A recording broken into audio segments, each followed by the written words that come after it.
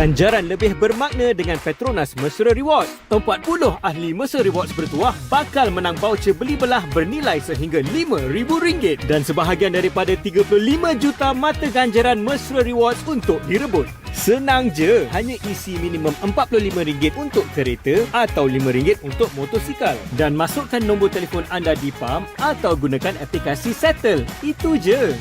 Gunalah kad kredit Petronas Visa untuk menikmati 3 kali peluang menang. Jangan lepaskan peluang anda untuk menangi ganjaran lebih bermakna hanya dengan menjadi ahli Mesra Rewards dan isi di Petronas.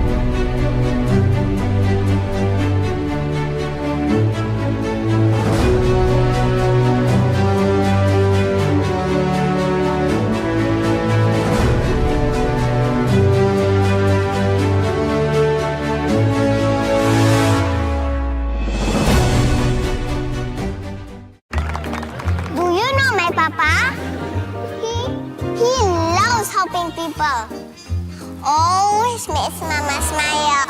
And he can do magic. That's why I love my papa so much. I just use Mesra Rewards. So easy. It's so easy to collect points, redeem all kinds of rewards, and easy to win hearts too. Senangnya, ini baru Mesra Rewards.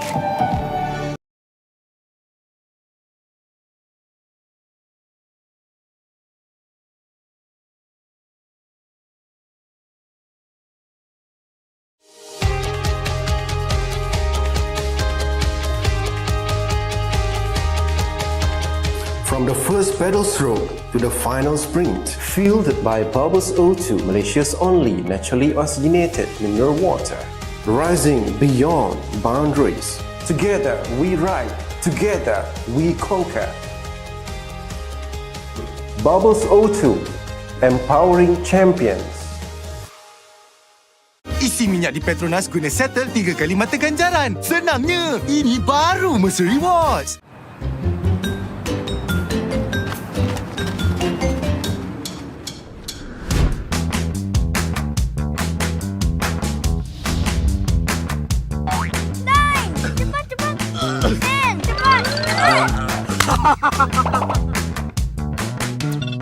Ha? Buat apa tu? Wah.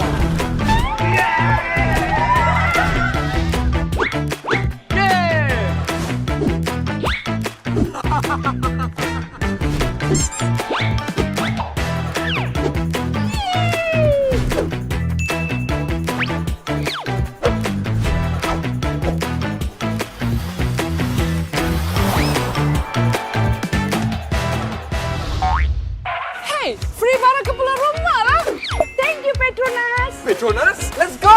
Ganjaran lebih bermakna dengan PETRONAS Mesra Rewards. 40 ahli Mesra Rewards bertuah bakal menang voucher beli belah bernilai sehingga RM5,000 dan sebahagian daripada 35 juta mata ganjaran Mesra Rewards untuk direbut. Senang je, hanya isi minimum RM45 untuk kereta atau RM5 untuk motosikal dan masukkan nombor telefon anda di PAM atau gunakan aplikasi Settle. Itu je. Gunalah kad kredit PETRONAS Visa untuk menikmati 3 kali peluang menang. Jangan lepaskan peluang anda untuk menangi ganjaran lebih bermakna hanya dengan menjadi ahli Mesra Rewards dan isi di PETRONAS.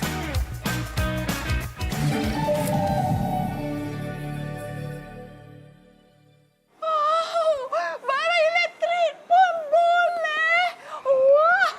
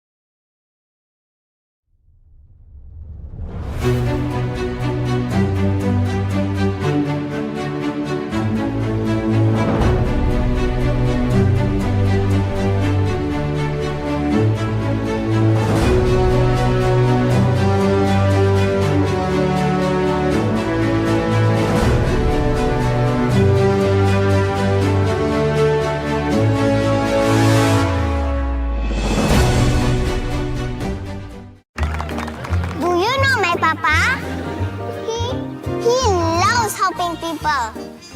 Always makes Mama smile. And he can do magic. That's why I love my Papa so much. I just use Mr. Rewards. So easy. It's so easy to collect points, redeem all kinds of rewards, and easy to win hearts too. Senangnya, ini baru Mesra Rewards.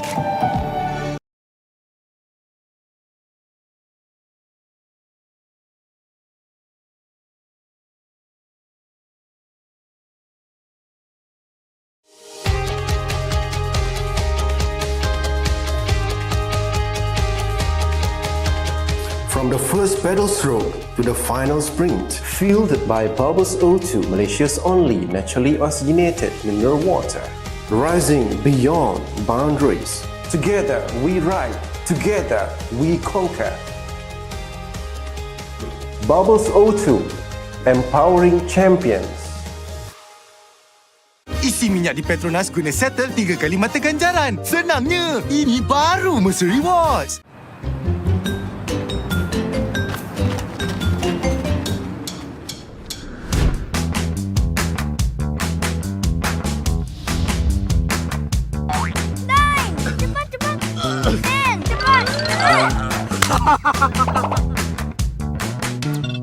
Ha? Buat apa tu?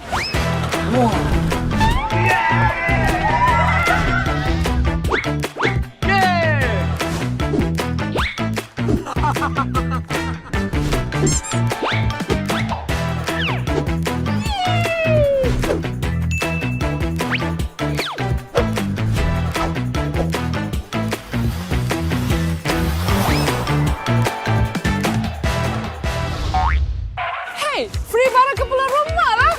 Thank you, Petronas. PETRONAS, let's go! Ganjaran lebih bermakna dengan PETRONAS Mesra Rewards. 40 ahli Mesra Rewards bertuah bakal menang voucher beli belah bernilai sehingga RM5,000 dan sebahagian daripada 35 juta mata ganjaran Mesra Rewards untuk direbut. Senang je, hanya isi minimum RM45 untuk kereta atau RM5 untuk motosikal dan masukkan nombor telefon anda di PAM atau gunakan aplikasi Settle. Itu je. Gunalah kad kredit PETRONAS Visa untuk menikmati 3 kali peluang menang. Jangan lepaskan peluang anda untuk menangi ganjaran lebih bermakna hanya dengan menjadi ahli Mesra Rewards dan isi di PETRONAS.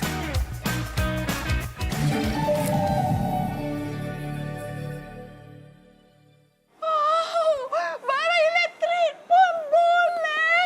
Wah.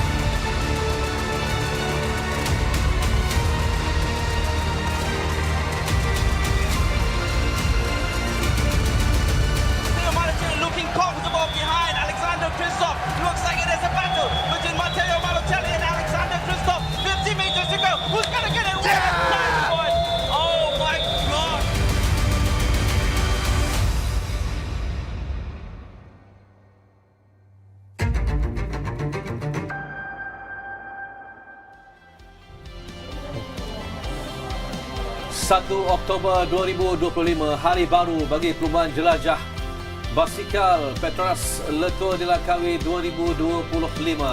Keindahan pantai di Batu Buruk di Kuala Terengganu akan menjadi lokasi dan juga destinasi permulaan hari ini, iaitu peringkat yang keempat perlumbaan yang akan melalui perjalanan sejauh 100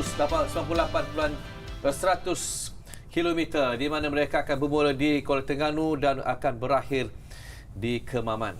3 zon penjutan dan juga 1 zon pendakian. Assalamualaikum, salam sejahtera, saya Besar akan bersama dengan anda hari ini untuk hari yang keempat, peringkat yang keempat perlumbaan PETRONAS LTdL 2025 yang dibawakan kepada anda oleh Kementerian Belia dan Sukan KBS dan juga Majlis Sukan Negara MSN.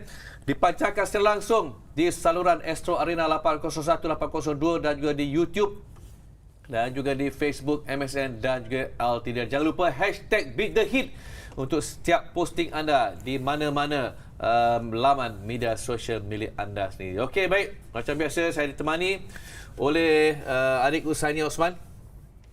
Selamat pagi bang. Hari keempat. Dah separuh perjalanan lah. Dah separuh perjalanan. Halfway bang. Halfway dah. Okey, baik. Kita nak lihat kedudukan setakat ini selepas tamat peringkat yang ketiga perlumbaan. Di mana pelumba daripada Itali untuk pasukan Astana iaitu Matteo Malucelli terus unggul berada di tangga yang teratas untuk jersey hijau PETRONAS jersey keseluruhan dengan 9 jam 57 minit 59 saat. Dia meninggalkan Ellen Blikla dan juga rakan pasukannya Aaron Gate di tempat kedua dan juga tempat yang ketiga. Dan untuk klasifikasi Raja Pecut, jersey oren masih lagi milik Matteo Malucelli, tapi hari ini Abdi Klein akan menjaruk jersey tersebut. Dan kemudiannya kita nak tengok siapakah Raja Bukit semalam.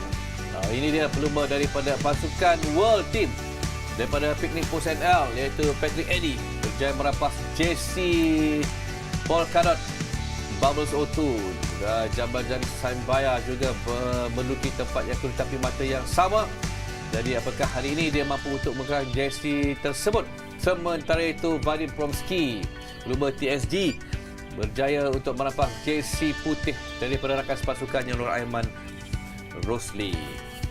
Jadi itu cerita mengenai jersey rebutan selepas tamat peringkat yang ketiga perlumbaan PETRONAS LTdL Langkawi 2025. Sebelum kita bicara dengan lebih lanjut, tim pasukan media daripada Majlis Sukan Negara ada pakej istimewa untuk anda saksikan. Jom sama-sama kita tonton. Peringkat ketiga PETRONAS LTdL Langkawi 2025 menyajikan cabaran sejauh 198.2 km menjadikannya antara laluan paling mencabar untuk edisi kali ini. Peringkat ini bukan sahaja menuntut ketahanan tinggi tetapi juga strategi yang tepat dalam mengawal rentak dan juga tenaga untuk sepanjang perlumbaan. Debaran di garisan penamat pada peringkat ketiga bukan sahaja tertumpu kepada siapa yang akan menjadi juara tetapi juga siapa yang berjaya menamatkan perlumbaan dalam had masa yang ditetapkan. Cabaran merentasi banjaran titiwangsa menyaksikan Peloton berpecah kepada sekurang-kurangnya 4 kumpulan utama. Ketua Pegawai Operasi LTdL, Emir Abdul Jalal menyifatkan peringkat ini sebagai second Queen Stage yang telah mengubah dinamik perlumbaan. Kita jangka ni dipanggil second queen lah. Maksud dia perlumbaan yang kedua paling sukar dan kita nampak tadi bila pecah kepada 4-5 grup tu memang sukar lah. Memang betul. Dan cuma yang kami tak begitu menjangkakan adalah Malucelli masih lagi mampu untuk duduk dalam kumpulan sprint macam apa yang berlaku di Baling tahun 2023. Kumpulan utama sprinters memang tak ada dalam tu. Yang dalam podium peringkat pertama dan peringkat kedua tak ada. Jadi kali ini bila Malucelli ada di situ memang dia ni memang special rider lah. Kita katakan dia special rider. Namun dalam kesukaran itu, kejutan berlaku apabila pelumba veteran Alexander Christoph yang membuktikan kelasnya dengan berjaya menamatkan saingan di tempat kedua, hanya sedikit di belakang pemenang. Apa yang begitu menarik adalah bila kita melihat kelibat Alexander Christoph cuba untuk mencapai the milestone 100 lah. Tapi gagal hari ini, dia hanya berada di tempat kedua untuk collect dia punya 99 stage wins. Tapi malang sekali bagi dia.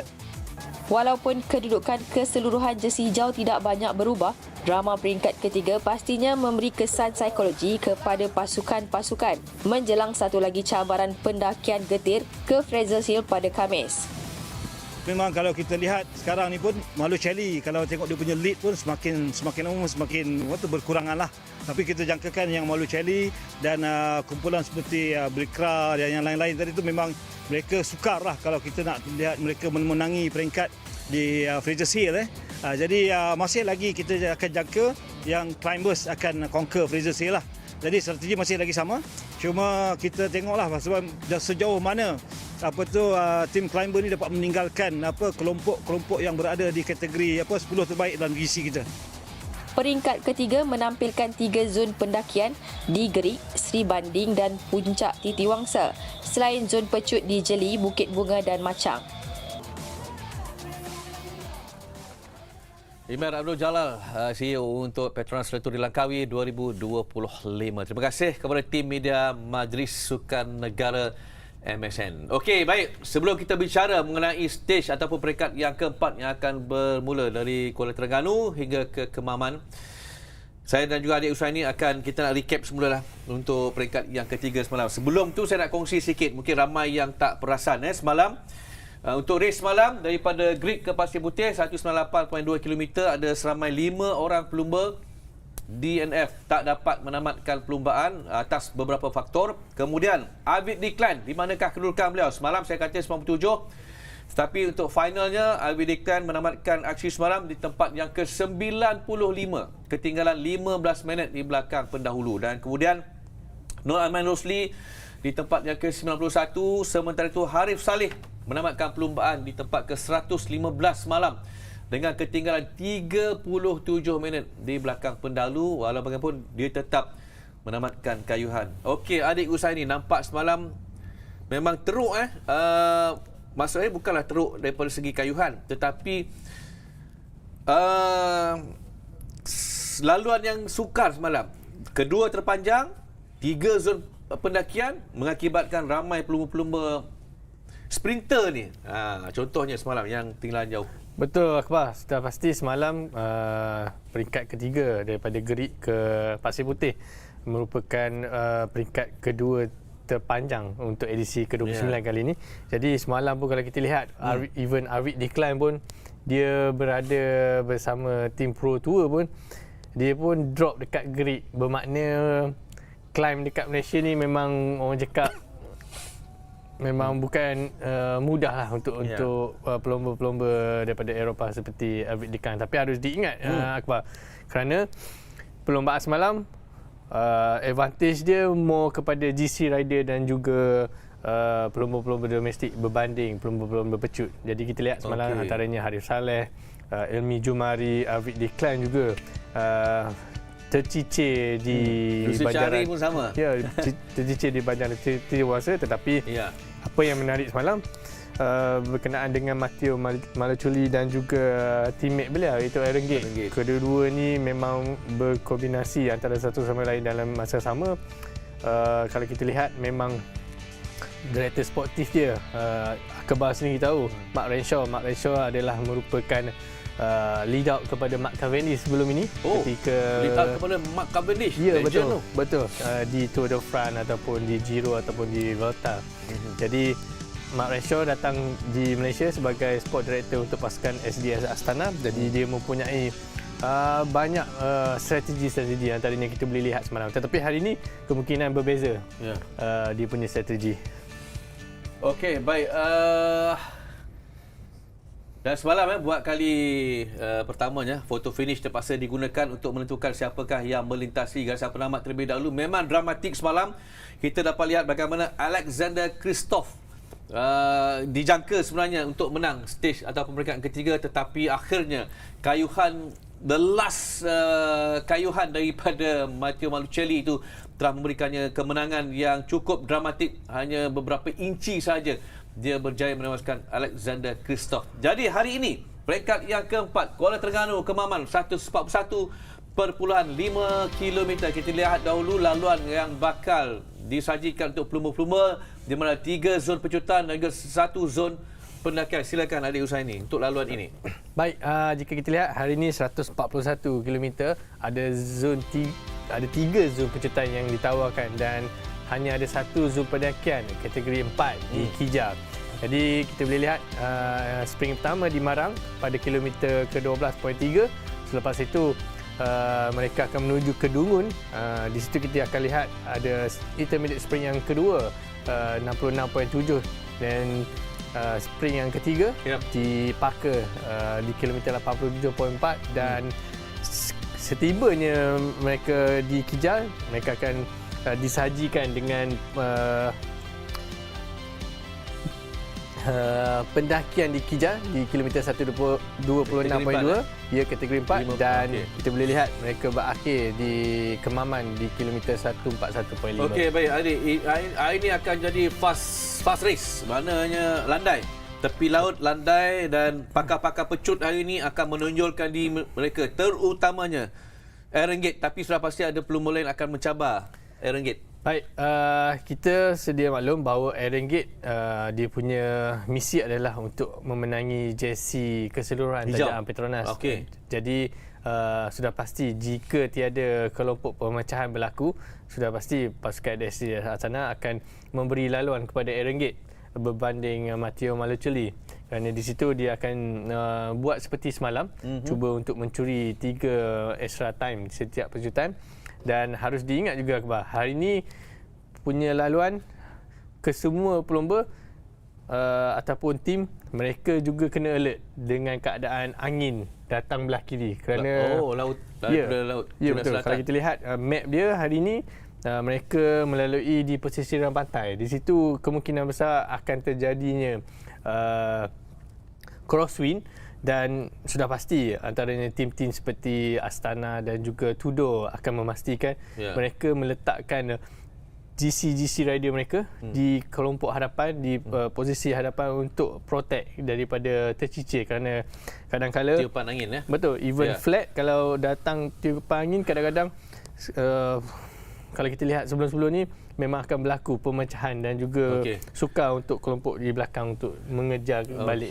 Baik, menyebut tentang pantai rakan kita ni berada di pantai. Aduh, kita dalam studio, dia tepi pantai pula. Ditiup angin bayu Laut Cina Selatan. Lili Hamzah dari Kuala Terengganu, silakan.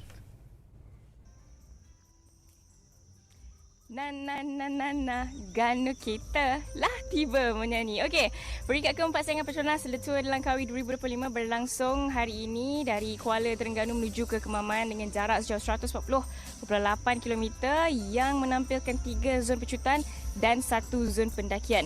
Of course, faktor kepenatan pasti menjadi cabaran utama selepas 3 hari perlumbaan yang sudah menguji ketahanan. Namun, untuk pelumba tempatan khususnya dari Kuala Terengganu, kita boleh katakan konsep perlumbaan peringkat keempat ini adalah home ground, ibarat perlumbaan di halaman sendiri.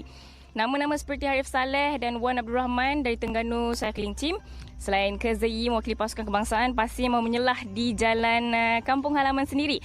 Turut tidak ketinggalan Syazri Nawang dan Zulfikri daripada pasukan Malaysia Pro Cycling yang juga menaruh harapan tinggi untuk sekurang-kurangnya menggegar kelompok hadapan. Rata-rata mereka meletakkan peringkat keempat ini sebagai sasaran terbaik untuk menghadiahkan sesuatu buat penyokong tempatan.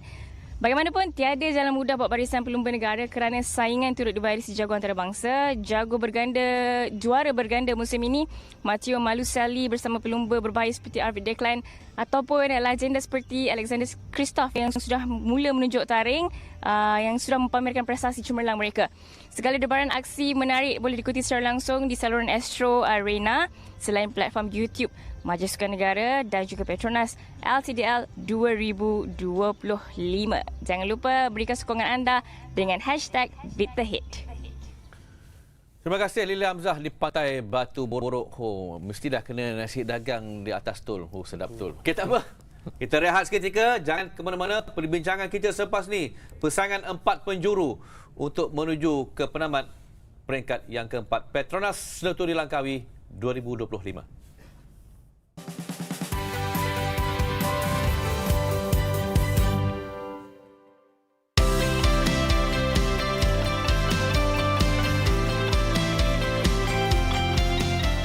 Isi minyak di Petronas guna settle 3 kali mata ganjaran. Senangnya, ini baru Mercer Rewards.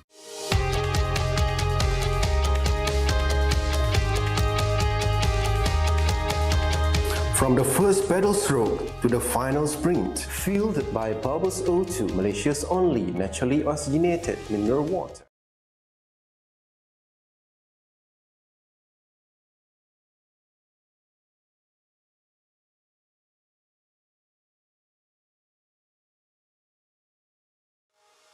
Tebus macam-macam dan tebus minyak di Petronas. Senangnya, ini baru Mercer Rewards.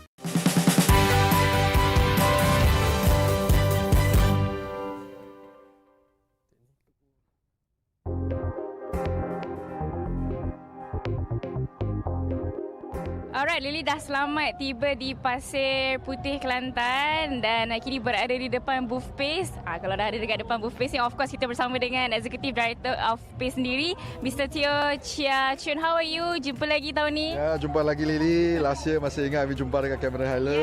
Yes. Okay. 11 tahun. Ya, okay. Mr. Teo, mungkin boleh kongsikan lah for this year kan, sekali lagi apa yang mendorong PACE untuk sponsor PETRONAS LTdL Langkawi 2025? Okey.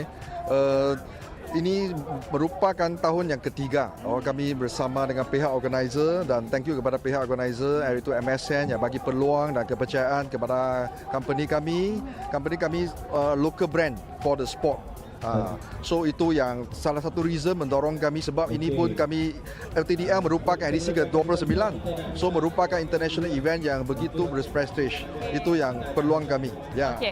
Alright, Mr. Teo, mungkin boleh kongsikan jugalah daripada, kan dah 3 tahun macam you mention tadi, apa perbezaan dia sehingga tahun ini? Perbezaan semakin hangat. Cuaca pun hangat, suasana pun hangat, sama dengan peminat-peminat tempatan juga. Itu yang nampak ini event semakin dapat sambutan daripada lokal dan international turis maybe. Okay. Yeah. Selari dengan hashtag Beat the Hate. Okay, untuk tahun ini mungkin Mr. Teo boleh kongsikan juga apa jenis produk yang dikeluarkan, apa kelainan, mungkin inspirasi design tu dapat daripada manakah? Okay, so tahun ini kami punya official merchandise. So semua wujud daripada proudly by all the Malaysian. Termasuk thank you kepada tim I, designer team, R&D team yang begitu bertunggu lumus untuk menghasilkan produk dan design yang sesuai dengan LTdL ini. Ya. Okay, so Lily pun dah tak sabar nak check it out apa yang terbaru dekat booth PACE, sebab Mr. Teo kata dia nak belanja. So let's go.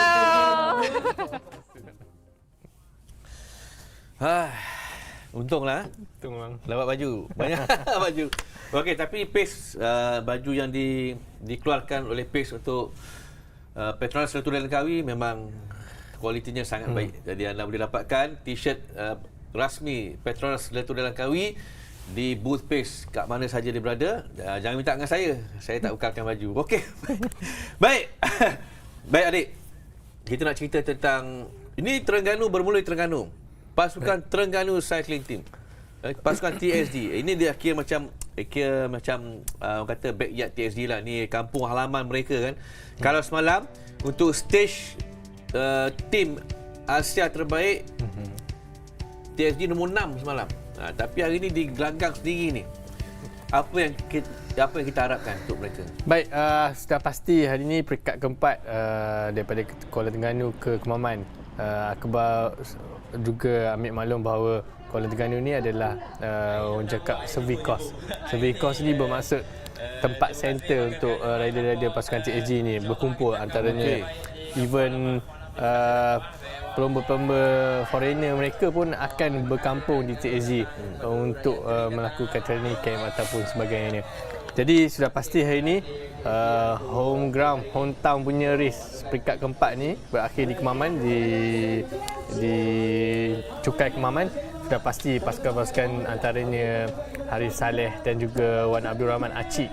Hari ini sudah pasti dia akan membuat sesuatu. Saya rasa Aiman Rosli kemungkinan besar dia akan membuat pemecahan seperti biasa, membuat breakaway, membuat pemecahan awal, dan Acik dan juga Harif sudah pasti kedua-dua pelomba ini akan memastikan mereka berada di kedudukan yang terbaik sebelum membuat pencetan. Kerana jika kita lihat di finishing di Cukai nanti Akbar, memang jalan dia semalam kita lihat ada satu sharp corner, tapi hari ini dia bertukar. Memang ada very technical punya jalan sebelum finish, nak sampai ke finishing. Ada 2 sharp corner ke kanan dan juga ke kiri sebelum lebih kurang dalam 700 meter sebelum mereka membuat pencetan lurus nanti Akbar. Okey, kalau kita masih ingat tahun 2010 LTdL tahun 2010, 15 tahun yang lalu, Harif Saleh daripada Kuala Terengganu ke Cukai pada ketika itu, adik Usaini pun berlumba nombor 9 masa tu. Masa tu kampung saya sendiri nombor 9. Harif Saleh top 5 kan masa tu. Harif Saleh pun ada berada tahun 2010 daripada Kemaman, daripada Kuala Terengganu ke Cukai. Tapi tahun ni macam mana? Jadi kita ikuti temu bal bersama dengan Harif Saleh. yesterday was the hardest stage for you. It was difficult for you to make the time cut. Can you explain how difficult it was in the first climbs and how you managed? Yesterday, I think for me very tough race. Also, like I just fall rider in the behind, but I still keep working and keep pushing untuk for the finish line. And then we see the result. I can stay race, and then I feel happy. And you are happy to be here today, hometown, Kuala Terengganu, lots of fans. What do you want to say to the fans? Do you want to thank them for the support for all those years? Thank you to all the fans from Terengganu. Many people come to support Langkawi, not the Terengganu. Everywhere I see many fans support LTdL. I'm very happy.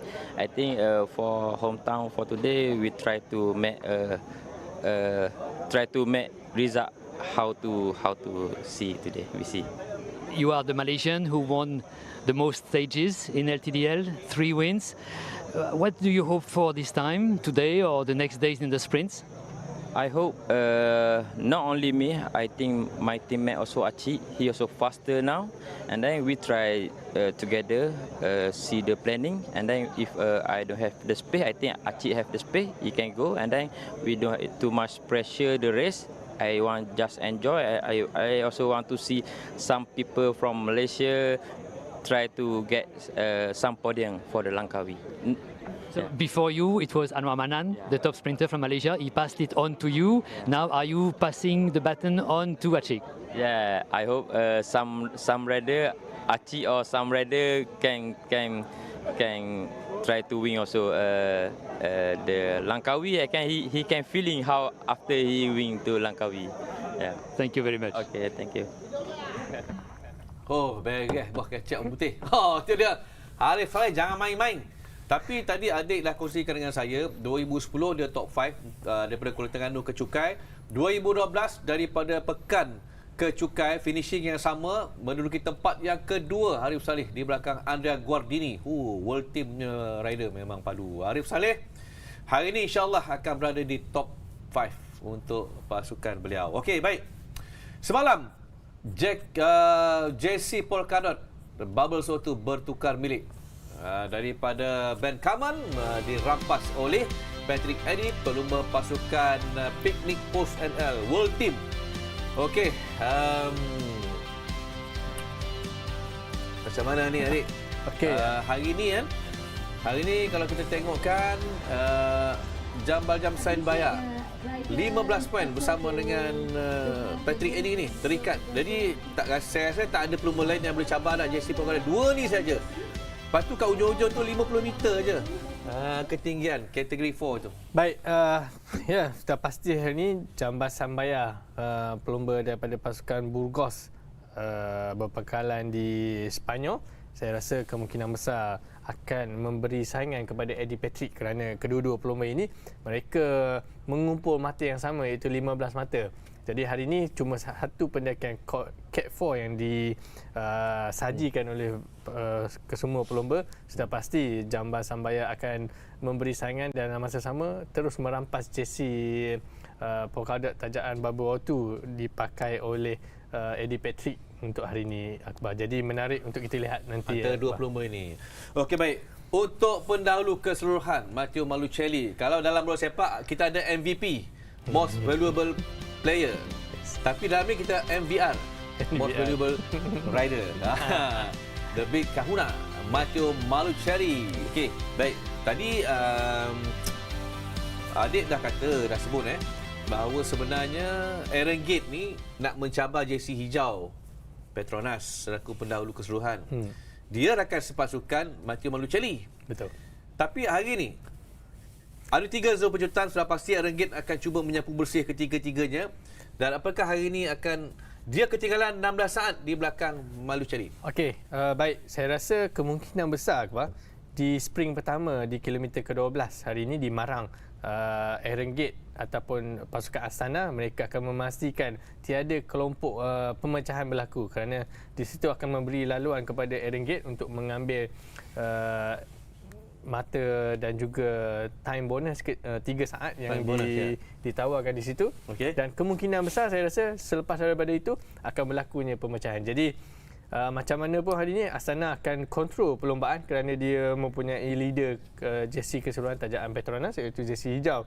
Dan sudah pasti hari ini Astana sekali lagi mereka ingin memastikan perlombaan hari ini habis dalam keadaan band sprint. Jadi memberi advantage kepada Matteo Malocoli untuk mengekalkan jersey hijau dan juga jersey orange tajaan KBS. Okey, baik, terima kasih Adik Husaini. Okey, baik. Sudah pasti anda semua yang sedang menyaksikan secara langsung tidak sabar untuk melihat apakah kesudahan peringkat yang keempat Petronas Letua di Langkawi 2025 yang bermula di Kuala Terengganu hingga ke Kemaman sejauh 141.5 km. Terus saja, ayo kami bawakan kepada anda secara langsung untuk peringkat yang keempat Petronas Letua di Langkawi 2025. Let's beat the heat. Selamat menonton. We are going to race under the very, very nice weather, sunny weather of Terengganu. Moto caldo. Is it? Moto caldo. Or how Anwar Manan would say, Assalamualaikum. Let's check it out. All right, yeah, so today is stage 4 after a non-stop action almost. Stage 3, quite a hilly one. Everyone's chasing for the King of the Mountain points in the first half of the race, and the other half of the race, everyone was chasing for the sprint classification, either for time bonuses or points. But today is a completely different course for the riders and in a completely different state as well. So today the race will go from Kuala Terengganu, Ganu Kito, from Kuala Terengganu all the way to Kemaman, where we will end in the town of where the Terengganu cycling team rider is, Harif Saleh. Yeah. So Terengganu State is obviously filled with traditional, many good riders. It came out of the state of Terengganu. There's a rich history of riders, and you mentioned earlier Anwar Manan, and a local legend, and he's actually the first Malaysian rider to actually won a stage. The first stage winner of the Tour de Langkawi, and he also won the green jersey, the points jersey back then. Used to be green, the Petronas green jersey. Now is the KBS orange jersey. But Anwar Manan won the stage in the Tour de Langkawi, become the first Malaysian rider. And we see the flag off of the riders just starting the today's stage 141K. So shout out to Anwar Manan, who is at the race. He is part of the convoy and also at the race and doing some pre-race shows and interviews and commentating. So if you see Anwar out there, say hello and to this Malaysian legend. Yeah, for sure. I think he definitely put Malaysian cycling into the map. He definitely put the state of Terengganu on the map. And if you were to find one state that is very, very friendly towards cyclists, you can't find any other state other than Terengganu. I mean, local people call it the land of cyclists. You're right, absolutely correct. So obviously with the Terengganu cycling team, there's a huge support from the state government of Terengganu, and we really appreciate.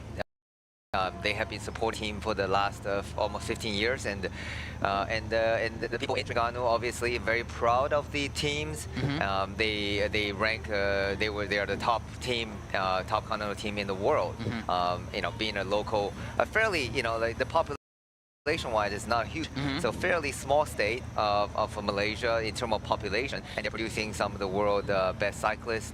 And Anwar Manan, and since his victory, then Harif Saleh, we've seen in this race, he has won the stage 3 times.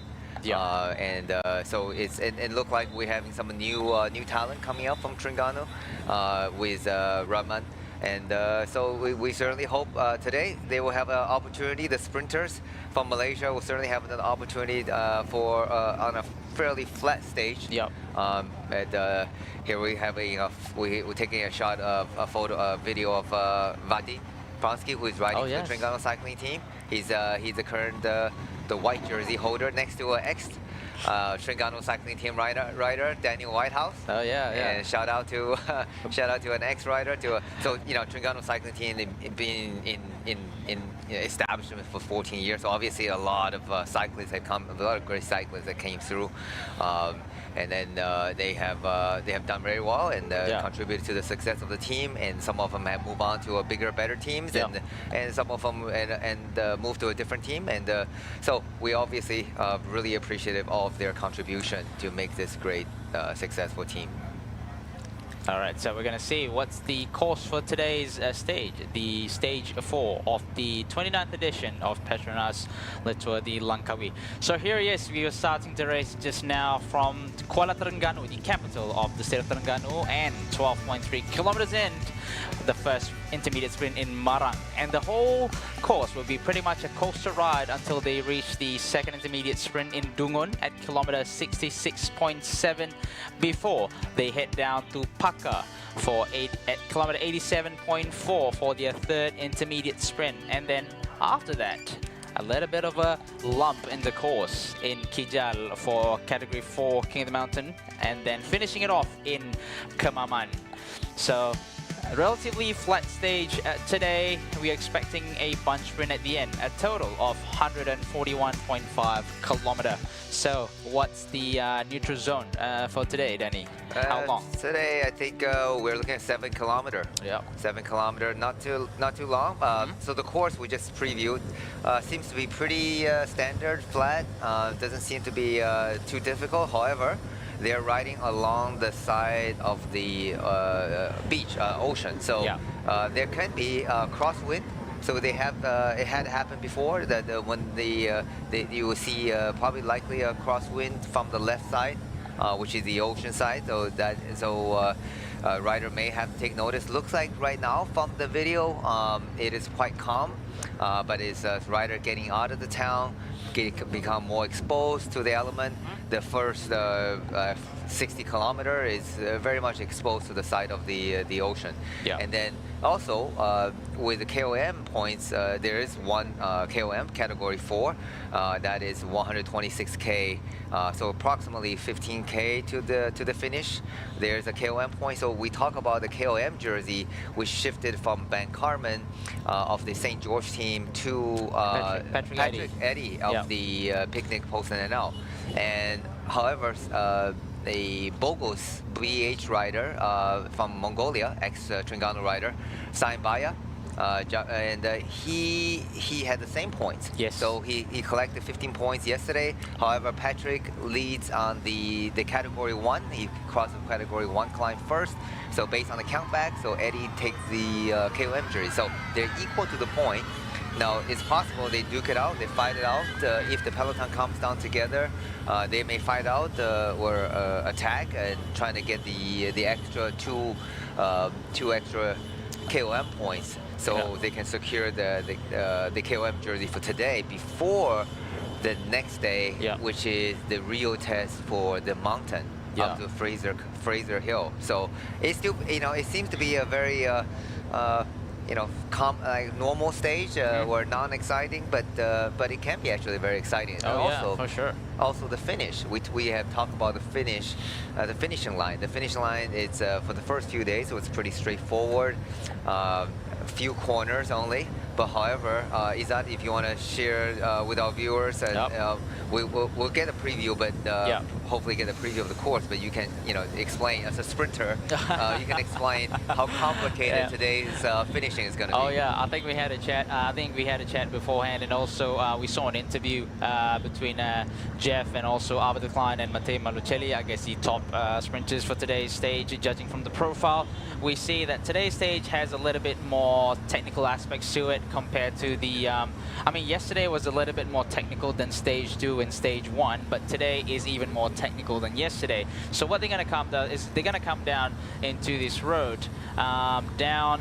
Let me just quickly zoom out. I think it's Jalan Penghiburan. So the Jalan Penghiburan. So they will go straight down, and then as they're about to head to the second last corner, they're going to have to do a bit of chicane. Basically, from a right way of road, they're going to go and basically on the wrong way of road. They're going to have a bit of a chicane, right? Yep. And then from there, they're going to have the first right turn and then another right turn. So the first right turn is a little bit like a merging corner.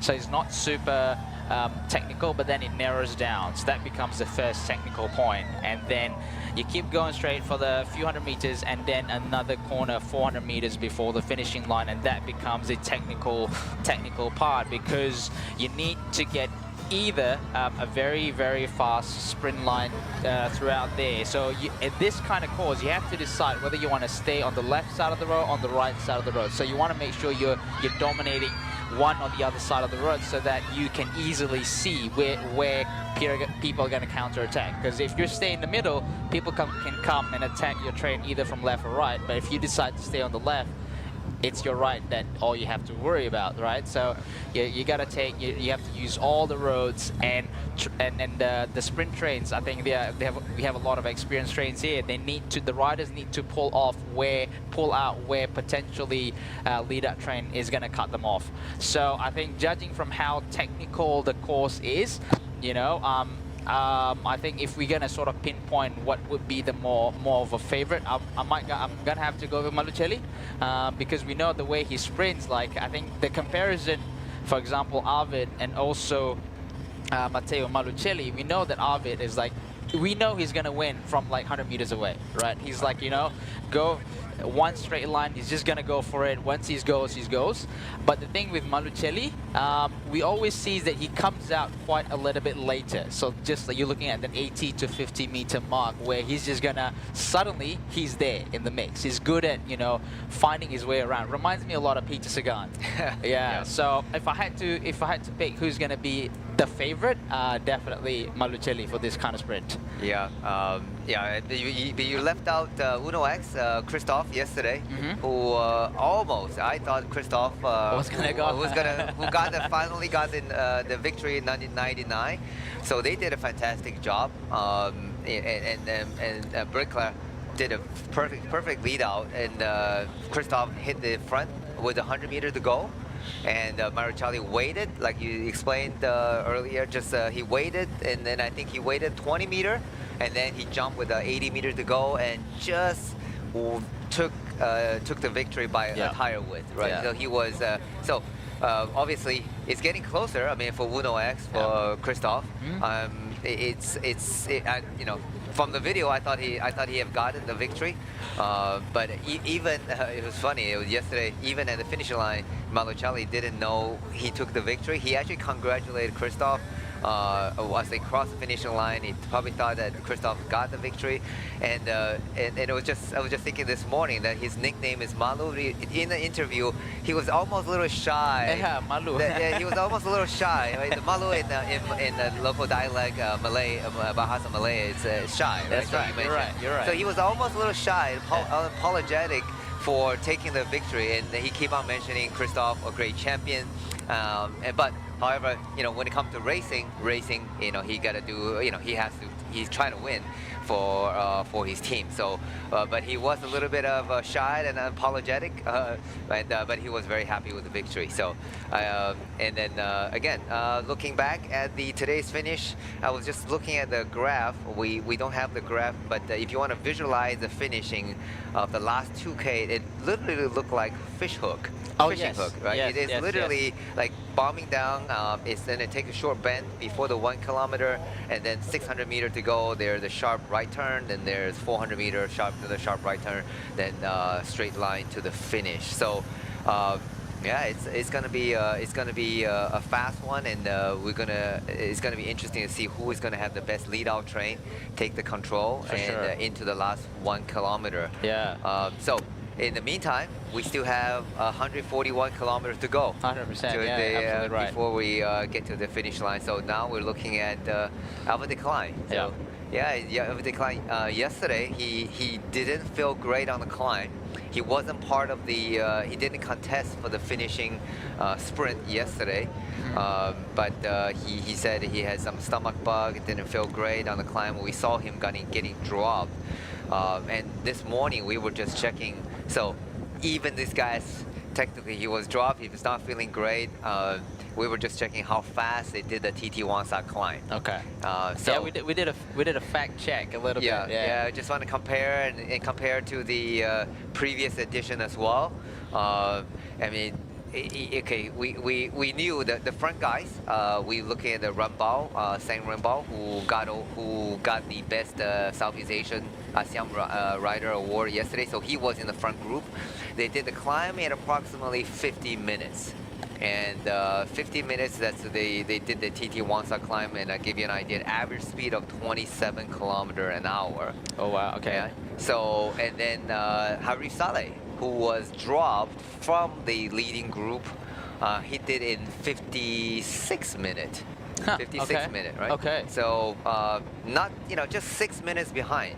And so that's a sprinter. Okay. Right? And I know Harif Saleh, great rider, great sprinter, but he's a man does not like the course when it tilts upward. Yeah. Right. So so he still did it in 6 minutes behind, and then in the end of the race, and he lost probably 25 minutes because obviously the front group was pushing the pace. They knew Alpha Decline got dropped, so Astana, Uno X, even Poti, everybody came out to the front and pushed the pace really hard in order to make sure that the Alpha Decline group doesn't get back in.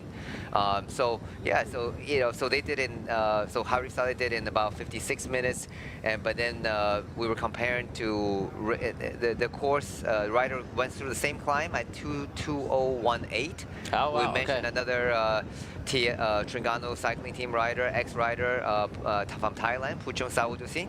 So he did that climb. So he's a kind of climber. So he got over that in 58 minutes. Oh wow, okay. So he was in the front group. Yeah. He was not dropped. So you look at the Peloton was going over the same climb, 58 minutes versus 50 minutes. So the modern day, so that was 2018, and today is 7 years later.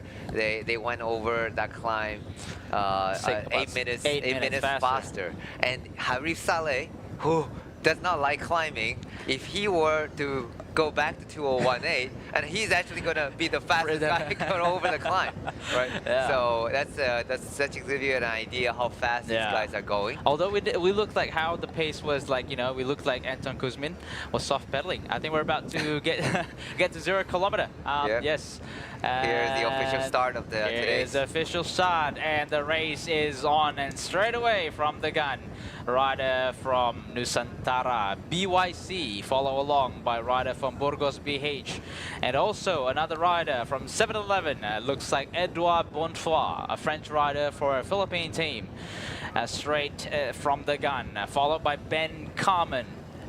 Back to his St. George Continental Cycling Team jersey after he lost it yesterday, followed by another rider from Malaysia Pro Cycling, Zulfikri.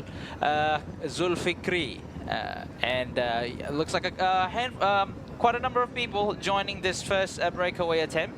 Yeah, and it looks like the Peloton hasn't committed to chase just yet. This is a pretty big group. Now, typically, if you're on a breakaway, you would want a 7 to 8 rider. That makes a really good composition. So everybody sort of contribute to the break. And right now, it looks like all the smaller teams who has not won a stage are all jumping in. I see Poti, Visit Malta. So we're gonna have to wait and see if Team XDS Astana is gonna take control of the Peloton and keep the gap in a controllable pace, controllable gap. And here's talk about Harif Saleh. He's sitting on the back, and he got his aero socks and the aero sleeves. Oh yeah, aero sleeves. Under sleeves, yeah. So they so he is ready. Obviously, this is a better course for him, judging from the speed he's going over the climb. So he should be decent. I mean, decent form. He was not in the danger of getting eliminated. As we can see back on the aerial shot, there's a pretty significant gap of probably 100 meters, and to probably looking like a big group. But now it's like 9 to 10 riders on the front. Yeah. And. It's like a few riders tried to chase the breakaway. Yeah.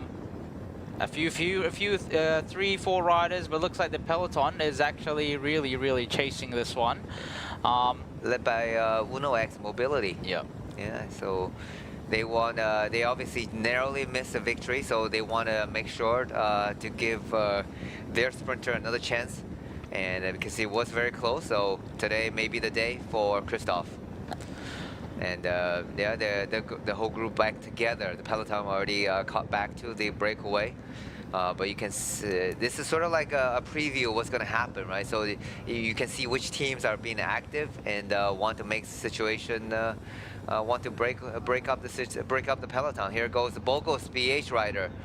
And then counter-attacking. Is that Mario, or as soon as we get a visual on who that is, we will update you.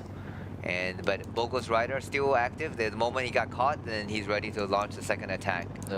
And I see Unibet Rockets rider are lurking and waiting. I see who else is gonna try to join the breakaway, and the Total Energy is that, no, that's Chengdu. Yeah, Ayman Rossi is there, joining the first two riders in front here. Yeah, here we go. Yeah, Ayman Rossi back to his national champion color. Not since his best Asian jersey is now on the shoulder of his teammate Vadim Prosky. So now he's back to the national jersey. I think he likes that too. I think that he probably prefer because he get the speed suit, so he can stay aero. That's right. Feel a little more confident, saving that 5 watts and getting the breakaway. And look like the Peloton, it's still active. It's sort of looking at each other, waiting to see when XDS Astana is going to take control on the front. And a little bit of Chengdu cycling team. Yeah, Chengdu cycling team. Chengdu DYC. Ayman Rossi from Terengganu cycling team, and a rider from Burgos Borpele BH.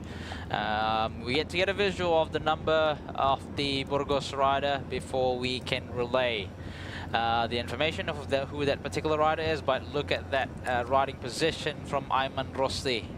Very aero in that position, shoulder shrug, making sure he is as small as possible, cutting through the wind. I mean, we all know that when you look at the aerodynamics of a rider, it's a total system, rider and also the bike, and the 80% of the drag actually comes from the rider itself. So for those of you folks that are listening at home, these riders obviously they spend a lot of time on the bike, so it's a second nature for them to ride in that aero position. But yeah, if you wanna go fast, try and get yourself aero, and that can save you a lot of watts. Yeah, and when you talk about the aero, so it's not just the aero bike, it's the aero apparel, the clothing, the socks, the gloves, and the helmet, the jersey itself. So it plays all big part, and even the same bicycle with a different setup. As a rider now going over to a narrower handlebar. They're tilting the hoods in a little bit, almost a time trial position. I was checking on Instagram. There was some rider with a huge stacking like a stem that's like. Instead of minus 17 degrees like what the people used to do, then they're doing like a plus 25 degrees pointing upward, and so the bar is literally in their face. It looked like a time trial bike. And with a super narrow handlebar. So, but however, UCI did the backtrack. So UCI set a rule for the minimum width and of the handlebar. But they did backtrack, and then now they're allowing a narrower handlebar, especially for riders, smaller rider, who obviously doesn't need a 40. A size I mean, of 40 they're doing handlebar. it not because of error. They're doing it because that is like from bike fit and biomechanics standpoint, that is the right handlebar for them to use. Yeah, absolutely. So that's meanwhile, the front looked like Peloton has set up, letting these 3 riders go early. I mean, they literally. The attack started from the kilometer 0, but then after one counter attack, the initial attack was brought back, and then immediately 3 riders went off with probably just 5 kilometers into the race, and they are able to establish a fairly decent, I would say probably 30-second gap right now. I was looking at the Peloton, it seems like sitting up, going across the road, and this is a good situation. This is a good situation for XDS because 3 riders, 3 very good riders, but it's still a long way, 140K to the finish with potentially some crosswind. So so these three guys, the chances of them making all the way to the finish is fairly slim, and it's easier to control when there's just three guys in the break. Because obviously Team XDS Astana has like 6 riders in total, with including the leader Malu, and so they have 5 riders. They just need to probably put in Antoine Kuzmin on the front again. And then, I think he probably prefers that though. You know, Yeah. some riders just prefer to sit in front and just sit on one pace. Yeah, for the whole day. Right. Yeah. And then and also Alexander Vinokurov. He has been working pretty hard. Yesterday, looking at his result, he was dropped. He probably did a lot of work on the climb, and initial part of the climb, and then before dropping off, and then Antoine took over the working duties of just, you know, and together with the Uno X rider as well, and so they did share a bit of work, but he did the bulk of work, and Malo Celli did comment that Antoine did a lot of work in order to help control the gap and driving the pace to prevent Alvin decline from catching back up. And so end of the day, Alvin was 15 minutes back behind the winner, and which is fine. We did a rough calculation of the time gap, and Alvin had a plenty margin to get to the finish line.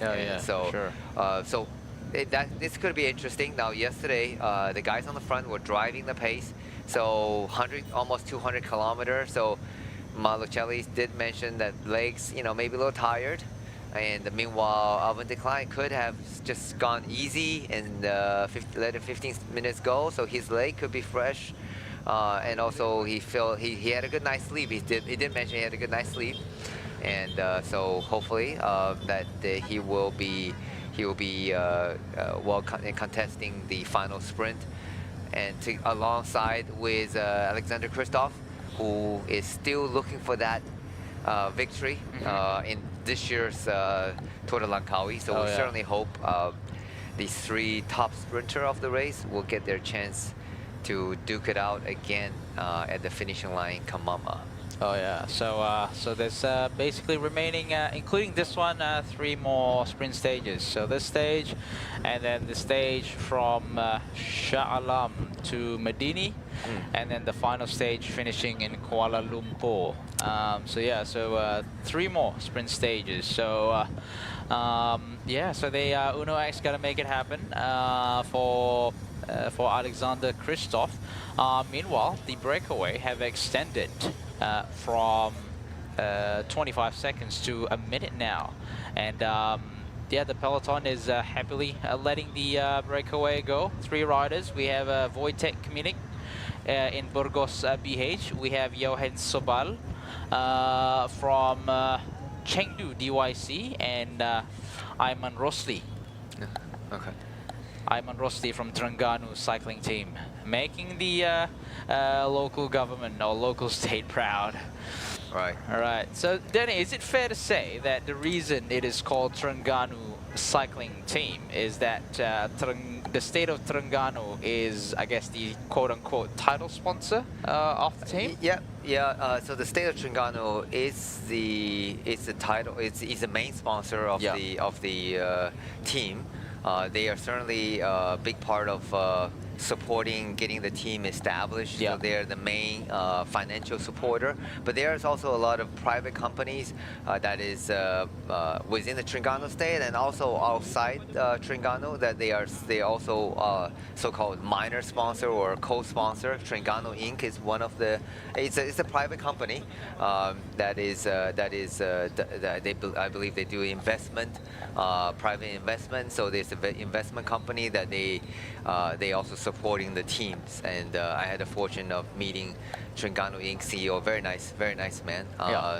Dato Pok, and so he's been very supportive. I don't know if he's going to get a chance to sit in the team card and follow the race today, but he have done that. Certainly a man that has supported the Terengganu cycling team. So both, so the state government is the main sponsor, but they are also private sponsors. Yeah. In fact, so to make a team, to make a successful team, Shimano has been to shout out to our friends in Shimano. So Polygon and Shimano, they have been a major supporter in the team as well. So Shimano have supported the Terengganu cycling teams almost from since the initial time that we established the team. The Shimano Singapore has been super supportive of the team, providing the equipment, which is extremely, every cyclist know these are not cheap components. For so sure, if you were to buy all that equipment, certainly it's going to cost a lot. And also, not only from the cost perspective, but these are the best equipment, best components in the market. So, because I think if you were to ask professional rider, if they had a choice, obviously we know when it comes to professional cycling, there are sponsorships. Sometimes you may have a preference on the specific product, but if your team is using a sponsor by a brand, then you have to use them. But I think if you ask a professional rider what's their preference, I think majority of it is going to say they prefer the Shimano Di2. That's by far the best performing components for the bicycle. No doubt about it. I mean, they've been around for over 100 years. Absolutely. I've been over 100 years. They've been around for 100 years. And also, just the improvement of the components, the Di2, since when it started, I was watching a video and I was like literally 25 or 15 years ago. Di2 already started, but initially it was intended for like commuter bike. Oh yeah. And it wasn't for racing bike, it was for commuter bike. And then the technologies trickled and evolve and become now the mainstream for racing, and also gravel now. It's really big, and mountain bike as well. Mountain bike is also going wireless, and gravel is also going wireless. And I was just watching YouTube on gravel racing, right? They were saying that the rider saying definitely it's a Di2 is a must because you're doing 200 kilometer or 200 miles and this ultra distance gravel racing. So by the time of you finishing 8-hour ride, getting into the 8-hour ride, your hands become so numb from the vibration. So having a Di2 shifter definitely makes the shifting a lot easier. Yeah, for sure. We just got a visual. We've got 1 kilometer from the first sprint of the day. Yeah. So not far. The first sprint of the day, which is in, let's say, in Marang. So the first intermediate come very quickly. Oh yes. And let's see if the 3 riders. I see a shake of leg by Ayman Rosli. Yeah. And so he is getting ready to sprint. Yes. So obviously he's in contention still for the best Asian classification. So he would definitely want to get as much points around here. So you can see. So one of the iconic thing about Terengganu, basically, it is a state by the beach, and it's one of the most beautiful beach you can get in this region. When I say region, it is Southeast Asia.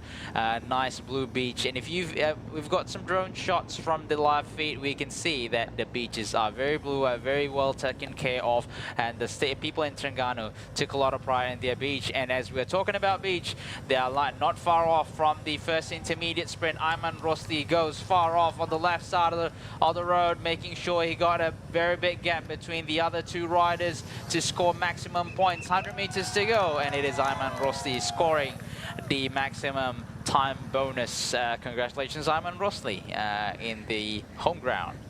Followed by Wojtek Kaminek from Bogos Wapele BH, and last but not least, rider from Chengdu DYC cycling team, Johan Sobal.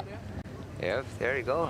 Ayman Rosli took that first intermediate sprint fairly easily. He had time to look back, and meanwhile we're getting a shot of the beautiful blue ocean with white sand.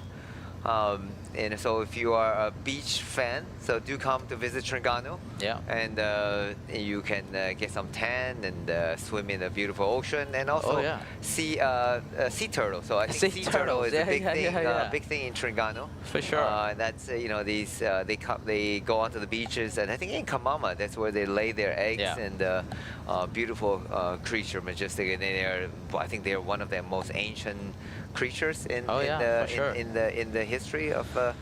So it is very nice to see. We talk about the not only the scenic beauty, beautiful scenic view of Malaysia, but also the wildlife diversity. We saw elephant, signs for the elephant. We didn't see the elephant, unfortunately. And then, but there are tigers. The pace would have gone up if they saw the elephant. Yeah, it could be going up, or if the elephant is chasing you, or if the elephant is in front of you, then it would be the other different story. So, but in any case, they are wild elephant, wild animal, and Malaysia does a very good job preserving them, and it's really important. I'm an animal lover, so it's very important to preserve the nature and also the wild animals. So, I mean, we all know there's a lot of wild animal trade, people, killing these wild animals for. They claim for medical reasons. So I mean, believe me, my brother's a doctor, and he can tell you all these are total BS. Yeah. And so saving our environment, and taking care of animals is absolutely critical for this world. So shout out again to Terengganu State for keeping the environment beautiful and keeping the wildlife diversity. Oh yeah, and then, we have a shot again of the beautiful beach of Terengganu. It's absolutely beautiful. I think you just been there quite recently. Yes. I was there last year for one of the I guess local domestic tour of Gate. Last year they had here, also supported by the local state government. So yeah, it's like it's been there. The beach is beautiful. The people are beautiful. They're very, very accommodating to cyclists. Like they treat cyclists as like another road user, instead of treating a cyclist as a nuisance. So I know you were part of the podcast and involved with our ex-sports minister KJ. A man I met and have high respect for him, and he's very much he does not involve politics right now. But he's still he's a cyclist himself. Yes, he does. And you guys had a podcast discussion about the road rage and so forth, and about how to share the road with cyclists, because I know many out there, they have different views of cyclists, and but however, so I think there's both point of views, and you guys had a good discussion about it, so we'd love to hear the podcast on that. So, and then also I think we had a conversation. I was lucky enough to have a conversation with one of the Terengganu Inc. I think it's the CEO, of Terengganu Inc. And then the reason why they are so supportive of the like sports development. I mean, obviously they are supporting cycling, they're supporting motorsports, they're supporting I think a few other sports in Terengganu, and really helping this, like, I guess not so fortunate people that doesn't have, I guess, the financial support to go big. They mentioned something about Terengganu that sort of like shed light in a very different perspective. Obviously, Terengganu, Malaysia. So we're going to see what's the official result of the first intermediate sprint before I continue the story. But yeah, so the conversation was like the reason they wanted the name Terengganu in the team is like obviously for them to get the satisfaction of, for example, the international broadcasting mentioned the name of Terengganu, make people familiar of the name of Terengganu. So before I continue this story, so here's the first intermediate sprint. Sprint point won by Aiman Rosli. It was quite a convincing one. He launched quite an extensive attack towards the left, getting a good gap between himself and the other two riders, specifically Wojtek Kminik. Obviously, Bogus Bopele BH are more interested in the general classification, whereas Johan Sobal was pretty much just happy to tag along with the other two riders. Maximum time bonus for Aiman Rosli. All right, so yeah, that conversation was was quite interesting because number one, he just wants people to know about Terengganu, and also I think this was pretty interesting because I'm not sure if I'm allowed to say this in this live, but I'm going to say it anyway. But he said because like when you look at the history of Terengganu and culturally and also from a religious standpoint, they are very, I guess in Malaysia they're quite very strong. They have very strong Islamic values and culture, and they want to sort of like you know, if they want to sort of like correct people's stereotype of what a Muslim country is or a Muslim people is. And I think people, if they come to the state of Terengganu, if they have whatever bad perception about Islam or Muslim or whatever, so if you come to the state of Terengganu, I believe your perception of this group of people will change. Yeah, just like how they treat people from a day-to-day basis, or even how they treat, like when you're riding on the road, like how they treat you on the road. So it just tells a lot about, you know, the people, the local people values, where majority of them are like Muslims and really celebrating the Islamic culture. Yeah, well, that's a good point. So take for example, we said earlier, I mean, I'm involved with the Terengganu cycling team. I'm Chinese. I'm not. And we also have we have 6 international riders who are not Muslim.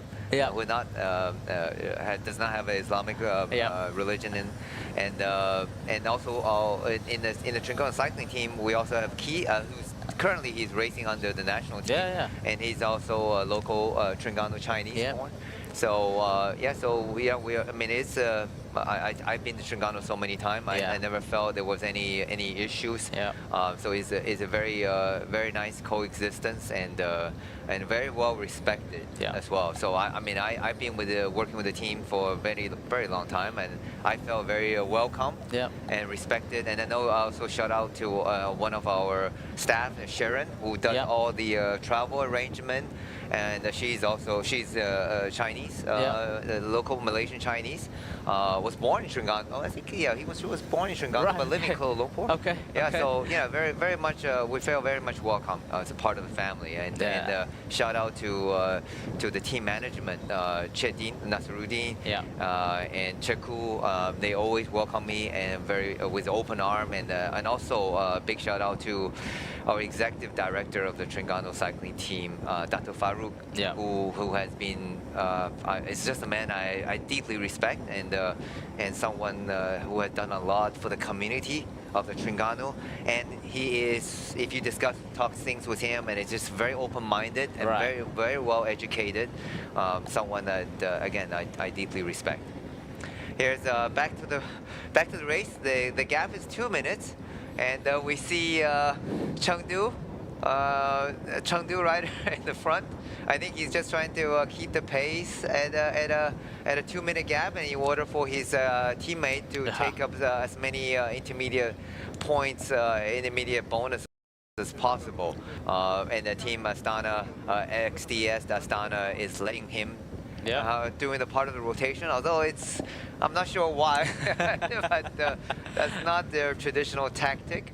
But probably XDS, Astana, is happy with the pace that he's going. As long as you're not disturbing, you're not slamming on the brake and causing a massive chaos in the peloton, then that's fine. You know, give me a breather and I'll take over. So yeah, it's interesting, but the 3 trios are working very well together. And they are keeping the pace, and I think they're gonna be letting 2 minutes gap. And here we have the team car. This should be the second team car and of the Terengganu cycling team. Here's the DS Nai. And the shout out. He has been with the team. He's capable of both doing as a mechanic and a DS. I mean you see that quite common, right? From experienced mechanic and then sort of like become a DS as well, right? Like I see as well, like I know.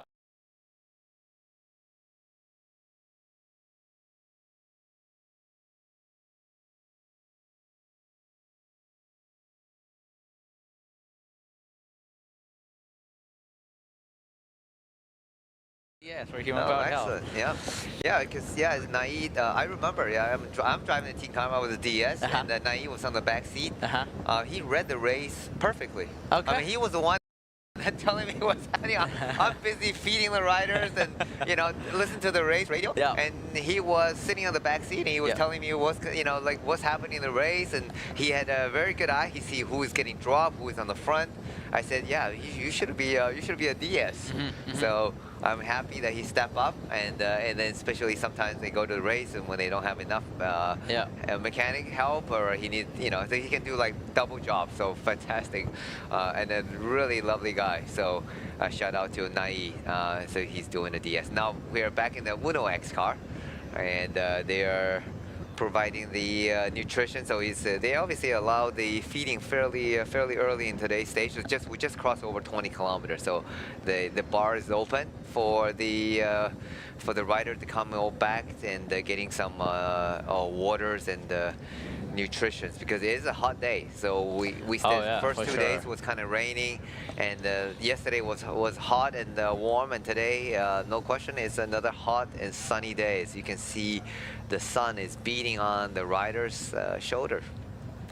Yeah, so this is rider from the back of the race. This is Polti, Visit Malta, rider number 86, which is Manuel Peñalve, team sprinter. Just hanging around. We see like sprinters just like to hang around at the back, especially when the course is not too technical. It's just a pretty much, I mean, today is pretty much a straight road, almost all straight road. You know, you can just sit at the back. You know, just putting slightly a bigger gearing and then just grind it through. You know, saving the legs a little bit. While maintaining with the Peloton, it's crucial. Like these riders know how to rest while pedaling the bike. Not unlike a lot of us, like pedaling a bike is not resting, but these guys have learned the art of just resting while you are pedaling the bike. He should be one of the contenders also later for today's stage. A very good sprinter. And he obviously he got it. He was good. He was always he was fourth, I believe. So he's getting close to the victory. And we certainly hope that he get in the shot today. It would be nice that we have different winners in each stage. Although Marcelli certainly is the favorite to win today's stage. He's looking really good, and we think the course suits him really well. With his style of racing, he handles the bike really well. But of course, it is a tricky finish. So Uno X probably have the strongest lead-out team, and they may decide to take control of the finishing. And if they are on the front with 400 meters to go, in front of if they have two lead-out rider before Christoph, into the last corner, 400 meters to the finish, there's a very good chance Christoph could finish with his 99th career victory. Oh yes, for sure. So we anxiously await the finish. But although these three riders are certainly has a chance to get to the finish, then sometimes Peloton was expecting a bunch finish. So maybe the three riders are able to make to the finish. That would certainly make an exciting stage if the three riders are able to break away and stay away till the end in Kemaman. Oh yeah, for sure. So yeah, I mean, you mentioned it briefly earlier at the start of the stage, like in terms of the lead out. Uno X definitely had the best one. They pretty much almost nailed the sprint train yesterday, right? But obviously Malucelli was the smarter sprinter. He held on into the lead out a little bit longer compared to Christoph, and then I think that could be the only reason why Christoph lost, right? So I think if they could sort of repeat the same thing that they did yesterday. Obviously today is not as hard as yesterday's stage. They could have a very, very likely good chance. I think in terms of lead out, we have two. In terms of lead out, I think we can safely say that Tudor and also Uno X have the best ones compared to XDS. Yeah. So yeah, it'd be interesting to see the fight at the last final kilometer when the race and the course becomes a little bit more technical. So yeah, but before that, we still got 118.6 kilometers to go. They've extended the gap with 1 minute. I think it's still the same, about 2 minutes, roughly 2 minutes gap between these three riders. They are rotating well together. And all of them pretty much on all the aero gear that they can have, you know, considering it's a straight road, no elevation on a flat road. Aero is still king. Everyone's on aero socks, everyone's riding aero, everyone's on deep section wheels. Yeah, just cruising along at 46 km/h, you know, like no one's business. Yeah, they make it look easy, doesn't it? Yeah, they? they do. I think at this particular speed, they're probably just cruising tempo, I suppose, the hardest, right? Yeah, absolutely. Like otherwise, the breakaway won't be a sustainable thing. I rode this morning just to see how my fitness is. I went and did some 1 minute efforts. Okay. At the moment, my 1 minute efforts is about 300 and something watts. Really? 330 watts, you know, I just want to see how it goes. Okay. Yeah, but I think, you know, we were talking about yesterday, you know, Anton Kuzmin in front probably just cruising at 300 watts. You know, his heart rate probably 150 beats per minute. But my 300 watts for 1 minute, my heart rate was 170 beats per minute. Whoa, okay.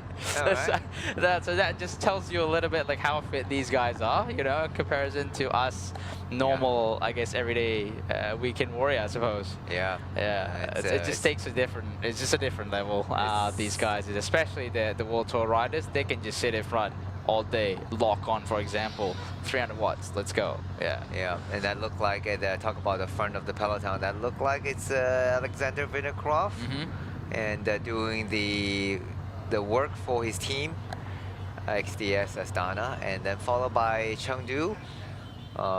And I also see Etnan from Terengganu cycling team, also sitting on the fourth wheel, and is just keeping the pace, sort of keeping the pace in check. They don't want too many, and the reason is that they don't want too many XDS rider on the front and pulling the brake back too soon.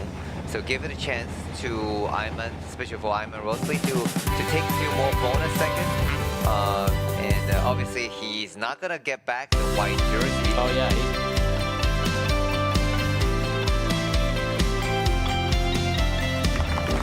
Do you know my papa? He loves helping people. Always makes mama smile. And he can do magic. That's why I love my papa so much. I just use Mr. Rewards. So easy. It's so easy to collect points. Redeem all kinds of rewards. And easy to win hearts too. Senangnya. Ini baru Mesra Rewards.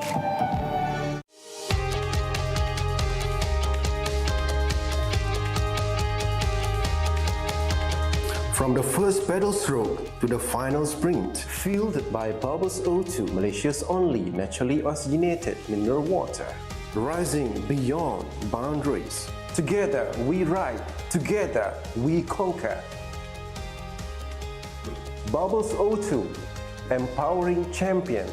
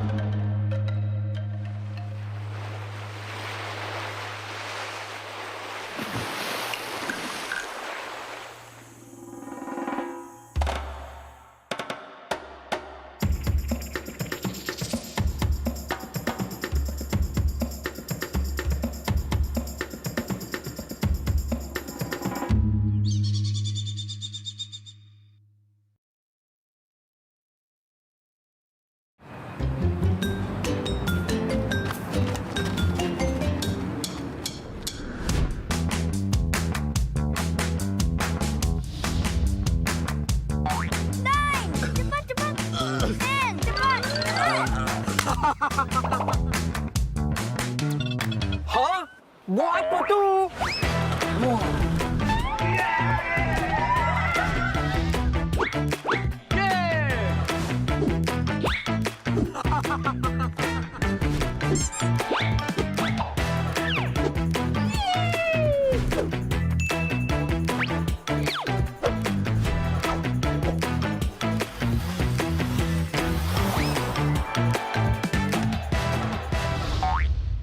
Hey, free barang kepala rumah lah. Thank you, Petronas. Petronas, let's go! Ganjaran lebih bermakna dengan Petronas Mesra Rewards. 40 ahli Mesra Rewards bertuah bakal menang voucher beli belah bernilai sehingga RM5,000 dan sebahagian daripada 35 juta mata ganjaran Mesra Rewards untuk direbut. Senang je, hanya isi minimum RM45 untuk kereta atau RM5 untuk motosikal dan masukkan nombor telefon anda di PAM atau gunakan aplikasi Settle. Itu je.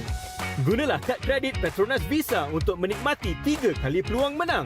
Jangan lepaskan peluang anda untuk menangi ganjaran lebih bermakna hanya dengan menjadi ahli Mesra Rewards dan isi di Petronas.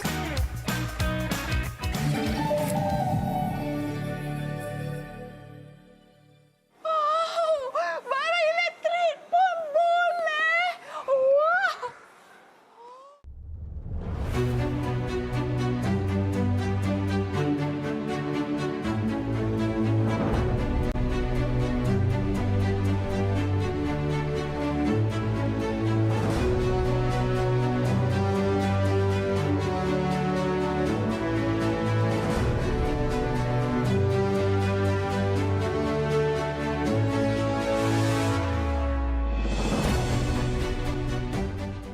Isi minyak di Petronas guna Settle 3 kali mata ganjaran. Senangnya, ini baru Mesra Rewards.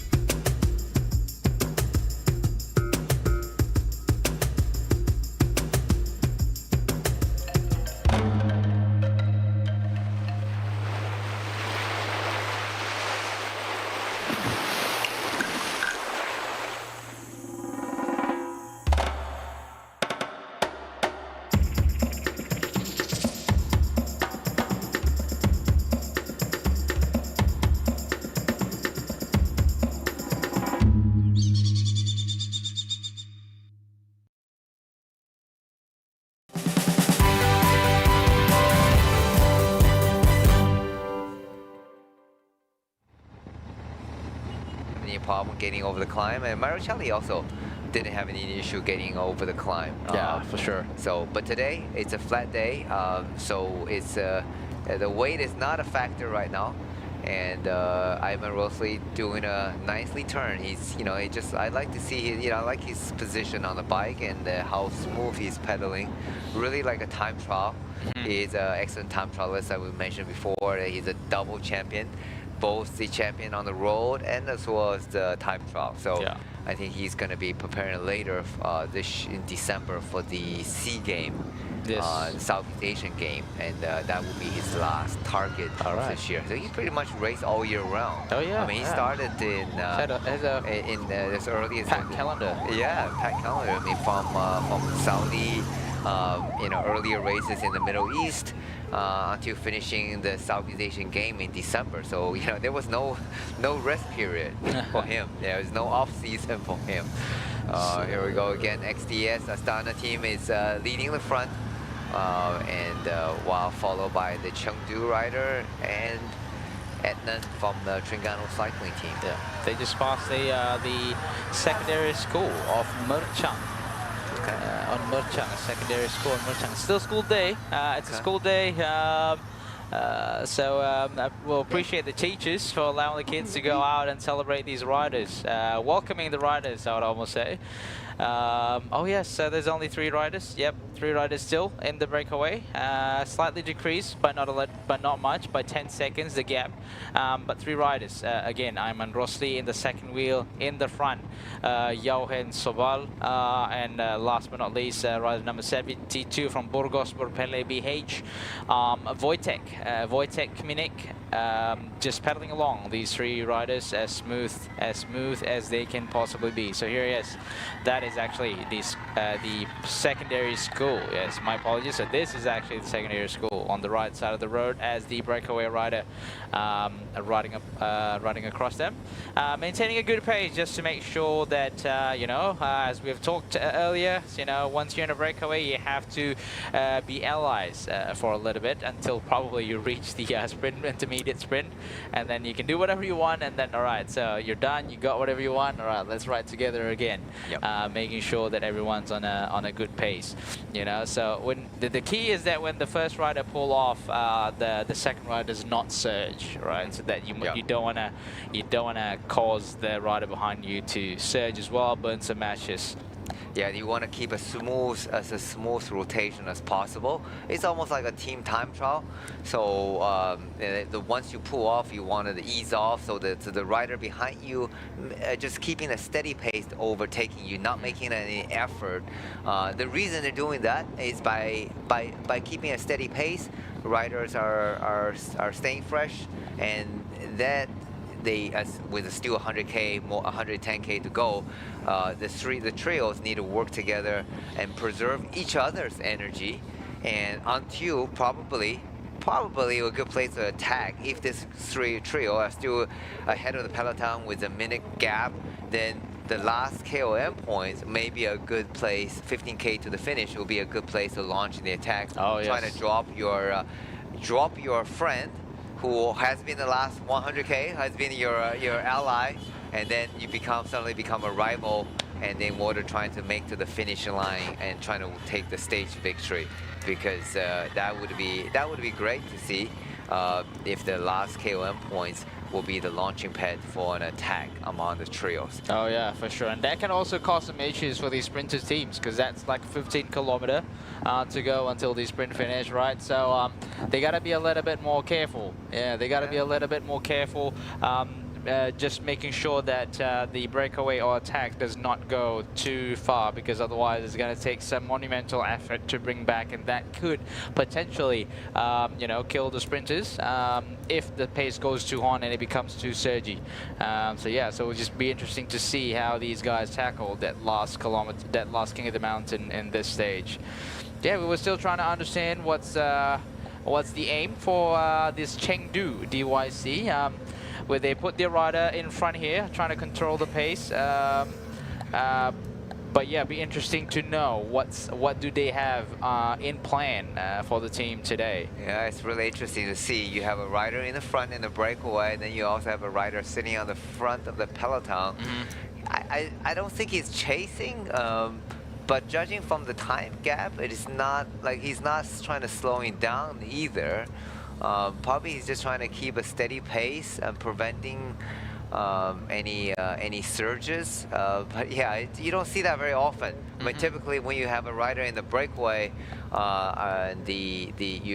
your own teammates in the breakaway, you're probably just sitting second on the wheels, just trying to prevent additional rider of the leading team from working too much.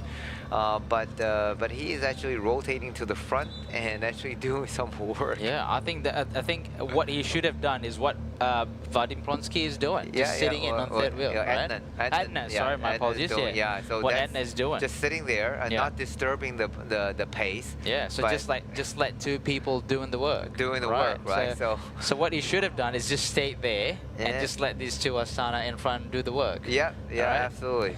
Maybe unless they have different plans. Maybe have different plan. Maybe the team manager says, no, we don't go for the break, and here you go. Then you have a rider in the break, and then maybe the team manager says, oh, I don't like this.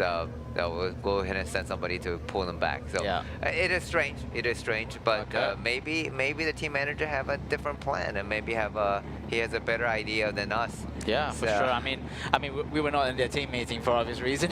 So we don't know what they have in plan. But yeah, it's good to see. But also, I guess we haven't seen much of Chengdu. We haven't said much about Chengdu, so it's probably a +1 for them as well.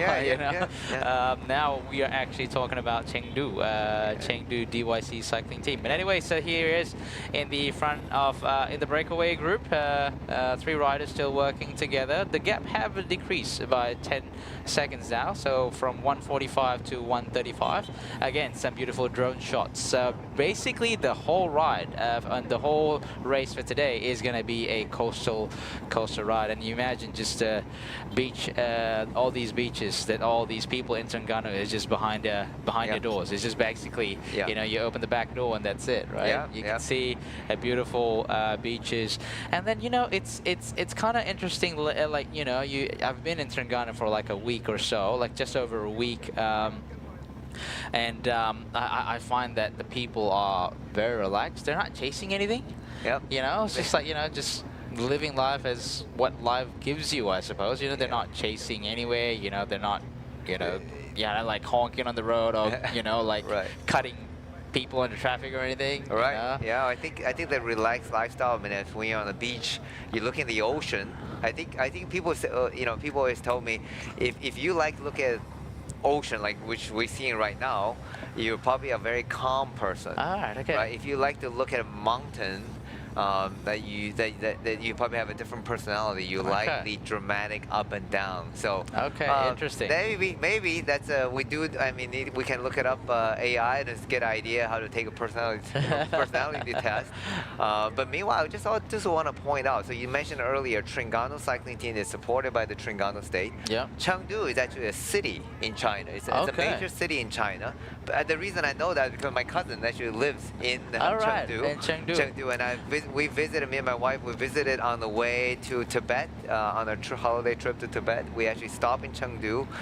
We spent the night there, and it was very nice. And that's where the panda, the giant panda, they have the conservation center at the Chengdu, so you can actually go and see how they bred the panda and panda cubs, and then turn them into adult. And so because their effort of Chengdu of the panda breeding, the panda is no longer an endangered species. Oh, that's good to know. That's good to know. And that's so because of the wildlife conservation, so you can actually reverse the human damage have done to the animal, and then they actually bred and now become non-endangered. Doesn't mean that you should go out and then they go hunt panda, but because the effort they put in to reverse the environmental and the wildlife damages. So that's a great job by the city of Chengdu, but also Terengganu have done similar with the turtle. They have really trying to rebreed, trying to protect the breeding ground for the turtle, and I think it is a law. There are laws to protect them. If you were to take the eggs and so forth, then that can be punished by the law. So here's a look at the Chengdu rider, Soba, and I'm trying to see what nationality is he. So that's a different flag. For sure. I think it's oh boy, it will come to my head. It's not Russia, and I think it's the Allied state. Yeah, Belarus. Belarusian cyclist. He's a Belarus. Okay. Yeah. Also, Burgos is the name of a place in Spain Yes, as well. absolutely. Yeah, you actually see the point. Burgos is also a local state, local province of Spain. Yeah. So there you go. So all three riders there are representing a geographical Burgos. Yeah, it is a city in province, Spain. A province in Spain, a city in Spain. A city in Spain. Yeah. There you go. So you get to know Burgos. So if you ever visit Spain, do stop Burgos. And that's obviously one region in Spain, and I'm sure it's beautiful as well. And so if you ever go visit China, so Chengdu is a city that you can stop in. If you come to Malaysia, Terengganu is definitely a cycling state. So if you ever get a chance to. For sure. I mean, there's a few places that you can visit as well in Terengganu. We have, for example, the Padang market, where you want to buy some kind of local handicrafts. So that's like the local market in the Terengganu Padang market, which is basically in the Kuala Terengganu, and then the iconic. Now Terengganu has a drawbridge as well. People don't know, which is basically inspired from the Tower of London. Yeah. It's I guess the only one in this region, I suppose. That's what it's the only one in this region. Basically, it was basically in a highway to connect from the Kuala Terengganu to a place called Seberang Take. Basically, now you have a direct road to the airport, pretty much. Right. Yes. We just wrote that in our TSG Shimano Fellowship ride. We actually rode across that bridge. I mean, it's quite steep though. Yeah, it's not about bad. 7%. I mean, it's quite a drag. I remember because like they last year they organized obviously that local race Chua Gate, where the final stage is basically a crit going up and down that bridge. You're probably going at a race pace 5 times, 10 times. Yeah, that little hill becomes. It becomes because the thing about that course is like you go up that bridge, you go down, and you make a U-turn. There you go. You slam on the brake, and you're bombing down the hill. And you know what's the worst part? You're accelerating. You're just passing the bridge. The front row is already climbing the bridge. It's like, okay, there's no way I'm catching back. That's demoralizing. You saw on the other side of the road. Oh, that's the front of the race. Yeah. Okay. So you're only making the descent. Meanwhile, the front of the race is making the climb. So there you go. That's one of the attractions. Obviously, they have there's a Chinatown as well. Yeah, and in Terengganu. Obviously some museum that talks about the history of Terengganu, the Islamic culture. There's a lot of beautiful mosque over there. They call it the shining jewel on the river. They call it Crystal Mosque. On the river. Yeah, it's very beautiful. Very beautiful. So there's a few places that you can go and then visit in the state of Terengganu. Obviously, there's the sea turtle conservation, I believe, not far from Dungun. I believe Rantau Abang, and also if there are any Terengganu people in the live commentary, let us know. Let us know where is a good spot for either food or for touristy spots. I do know there's a Kenye Lake not far from Terengganu. Yeah, so Kenya Lake, we haven't visited this year's edition. We're not visiting Kenya Lake, but in the past they have gone to the finishing Kenya Lake. Beautiful. I think one of the largest lake in Southeast Asia. Absolutely right. And with tons of wildlife, biodiversity, and also fish, and it is. I had the fortune of visiting a few times. A beautiful riding up there. Beautiful riding up there. Yes, we rode up there. It's a climb. It's a climb. Oh it's a climb. And we rode with my friend from Polygon, and also from Roda Link, Daniel, and Zandy from Polygon. So we did. We were talking about let's take a ride, since we had a bike ride. And they were asking me, so where we should go? I said, one of the most beautiful places got to be Kenya Lake. Okay. And they didn't expect it was going to be 100. I think it was 140 kilometer ride. All right. Yeah. So that's not too bad. 140 kilometer. Yeah. So, but it was beautiful. And then when we get to the end, it was a bit hilly. Yes. But then they absolutely enjoyed it because they never been to that part riding, especially riding to there, and certainly enjoyed the ride. And then I punctured on the way back. Oh no! And then I was on a tubular, and I punctured. No. And we had to wait for our team driver to come and pick me up. So that was the return part was not great, but the getting there was really nice. Yeah. Yeah. So so the live comment has been pretty interesting so far. Yeah, so everyone's appreciating Terengganu. Everyone's appreciating Terengganu. So if you have any good spots, for people, for the viewers, we have, obviously this is a English commentary. We have a lot of international viewers, so let people know in the live commentary where's a good place to visit. While we are looking at the race, here's a GPS. So they're not far from Dungun. They're about to reach the place called Rantau Abang. And they're about to reach Dungun, where the second intermediate sprint will be. I mean, I think it's a common route, and I believe that the likes of sprinters, Harif Saleh, Terengganu cycling team, I think Terengganu people are quite commonly riding through this road. They will like go from here to Dungun and maybe ride back, and come here to Kemaman and then ride back. It's going to be a big day for them. But yeah, it's just a never-ending for them.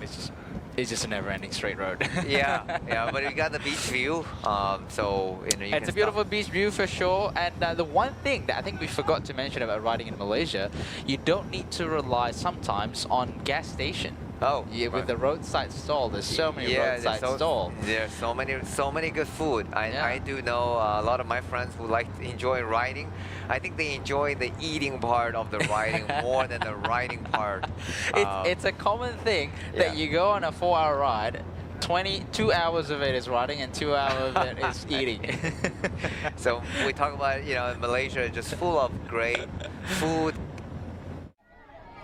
Okey, Lily berada di hadapan Sekolah Kebangsaan Pulau Serai bersama dengan siapa penolong kanan, namanya? Ahmad Rozali. Okey, cikgu, boleh kongsikan sikit bila dapat tahu LTdL Langkawi lalu di bahagian depan sekolah ni, mungkin apa yang cikgu dah prepkan untuk murid-murid ni semua? Okey, baik, kita bersedia untuk memberi sokongan kepada tim LTdL Langkawi, dan pada hari ini kami bersemangatlah untuk menyambut kedatangan tim daripada LTdL Langkawi. Cikgu, rider ramai asal daripada Terengganu. Mungkin apa yang cikgu nak bagi kata-kata semangat kepada rider-rider ni, cikgu? Okey, semangat kepada tim Terengganu. Moga berjaya untuk menjadi johan untuk LTdL Langkawi pada tahun ini. Kami dari SK Pulau Serai sangat-sangat berbangga kerana menyertai LTdL Langkawi pada kali ini. Terima kasih, cikgu. Ni ramai kat sini. Ni nama siapa ni?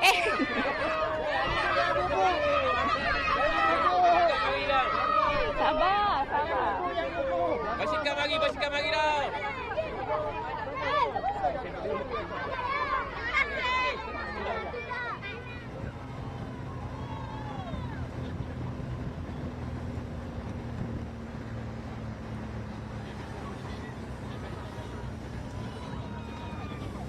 I don't think I have time, so I have failed that every time. So, but if you are watching, please just let me know, drop a pin, let me know the exact location. So next time I'm there, I'll just go and buy that and make the wife happy. Yeah. Okay, I'm just gonna type in the live commentary, so that people put in suggestion. Okay, so let us know where is a good Keropok Leko. Yes. In Terengganu. Place in Terengganu. Let's help Denny out. Yep. Please. Yeah. Thank you. Yeah. Thank you. We got to help him save his marriage. There we go. Back at the race. So we're back into, let's get to the front. I mean, it's lunch hour. Yeah, it is lunch hour, but it's the front. So the trails are opening up slightly gaps. So maybe the Chengdu rider is indeed controlling the pace on the front of the peloton, not letting this trail get caught too soon. So he's doing a very good job of it. So kudos. So Chengdu, Bogus, and as well as Terengganu rider representing 3 different regions of their country, and so doing a fantastic job. of getting themselves seen and known. Meanwhile, keeping the gap at 2 minutes. And they're going, we just saw they were going, you know, look like they're just coming there for a ride, but they're going at 45, 46K, 47K an hour. I mean, this year's Tour of Langkawi, you know, addition to the average speed has been blisteringly hot. Oh yeah, it's just as hot as the weather. Exactly. Stage 1, we saw 48, excess of 48K an hour. It was a relatively shorter stage, and 2 hours, and there was a 2-hour race, and was averaging 48. And stage 2 was 46K an hour. That's average. right. Yep. And yesterday, including the 2,000-meter climb, and it was still averaging around 44K. Oh wow! 45, 45K That's an not hour. far off from the flat stage on stage 2. Exactly. You know? Exactly. So I mean, it just I guess it probably just shows like how much they were driving the pace after the climb. Absolutely. Yeah. So they're certainly doing that. And meanwhile, in the back of Peloton, the Malaysia Pro Cycling team. Yeah, that was the rider, one of the Malaysian rider that survived with the first group. Yeah, Zulfikri, with his very distinctive hair. Yeah, he has his very distinctive hair and yes, very small frame. But I mean, he had a good mountain bike season as a junior. Okay. Yeah, so I gotta do a research, but that's where I guess how he was known, and then obviously he was absorbed into the road cycling scene through Malaysia Pro Cycling. Yeah, he did pretty well in the mountain bike scene. So that's rider Zulkifli, or more commonly known as Tene. A lot of riders younger riders starts off in a different discipline of cycling. It could be a BMX, it could be track cycling, or a lot of mountain biking. That's actually started their cycling career, and then they switch it off to the road. So so a lot of we've seen even the pro peloton. Some are triathlete as well. Right, you know, and they started in I think Cameron Worth was a roller. He was a roller or triathlete. He was doing a bit of both, I think. I mean, he was while he was racing at Ineos, he's still doing his triathlon. I think he's still doing I remember he became like a bit of a sensation when he started running after Paris-Roubaix. Okay. He finished at Paris-Roubaix, and then he did like I don't know however many kilometer run. For training for the Ironman. Like he uses Paris-Roubaix as training, so that is just insane. So here we go. So you know, a lot of athletes that starts off in a slightly different discipline, endurance sports. They end up doing cycling, and they probably find the cycling, road cycling, is their best sports among the 3 sports, and they're going from triathlon, swimming, cycling, then decide to just focus on cycling. And then a lot of them do go backward and do go from cycling and then become a triathlete. You know, there's no other. You know, Alexander Vinokurov, the father of Nicholas Vinokurov and Alexander Vinokurov in this race, that he after his cycling career, he actually become very competitive triathlete for his age group, and I think he won the world champion. I'm not mistaken, the half Ironman distance for his age group. So there you go. And another shout out to another ex-Terengganu cycling team rider, Artem Ovechkin, who is a former winner of this race. And I see from his Instagram, he's doing a little more triathlon or duathlon, right? A little bit running. So typically, you know, cyclists don't like to run. No, I don't. So, but certainly the cycling does help. You know, definitely no question improve your stamina and cardiovascular. And compared to running, it does the same, but obviously running does a lot more harm to maybe joints. Requires a lot more impact on the joints. So a lot of them doing cross training. A lot of runners, ultra runner doing cycling as a cross training. So that's very common. Here we go. The Bogus rider is looking really good on the bike. Yeah, it's really good on the bike. And then I think there's a common theme these days is that people are using this so-called aero chain rings. aero chain rings, like a fully covered chain rings. Obviously, Ayman Rossi is just having a standard Dura Ace chain ring, whereas Burgos have this FSA aero chain ring, and I'm not sure what the particular chain ring is, sort of like blacked out. But yeah, so it does actually save you some watts as well, apparently. So I remember I was reading a test back then, you know, this is probably early 2000s, when I think Zip did his VUCA crank arm. You know, I don't know if you remember the Zip's Aero crank arm. Yeah. Zip one, okay. Yeah, so they did a testing back then in the, I can't remember which wind tunnel, but they saw, I guess, for margin of error, but it was savings upwards of 21 watts. Okay. 50 kilometer per hour. Okay. Yeah, so, you know, 40, 50 kilometer per hour. So, yeah, it's not insignificant. I guess if, you pull it back, you factor in the margin of error. So I think easily probably 10 watts of savings. Okay. Yeah, so apparently there is some saving riding this aero chaining, and also being a little bit more solid, it has a little bit more stiffness to it as well. Yeah. It does look nice. I do agree. Oh, yeah. It definitely looks nice on the, especially on the TT bike. I think it looks nice. Just looks futuristic. Yeah. So maybe that's apparently it's a theme these days for especially something like a more I guess aftermarket setup, like Burgos are riding full FSA setup here. K-Force power box with power meter. Yeah, they're using the FSA crank as well, right? Yeah. FSA crank arms. It's built in with the power meter. And the special aero chain rings. Nowadays they come up with like full carbon chain rings as well. Wow. Yeah, wow. Right. Tadej Pogacar uses it. Tadej Pogacar uses the carbon tie, which is like a the teeth bit is still aluminium. Okay. It's just like an aluminium, just a carbon, I guess. How do I say, carbon plus aluminium construction? Okay. Yeah. Okay. All right. So FSA is going like a full carbon. Wow. Yeah. Wonder the durability on that. Yeah, well, I don't know. They claim this to be a little bit better, but yeah, they claim it to be a little bit better than aluminium. But yeah, we'll see. Yeah. All right. Meanwhile, at the back of the peloton, I think the rider just from Hong Kong, is that, he's not, I thought he's getting a lot of waters, putting stuffing in the front of the jersey, but it seems like he's just, he's just riding along. They are, the back of the peloton is still very calm. The riders are just keeping at a fairly steady, very steady pace, and just trying to save their energy as much as they can.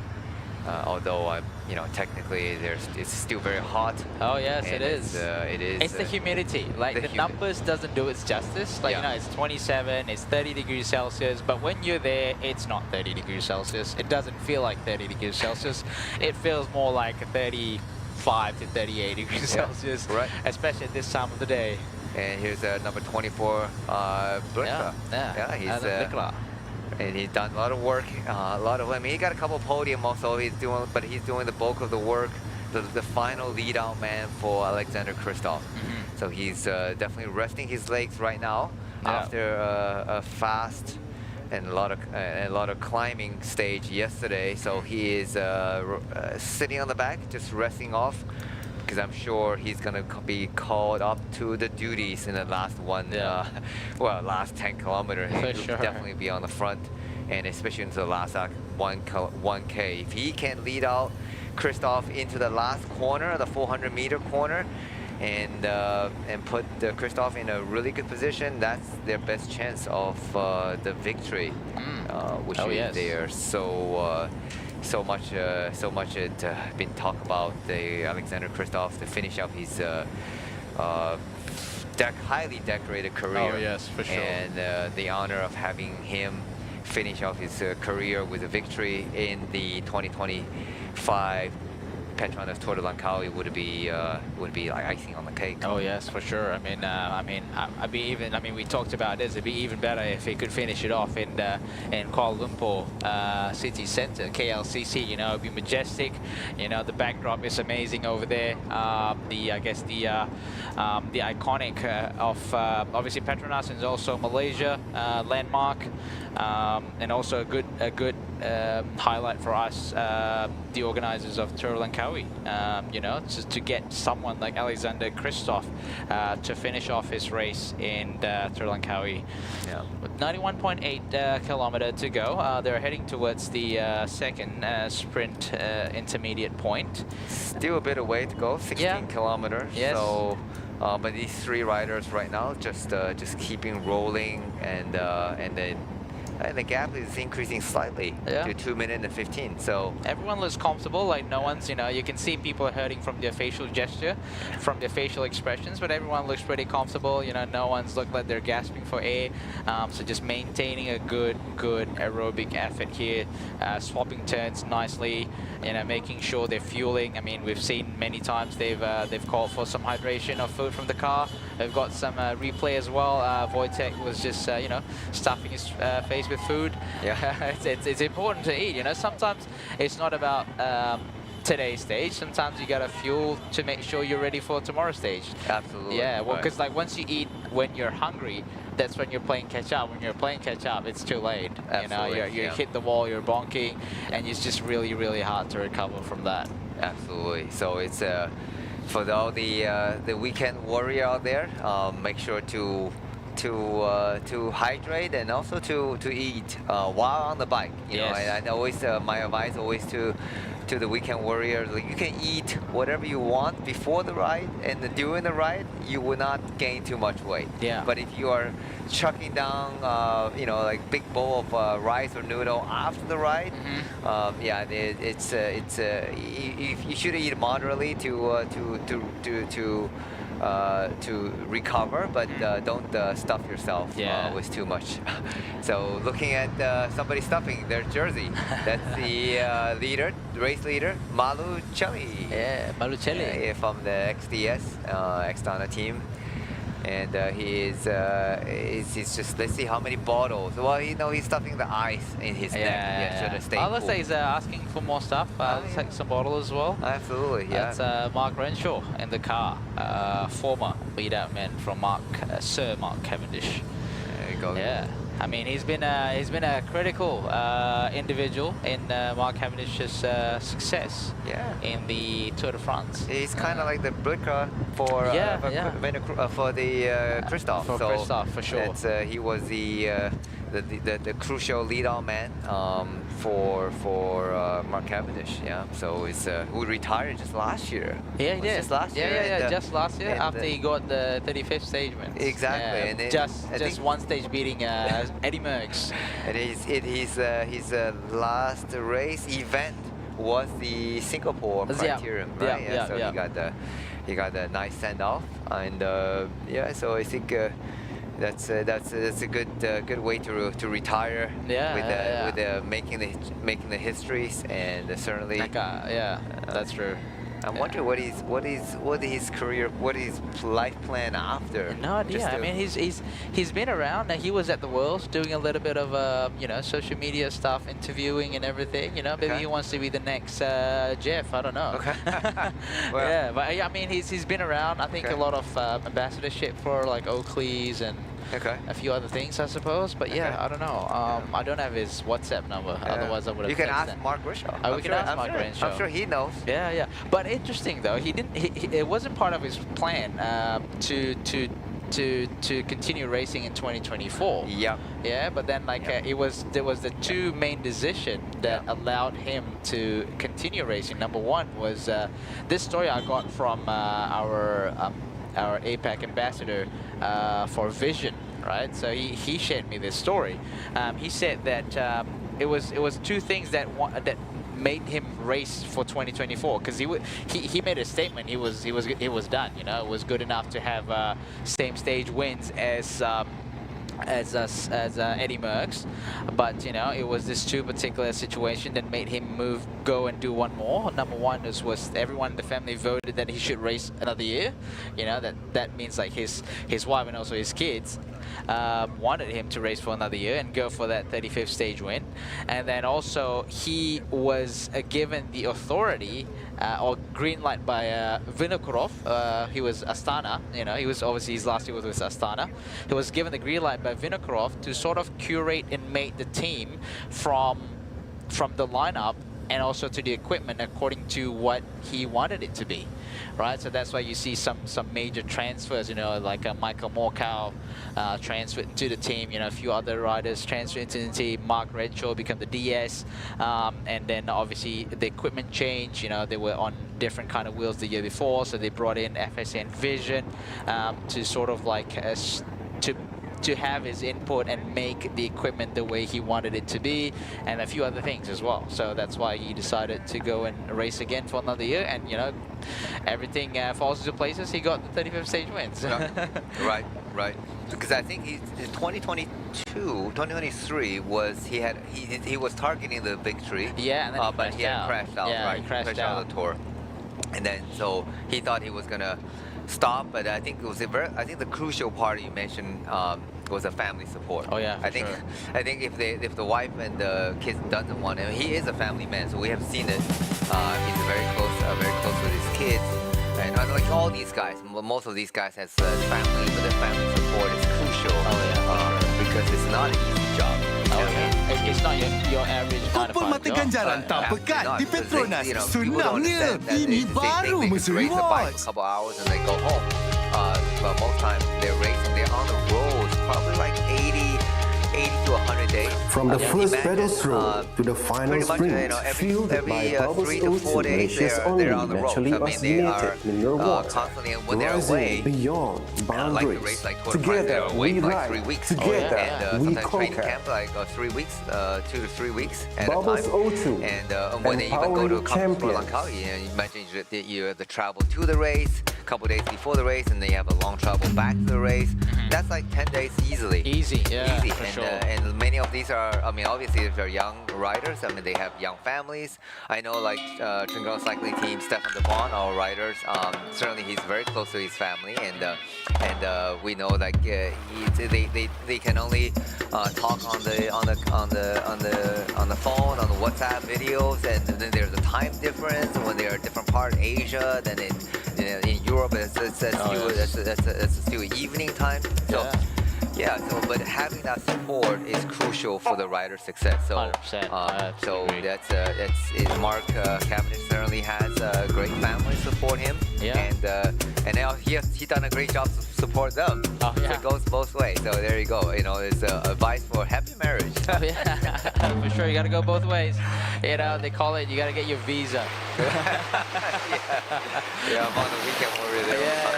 They always talk about getting the visa. When is your visa expired? You need to be home by 12 o'clock. My visa expired at noon time. So there you go. So I think we certainly appreciate the family support to allow us to ride on the bike. I mean, even if you're not a professional cyclist like these guys we're seeing here, traveling 25% and spending 20% of the time on the road. But riding on the bicycle, you spend like whole morning on the bike.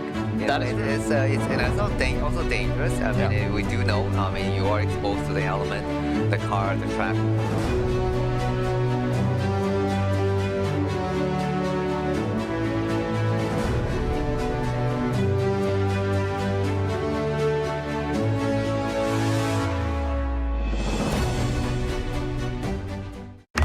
Tahu tak, Papa Sofia kan suka tolong orang.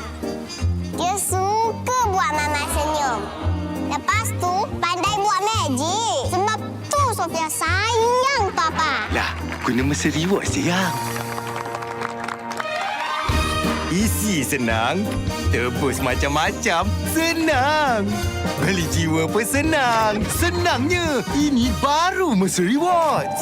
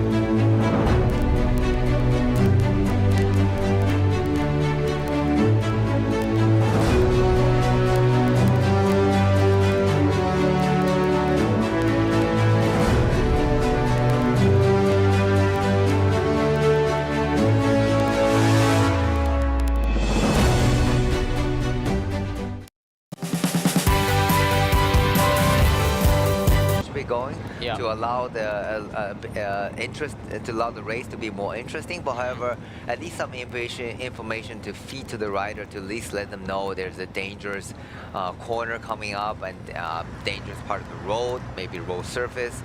I think that would be good.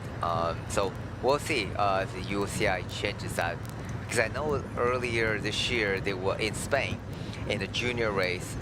There was a rider that unfortunately passed away from the accident. Because they were that's sad news. They were bombing down on the road, and they were going really fast, and they entered into a very, very tight corner. Literally like a tight corner with a wall.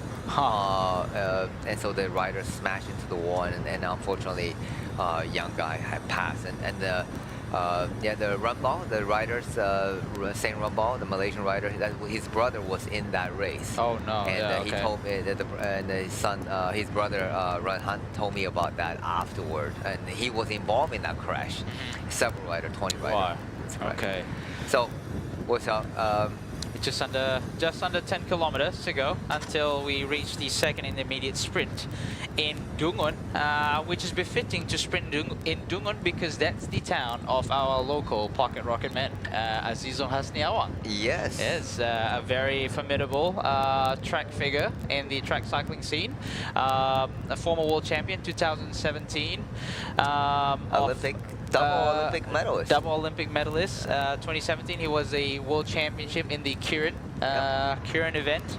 I guess that's where he made his name, Kirin, and also sprint event. But he is more of a Kirin rider because there's a lot of tactical elements to it compared to sprint. And yeah, so that's this is his hometown, Dungun, Terengganu, as you're seeing in the live feed at the moment. Yeah. So again, another top cyclist. Local legend. He's a global legend. He's a global legend. Global legend. Pardon me. I'm sure Azizul is probably watching this race. It's global. Pardon me. And a very humble guy. I mean, very nice guy. I remember having to bump into him in a shopping mall in the Mid Valley, and I think I had injured my meniscus or something, and I was limping around like an old man I am, and he actually walked up to me, and out of blue, and he said, "Danny," and I go like, I was shocked, and someone like him, Olympic medalist, double Olympic medalist, and came up to me and say hello, and and I think people around me was like, wow, who is this guy? I mean, certainly everyone knows Azizul Hasniawan. Who's that me?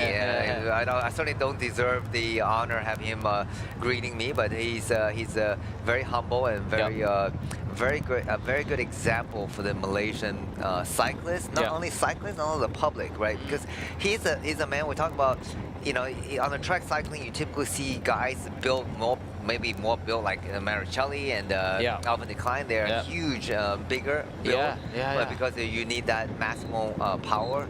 I think we're getting ready close to the sprint, but no, we're still 6K away.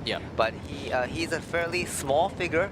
We have seen photos of him on the podium. Yeah, he's like, I think if you put it in centimeters, he's about 165 centimeters. Something. Right? So technically, I mean, physically, you wouldn't think he's a sprinter. He's a track sprinter, but he's obviously a very dedicated and very disciplined person, and a clear focus. And he had a target goal and to become one of the best sprinter in Kirin rider in the world. And so he set a good example for Malaysian athlete, and not only athlete, but general public. And he had a vision of becoming the world best.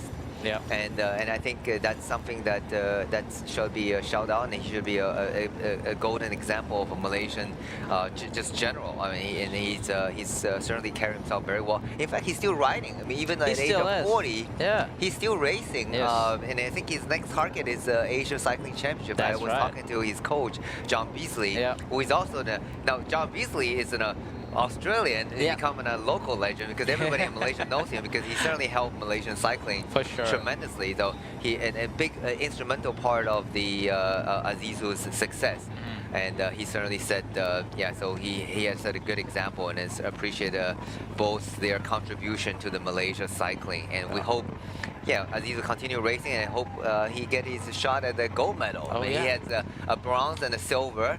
and narrowly missed it. And I certainly hope he can continue and give Malaysia the first gold medal in the Olympics. Oh yeah, for sure. I mean, it's a long-needed gold medal from Azizo. But yeah, you see, you know, I mean, at this age, you know, obviously he's gonna take it year by year. I had a short conversation with him a while back. You know, it was just for you know, I was invited to come to a ride, and then he's there. Like I wasn't expecting he's gonna be there. It's like he was there, and then obviously I was like, you know, overwhelmed. You know, I was like, oh my god, starstruck. You know? Starstruck. Yeah, that's the word. I was like starstruck. Oh my god, Azizo Hasni is here.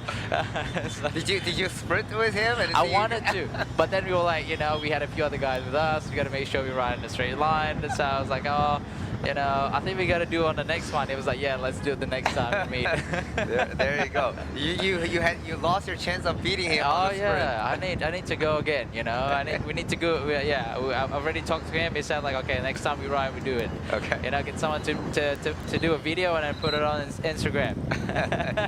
That would be great to see. Yeah. But yeah, he's definitely a good sport. You know, definitely a good sport. Definitely good person, good individual. You know, not just cyclist, but all around a very good gentleman. Yeah, he's inspired a lot of cyclists, a lot of young cyclists. I mean, I was there in Australia. I mean, his name was very well known in Australia as well, especially in track cycling. Yeah. You know, I did a lot of criterium when I was in Australia. So, you know, I mean, my size is about his size. Yeah. You know, Okay. so people like, you know, oh yeah. This Malaysian always produces a lot of good sprinters. Yep. Apparently, yeah. And that's why he's getting the nickname Pocket Rocket, because he's smaller size, That's but right. he is so fast. He's a rocket. Yeah. Talk about rocket. Surprisingly, we don't see a rocket in this breakaway. Oh, no. What happened Today- to the 200 euros? I'm Yeah. sure you're listening to the live commentary. The DS of Rockets. What's your name here? Let me find you. Yeah. The Rocket We were expecting DS. another Unibed rocket in this breakaway. Yeah, Vic. So Vic, I'm sure you're listening to the Rocket. So yeah, we were sort of expecting to see a rocket rider here in the breakaway, but they're nowhere to be here. I guess you got other plans today. But other than that, we are the breakaway and the Peloton. We are 2 minutes and 25 seconds gap. The gap grew a little bit, approaching the second intermediate sprints with 78.4 kilometer. Not long now until they reach the second intermediate sprint in Dungun. And look at it's a very windy day here. Look at the Malaysian flag. It is basically blowing them sideways. It's a crosswind coming from the left side of the road. Yeah, we talked about it at the beginning of the race, and that is one potential. So we're seeing the crosswind, the flag are flying from left to right, so there's a crosswind from the left side. So now that's going to be interesting. Now, is there any team is going to take up the effort on the front, jump the Peloton, so-called, and create a surprise and trying to split the Peloton and drop the favor rider. So that would be, and that's crucial, right? If you get a time gap before the tomorrow's Fraser, the penultimate climb, and that would give you a huge advantage at the start. So meanwhile, back in this trio, so we're approaching the second intermediate sprint, just 2K to go to the second intermediate sprint, and I see Ayman Rosley tidying up the dials on his Shimano cycling shoes, make sure that he can get the maximal points on the second intermediate sprint. So, Danny, I'm trying to understand. Obviously, Ayman Rosley is not in contention for the Asian classification anymore, considering where he is sitting in the classification. So, what would and obviously his teammate is there. Vadim Polonsky is holding the jersey at the moment. So, what is the main reason Ayman is going for the intermediate sprints at this point? Well, he could collect points for the points classification, and he obviously was on the breakaway on day one. He had some points, so he's not a sprinter. So he cannot contest for the points classification at the end of the race, but he can collect a lot of intermediate points, sprint points in between, and that's still significant a number of points. It adds up, and he could be on the podium. Unlikely he could probably be on winning the points classification, but he could be on the podium in the final orange jersey points classification. That's one possible reason for that.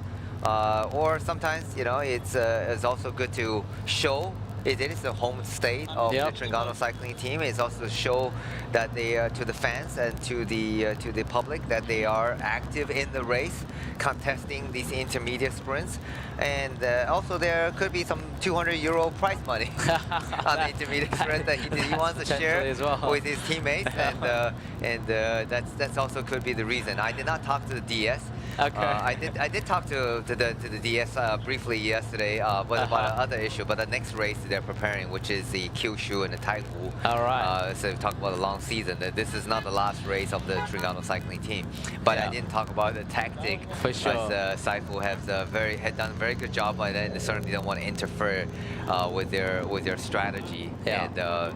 And even I know I wouldn't be talking about on the public news, public television either. But honestly, I don't know. But certainly that could be the reason.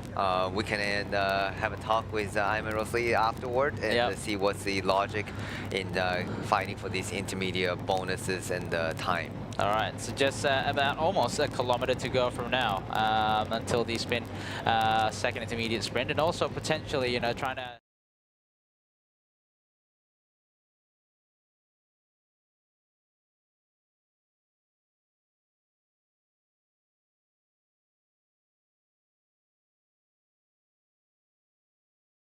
About 1 kilometer until the second intermediate sprint in Dungund, with a gap of 2 minutes and 25 seconds into the peloton. Let's see what's the game plan for today. Everyone is still riding quite calmly. No one's looking at the back. No one's looking at one another to see if anyone's going to pounce and go for the maximum points.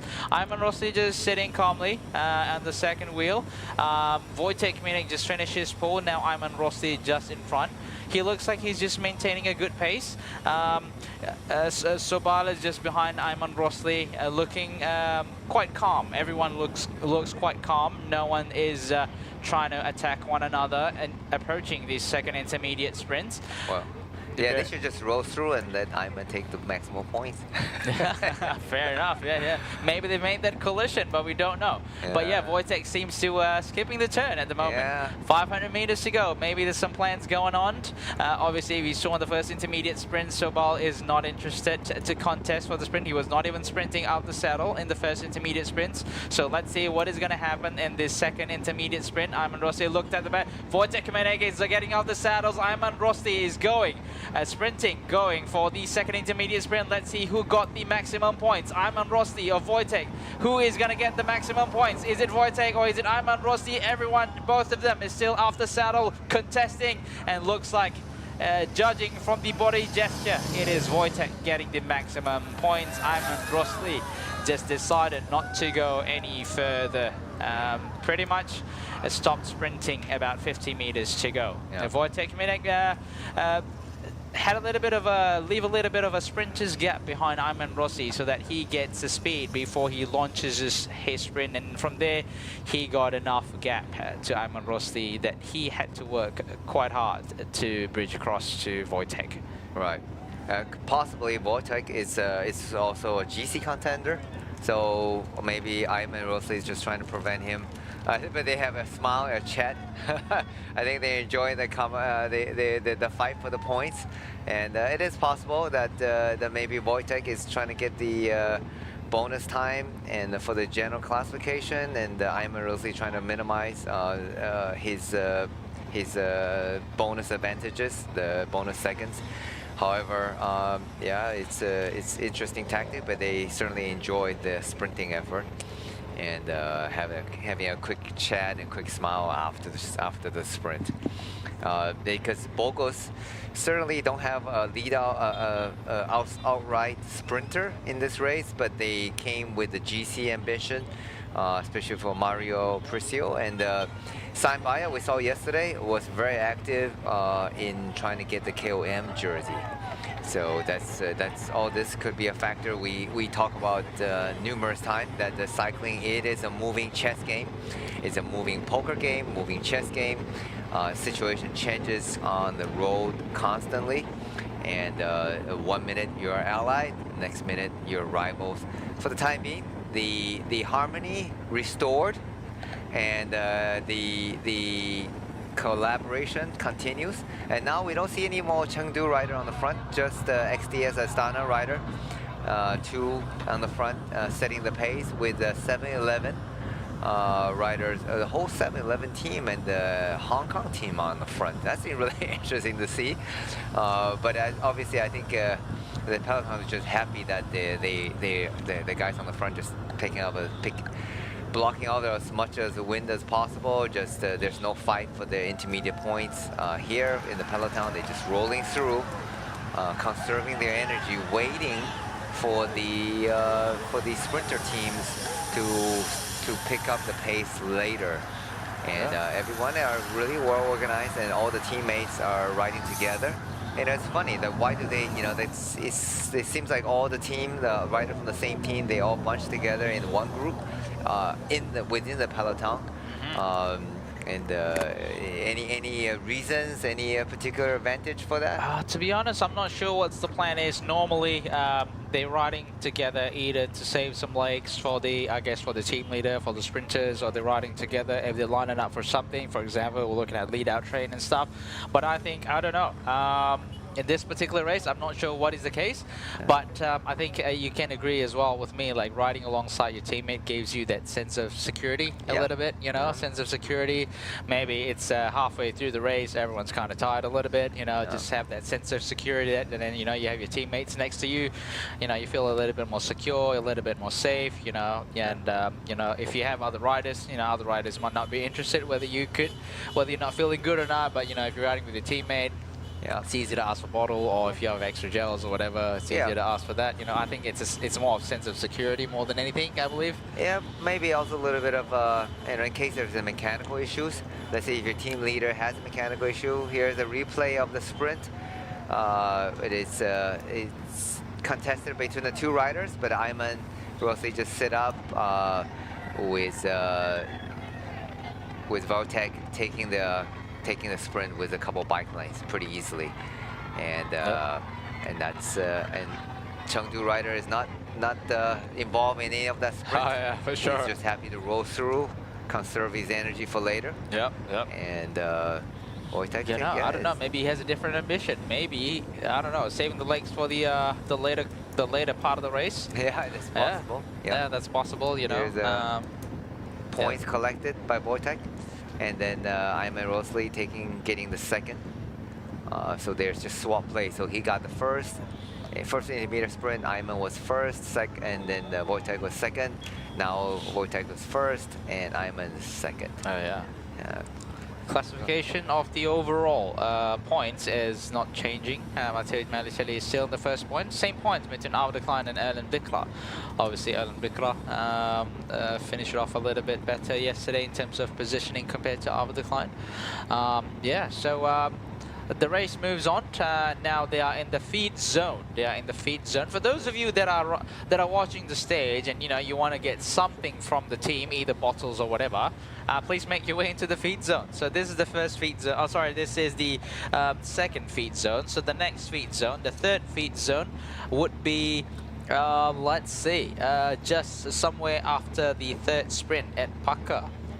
At Jalan Kampung Cabang near there. So that's this third feed zone. So if you want to get some bottles, be there in the feed zone.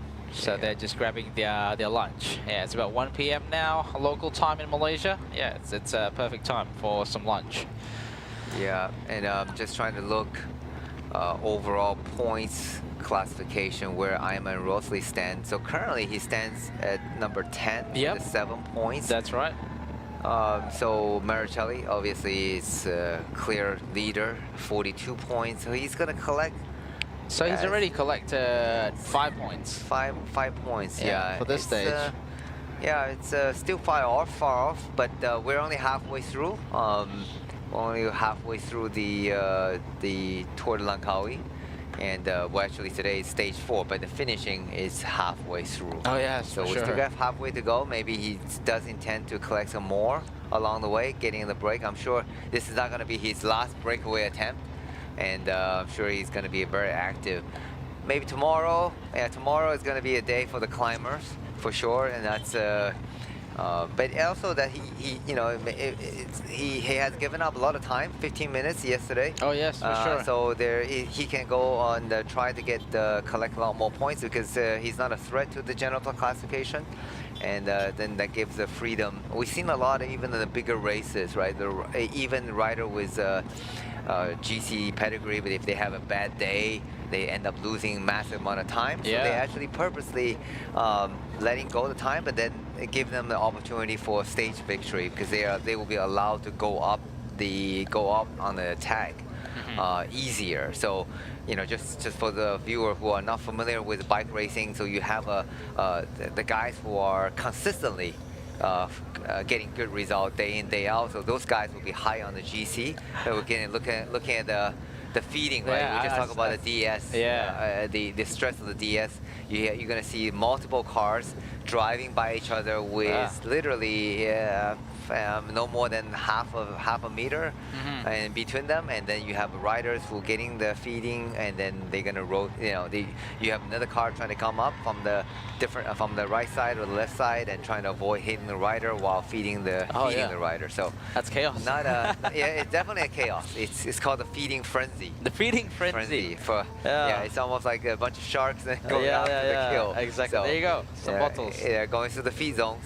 And these Swaneers, they have done a great job, standing them. They're literally standing in the sun, and just waiting for their rider to pass by. And it's not easy. You think like they are, just standing on the roadside passing a bottle. If you ever get a chance to pass a bottle to the rider who's moving at 45k an hour, it's not that easy.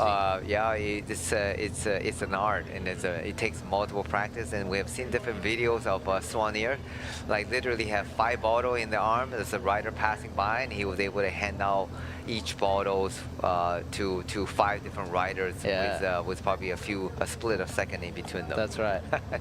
So here is Poti Visit Malta. The whole team is on the back. So we talk about the riders, the teams. So maybe they need to stay close together. So then if one of rider decide he need to stop for mechanical issues or a nature call, that his teammate waiting for him to get back together, move back together to the peloton with a much easier effort. That's right. So that's why they tend to ride together in a group, and and also to especially for the peloton guys in the peloton, like today, if you're not if you're waiting for the final sprint, I mean, there's no any bonus second, there's no bonus time to be picked up. You're just gonna have to sit in, and the best way to kill time is to talk to your teammate. That's right. Just talk random stuff. Yeah. For sure. Here's passing. Is it passing another school or no? Not sure. I'm not sure. Let's see. Well, let's see if we've got a visual. Oh yeah, for sure. Let's see. That is kilometer 68. Where we are, kilometer 68. Looks like it's a little bit like a college. Okay. Yeah, it's a type of college. Yeah, it's called a Polytechnic Sultan Mizan Zainal Abidin. Yeah, it's a polytechnic. Yeah. A kind of college. Yeah, a type of college. So so there's school on the other side as well. Yeah. And what is that? Oh, okay. So that is the primary school. What kilometer is it? No. 78k to the finish. Yeah. Okay. Here we go, back in the trail, are still working. Temperature have risen, definitely from the start. It started off in Kuala Terengganu at 27 degrees Celsius. We had a bit of a visual just now on screen. Now it has 31 degrees Celsius at the moment. So it's definitely getting hotter. Obviously, the day is getting, obviously now, is 1 p.m. It's 12:59 p.m. Someone commented in our live, Hasmat Abdul Aziz. This is a local ACC champion, Masters category. Dr. Hasmat Abdul Aziz. He said, he said, have nasi kerabu while listening to. He is having nasi kerabu while listening to us commentating. Oh, you should have sent some here. You know where we are. Rub it in. Great. Dr. So he's been very active in the amateur racing, and he represented Malaysia in the ACC, and he's certainly a medalist. He has a gold medal in time double trial. Gold medalist. Time trial and road racing. Yeah, absolutely. So a great character, and I think he actually did the age group race.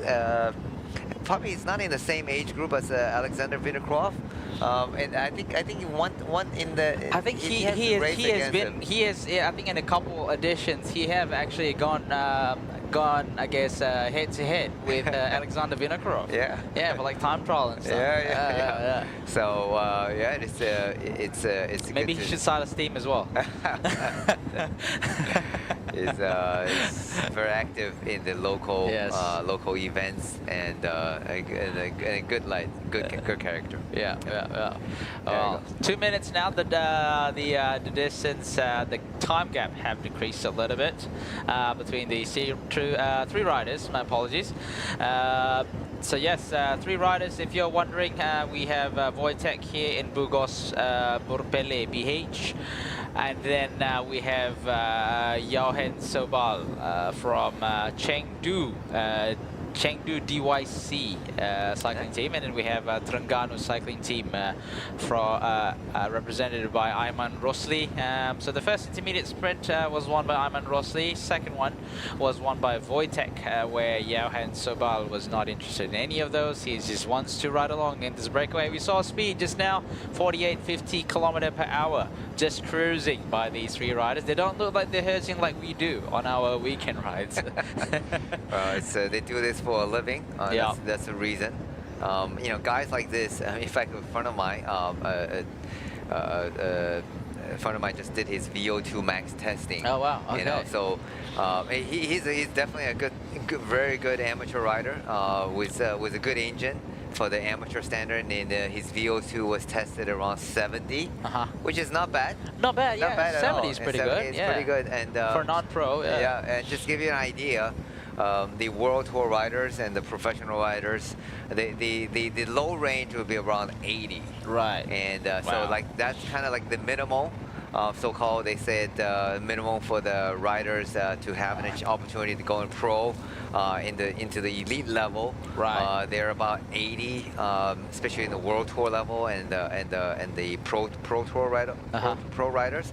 They are 80, and then some riders, obviously, you know, like with the like of Tadej Pogačar and Remco Evenepoel, is probably around the 90s, and so that's, you know, it's to give you a comparison. The VO2 max is basically the maximum amount of oxygen intake you can the maximum amount of oxygen you can intake per minute, and divided by the weight. Yes. So, you know, so if you're a lighter rider, but generally you're a lighter rider, you're a smaller frame, and your so oxygen intake total is less, but your body weight is also less. So that can give you a good rating. So if you're a smaller rider with a good engine, with a large lung capacity, cardiovascular capacity, then you have a very high VO2. Right. Or you have guys like Alexander Kristoff.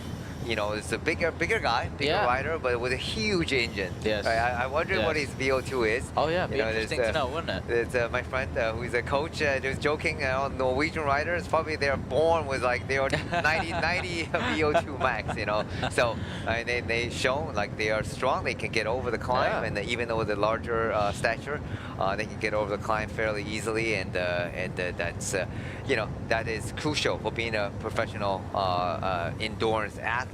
However, the interesting fact is the VO2 doesn't dictate how successful you'll be. Yeah. You know, by no means, like it's not the one with the highest VO2 is a guaranteed winner. No, for sure. So this, you know, it's a known fact. We talk about Mark Cavendish. Yep. Right. And I think I've read his stories, and you know, like he initially was not even accepted by the British Cycling Academy or Cycling Federation, because his lab testing was fairly low. I mean, he was told that you're never ever going to be a professional cyclist because your number doesn't hit that minimum mark. Yeah. Right. And I remember reading about it. He said he was really disappointed, and I think almost, you know, and really sad, and he could have given up in that case. He could have literally gave up and said, hey, listen, my test result shows I am never going to be a professional cyclist. Yeah, then why bother chasing? So why bother do it? So that just shows the resilience of this man, and he gone back and worked hard. And it showed. Showed everyone that not only he deserved to be in the Peloton, and he is the most winningest rider, surpassed with more victory than Eddie Merckx. That's right. Than the cycling god. So, you know, it just shows you, like in sports and in life in general, and test scores or some standardized doesn't dictate your future success. Yeah. So it's up to your individual to make that things happen. For sure. You know, so I think same thing said about Azizu. You know, he wasn't picked to be the most powerful sprinter. Oh yeah, like I had a chat with him. He's, I mean, for track sprinter, obviously, the context is like he said he's. I mean, his highest when he's fresh is probably only 2,000 watts. Yeah. I mean, it's high, but I mean, you put it in the context of yes, like you know, even his his former, I guess, teammate Rizal Tissin, who went to the Olympic with him in 2008 in Beijing. Like he produced 2,500. Yeah. You know. But then again, you know, you mentioned just now. It's not about the watts. So that's a really good point. I want to mention. You talk about 2,000 watts. Yeah. Being on the low side for a track sprinter. Oh yeah. So for those who don't have a power meter, or who are not familiar with power, we're just getting a view of Valentin Prosky. I think he's waiting for his team car. Okay, just want to make sure he's not having a mechanical puncture, right? So. Now, for an average road rider or weekend warrior, if you have a sprint of 1,002 sprint, I mean, you're decent. Yeah. Decent. Yeah. We have seen some. I remember watching some GCM presenters. They have a hard time hitting the 1,000 watts threshold. But however, you know, when it comes to just to announce to everybody, I have very, very hard time hitting 1,000 watts. Okay, you gotta work on your sprint, man. Absolutely. You know what? If there's a tiger chasing me, you know, and I still cannot sprint 1,000, right? So, you know, it makes no difference. So that's my natural physical ability. But for track sprinter, they're doing 2,000 plus. That's considered on the low side. I even remember talking to John Beasley. I was watching the girls, the Malaysian track girls doing the sprints, and I was asking John then how much they sprint. My guess was, I said it was like 1,003, 1,000. He looked at me, he laughed, he goes, no, like the minimum would be like, for these girls would be like 1,005. Oh wow. And so no, I did tell him I have a hard time hitting 1,000, and I don't think he will respect me ever. Yeah.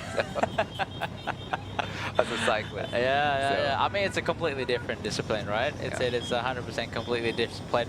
I mean, you get them to do a 20-minute climb, they probably can't keep up as well, right? That's it's true. a completely That's different true. discipline. That's true. But yeah, so again, you know, let's a number is number. Obviously, it gives you insights, it gives you information. But then again, you know, your body sometimes are capable of doing a little bit more than what the number says. You know, there's other things, elements in cycling. There's tactical. There's a technique of riding, being more efficient. Being more efficient on the bike allows you to ride faster as well. You know, knowing how the peloton works gives you an advantage of knowing where to sit and knowing what and when and how to sit at the peloton.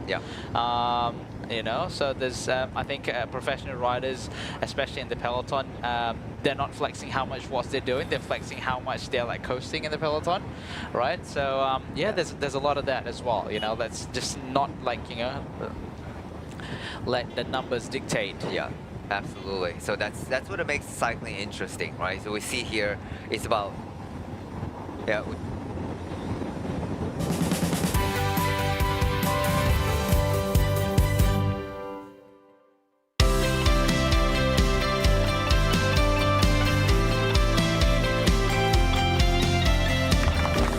you know my papa?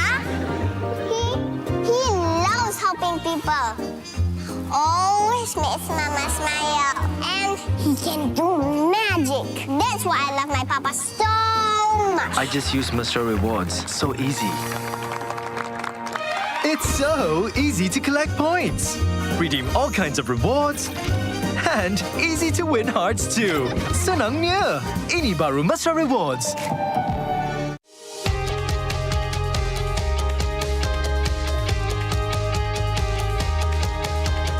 From the first pedal stroke to the final sprint, fueled by Bubbles O2, Malaysia's only naturally oxygenated mineral water.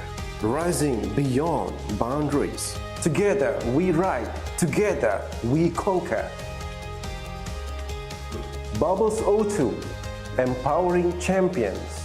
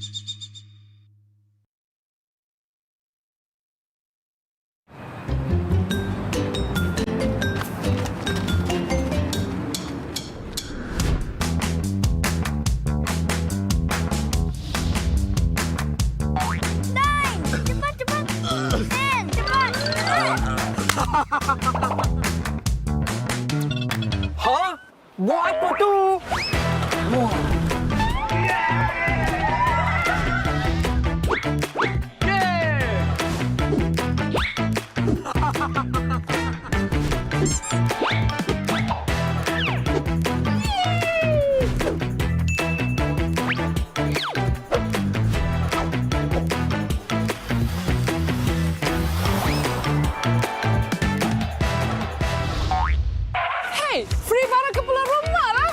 Thank you, Petronas. Petronas, let's go!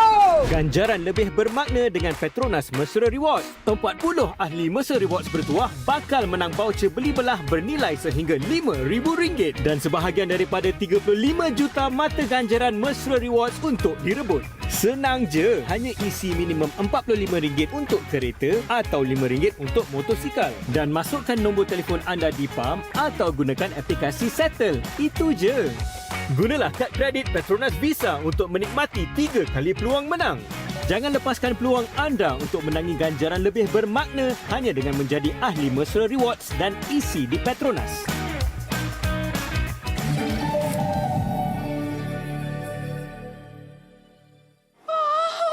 Barang elektrik pun boleh. Wah.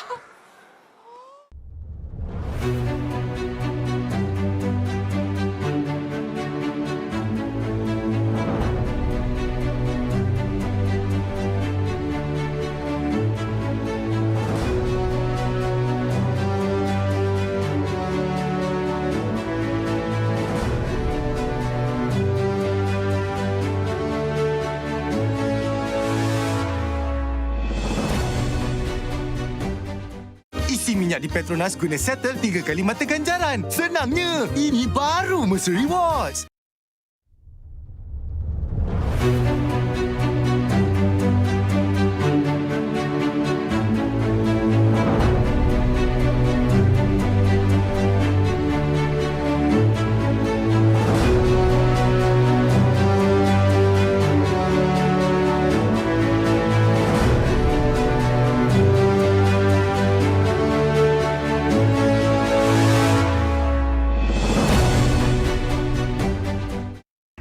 Tahu tak, Papa Sofia kan suka tolong orang.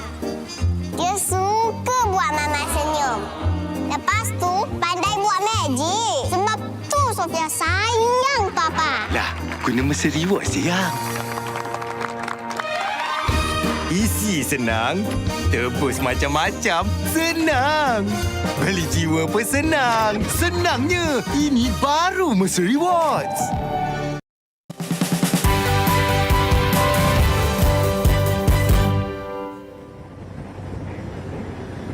It's gonna take this, the final intermediate sprint, and the maximum time bonus. Looks like a Coca-Cola sticking out behind Johan Soba. Yeah. Maybe Soba decided to go for the last intermediate sprint. Maybe, you know. I've been letting you two guys have all the fun and all the limelight, and I'm actually been saving my legs. And here we go. Here he's actually standing up, stretching a little bit. He could launch a surprise attack right there. Yeah, we never know. That would be a nice surprise. Yeah. I mean, he's been pretty quiet. He's been doing his job, you know. Doing his job in this breakaway collision, just rolling turns how you normally would, and not get involved in the first two intermediate sprint. But don't know. We just got just under 5 kilometers until the final intermediate sprint points for today's stage. Yeah, and the time gap has always been consistent, roughly around 2 minutes. And I think one point it did get down to 1 minute and 40, and then the Peloton decided to slow down just a bit. So the trio on the front has a comfortable margin that the XDS Astana team feels that they can bring it back a little bit later. With a pretty easy effort, I think, at this point. Yeah. However, it's almost to the third intermediate sprint in Paka. All right, so this is 54.4 kilometers today. Almost towards the finishing of the race with a gap of 2 minutes and 5 seconds. 1 kilometer to the third intermediate sprint. So Ayman Rosli is just resting a little bit here. With Wojtek Kminik, his other competitor for the past 2 intermediate sprints, is just in front. Looking back there just to see what's going on at the back with 500 meters to go. Ayman Rosli is just getting ready, almost like a track racing scene here. There you go, Ayman Rosli going on the left side of the road, followed by Wojtek Kminik, and Johan Sobal is just softly getting off the saddle. Ayman Rosli get a good gap between him and Wojtek Kminik, full speed ahead, riding, sprinting off the saddle, looking back to see if he got a good gap. Let's see again if Wojtek managed to catch us through. Ayman Rosli gets off the saddle again, making sure he gets the maximum point, 100 meters to go. Looks like it is Ayman Rosli scoring the maximum points, making the home crowd proud. Yeah, he certainly did his teams proud and the local crowd proud by winning the third and the last intermediate sprint. He started early, he jumped early. Yeah. He didn't want to wait and then get surprised, and he was very experienced and waiting on the back of the trail. And then when he launched it, certainly caught surprise, Wojtek by surprise, and then he sort of looked back and he see Wojtek coming back to him, and then he speed up, and I think that was a done deal. Let's see if the two riders are going to have a word with each other, and if Wojtek going to congratulate him or is going to be angry at him. So, but well done by Ayman Rosli collecting the maximal time bonus and the points for the third and the last intermediate sprint. Now we got a bit of a 50K to go, and there's still the KOM points that's up for offer.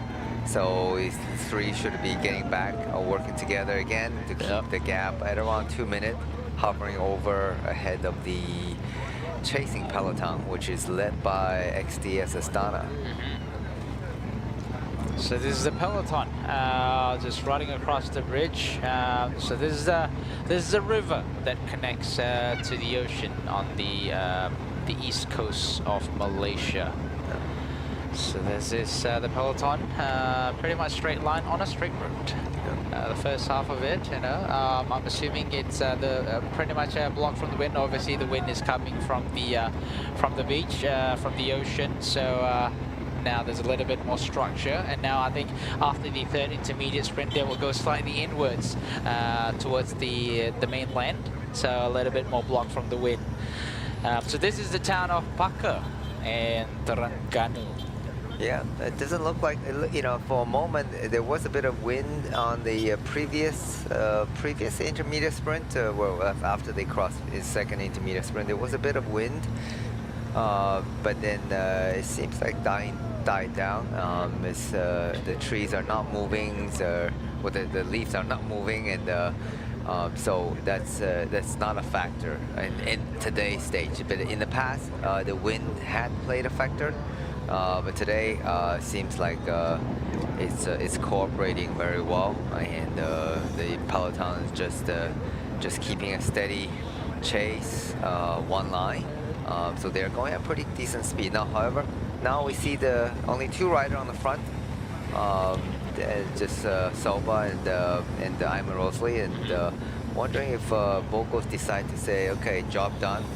We finished 3 intermediate sprint, and it's time to go back to the Peloton. We'll see. Maybe they just have a word with the DS in the team car. Just want to see what's going on, but yeah. So speaking of, there's some sites of the some islands on the other side of basically on the top of the screen. So I'm not very sure what specific island is that, but Terengganu has some very beautiful islands for tourist reasons. Obviously, we have the likes of what do you call Redang Island, and also Kapas Island, where you can take the boat from Terengganu, from the mainland Terengganu, and go to the island. Obviously, there are some seasons where you can't go due to the monsoon season. But I think this time of the year, I think the Terengganu people will have to correct me. So I think you need to pick the season for you to go to there. Some beautiful scuba diving stuff that you can do there, and some island hiking and trailing and camping and stuff. So we saw some visuals on the screen just now. 42.7 km/h average speed. It's not as fast as the previous racing. I'm assuming the wind is giving a little bit of a factor. So at the moment we can see that just now the Malaysian flags by the lamppost is actually, how do I say, waving towards the riders, so waving back towards the riders. So that's signifying some kind of headwind in the affecting the speed of the peloton. And then also obviously we have some sections where we had some very crosswinds. We have some crosswinds coming from the ocean side, so that would have affected how fast the speed of this peloton is going. Right, and but also one possible that the riders are saving their legs a little bit. Yesterday was obviously a hard day, and tomorrow is going to be a hard day for the GC. It's gonna most likely decide the GC orders, although it's not the final. But it is going to be a mountaintop finish at the Book of Fraser. So there may be some of the teams, the riders are happy just trying to save as much legs as possible for tomorrow's mountaintop finish. It's not a particular hard climb, but it's, you know, when you have a climb that's less steep, not like the Genting Highland, and then there are more riders think they're able to win, so that would make the race unpredictable and difficult to control, and potentially more interesting. So that could be the reason for the slightly the wind is definitely blowing. Yeah, it looks like they're having a bit of a headwind, or sometimes look like headwind or side wind. Yeah, it looks like a headwind. Yeah, the flag is blowing towards the rider. Toward the rider, so it's definitely a bit of a headwind. So we talked to, I got some aviation friends that says, you know, being in this equator, where the weather can be, I mean, the wind direction can be all over the place, because of, you know, the air humidity is different on the top, and then, you know, you get, for example, from like 9 a.m. to 12 p.m. the temperature rises quite rapidly, and then you have this different wind directions, you know, due to the temperature and humidity. So they do claim that it's a lot more trickier to land and I guess the equator country compared to other countries, where the wind direction is a little bit more direct. Yeah. So looks like, I believe that's a PETRONAS plant. All right. Okay. In Dongong. So we're still in Dongong. Yeah. Okay. All right. Let's talk about our main sponsor of this year's Tour de Langkawi is PETRONAS. It's a local energy giant. The main energy company in Malaysia, but they have presence in Thailand as well. I've seen they have a petrol operation in Thailand, but they are in state of Johor. They have a large energy. They not only producing petroleum for the cars, but they also have an energy plant for the electricity, because nowadays I think they're all going toward the gas electricity. Yeah. And in Malaysia there are solar farms. I don't see so many wind farms, but solar farms definitely they are close to the Kuala Lumpur International Airport. There's a large there's a solar farm. So here's a replay of today's third intermediate sprint, and it's coming up fairly shortly. There we go.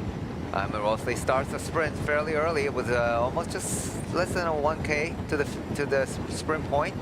He jumped, and the Bogos rider is chasing, and Vortek seems like he's gaining on him, but then Ayman Rosley had a quick look behind and speed up. Get off the saddle again. Get off the saddle again, and the Vortex said, "Okay, yeah, that's fine. You can have the intermediate." You can have it. It's yours. It's yours. Here's your maximum point. But he looked like he's set up. He's no longer in the breakaway, so the trio become duo. There you go. That's the result for the third sprint. Ayman Rosley for max points, maximum time bonus. Wojtek Minek second from Bogus Berpele BH, and last but not least is Johan Sabal. So that's the overall point. Still unchanged from these three riders, Malucelli, followed by Our Decline, and also Erlen Blikra. So we are in the state of Paka at the moment, just past Dungun. So I just had a quick Google. So apparently there's a lot of Petronas power plant around this area. Yeah, so like there's Petronas water treatment plant. There's some obviously Petronas stations for the gas station, and there's some also some industrial area for Petronas for something like petroleum, and petroleum industry here in Petronas. So Petronas also have some offshore plants here in Terengganu. Yeah. So you know, for those not familiar, most of the petroleum production in Malaysia is done in the offshore site, and I don't believe there's any land oil plant. So this is all refining. Petroleum refined, oil and gas, not only the oil, but also oil absolutely and gas. right. Yeah. So it's a big part of the Malaysia economy, and so we see here ahead of the race, just only two. So I think Wojtek decided to say enough is enough, and I've done my job, collecting the intermediate sprints and time bonuses. And it's time for me to rest the leg for tomorrow. Yeah. So obviously for sure. that's that's a major. That's it's going to be the deciding factor, deciding stage for the guys involved in the general classification. And it's a duo. The bike looks so similar to each other. So, it's well, different color scheme, but they. You know, a lot of the latest bike, they adopted to the similar structure. Yeah. But obviously there's a lot of difference in the minor details. Yes, for sure. But from the visually, and I mostly just have this really interesting, like seat is all the way forward, and almost like a time trial bike setup. Yes. For him. Yeah. That's true. Some our viewers mentioned that the island that we can see from the town of Paka just now is called the island of Tenggol. Okay. Yeah, so another one of the tourist spots in Terengganu as well. You know, like I mentioned, Terengganu has a lot of these islands, tourist islands that you can go and have your vacation, enjoy some outdoor nature, camping, hiking, and the likes of that. Scuba diving as well, as you can see how clear the beach is here in Terengganu. So you see that is a Petronas power plant. So there's Petronas staff in this yellow outfit. Okay. Yeah. I guess maybe the company encouraged them to go out and support the race. They are the major sponsors. For sure. for this year's. Last year as well. Last year as well, for sure. Yeah, you're absolutely right. Without their support, you know, certainly this great race would have difficulty continue. So we really appreciate the support from the Petronas. Tour de Langkawi. Oh yes, and also seeing them, we've just basically in the town of Kerteh. Kerteh, where most of Petronas plant is, and in Terengganu. Okay. Yeah. And the finishing of this year's edition is going to be in front of the KLCC, the Petronas Twin Tower, for sure. Twin Tower. So that's the iconic building. So if you never been to Malaysia, you probably have seen the Petronas Twin Tower, the tallest twin tower in the world. Not the tallest tower, but the tallest twin tower. Oh yes, for sure. Because there's two identical towers linking by a bridge, and it's sort of just a beautiful building to look at. It is magnificent, and especially in the evening. Actually, I prefer the evening view. When the sun gets a little bit more, I guess, glary, and it just reflects the light from the Petronas Tower. And talk about the twins. We know one of the twins of the Vina Kruov is working on the front, Alexander. Yes, Alexander. I believe it's Alexander. His pedaling stroke gives me the idea. Really? Yeah. Pedaling strokes. I believe it's Alexander. Well, I think Nicholas Alexander, who is the other twins, but he is in a good form, just finishing the Belda. So I think he is definitely going to be the rider targeting for the general classification for tomorrow.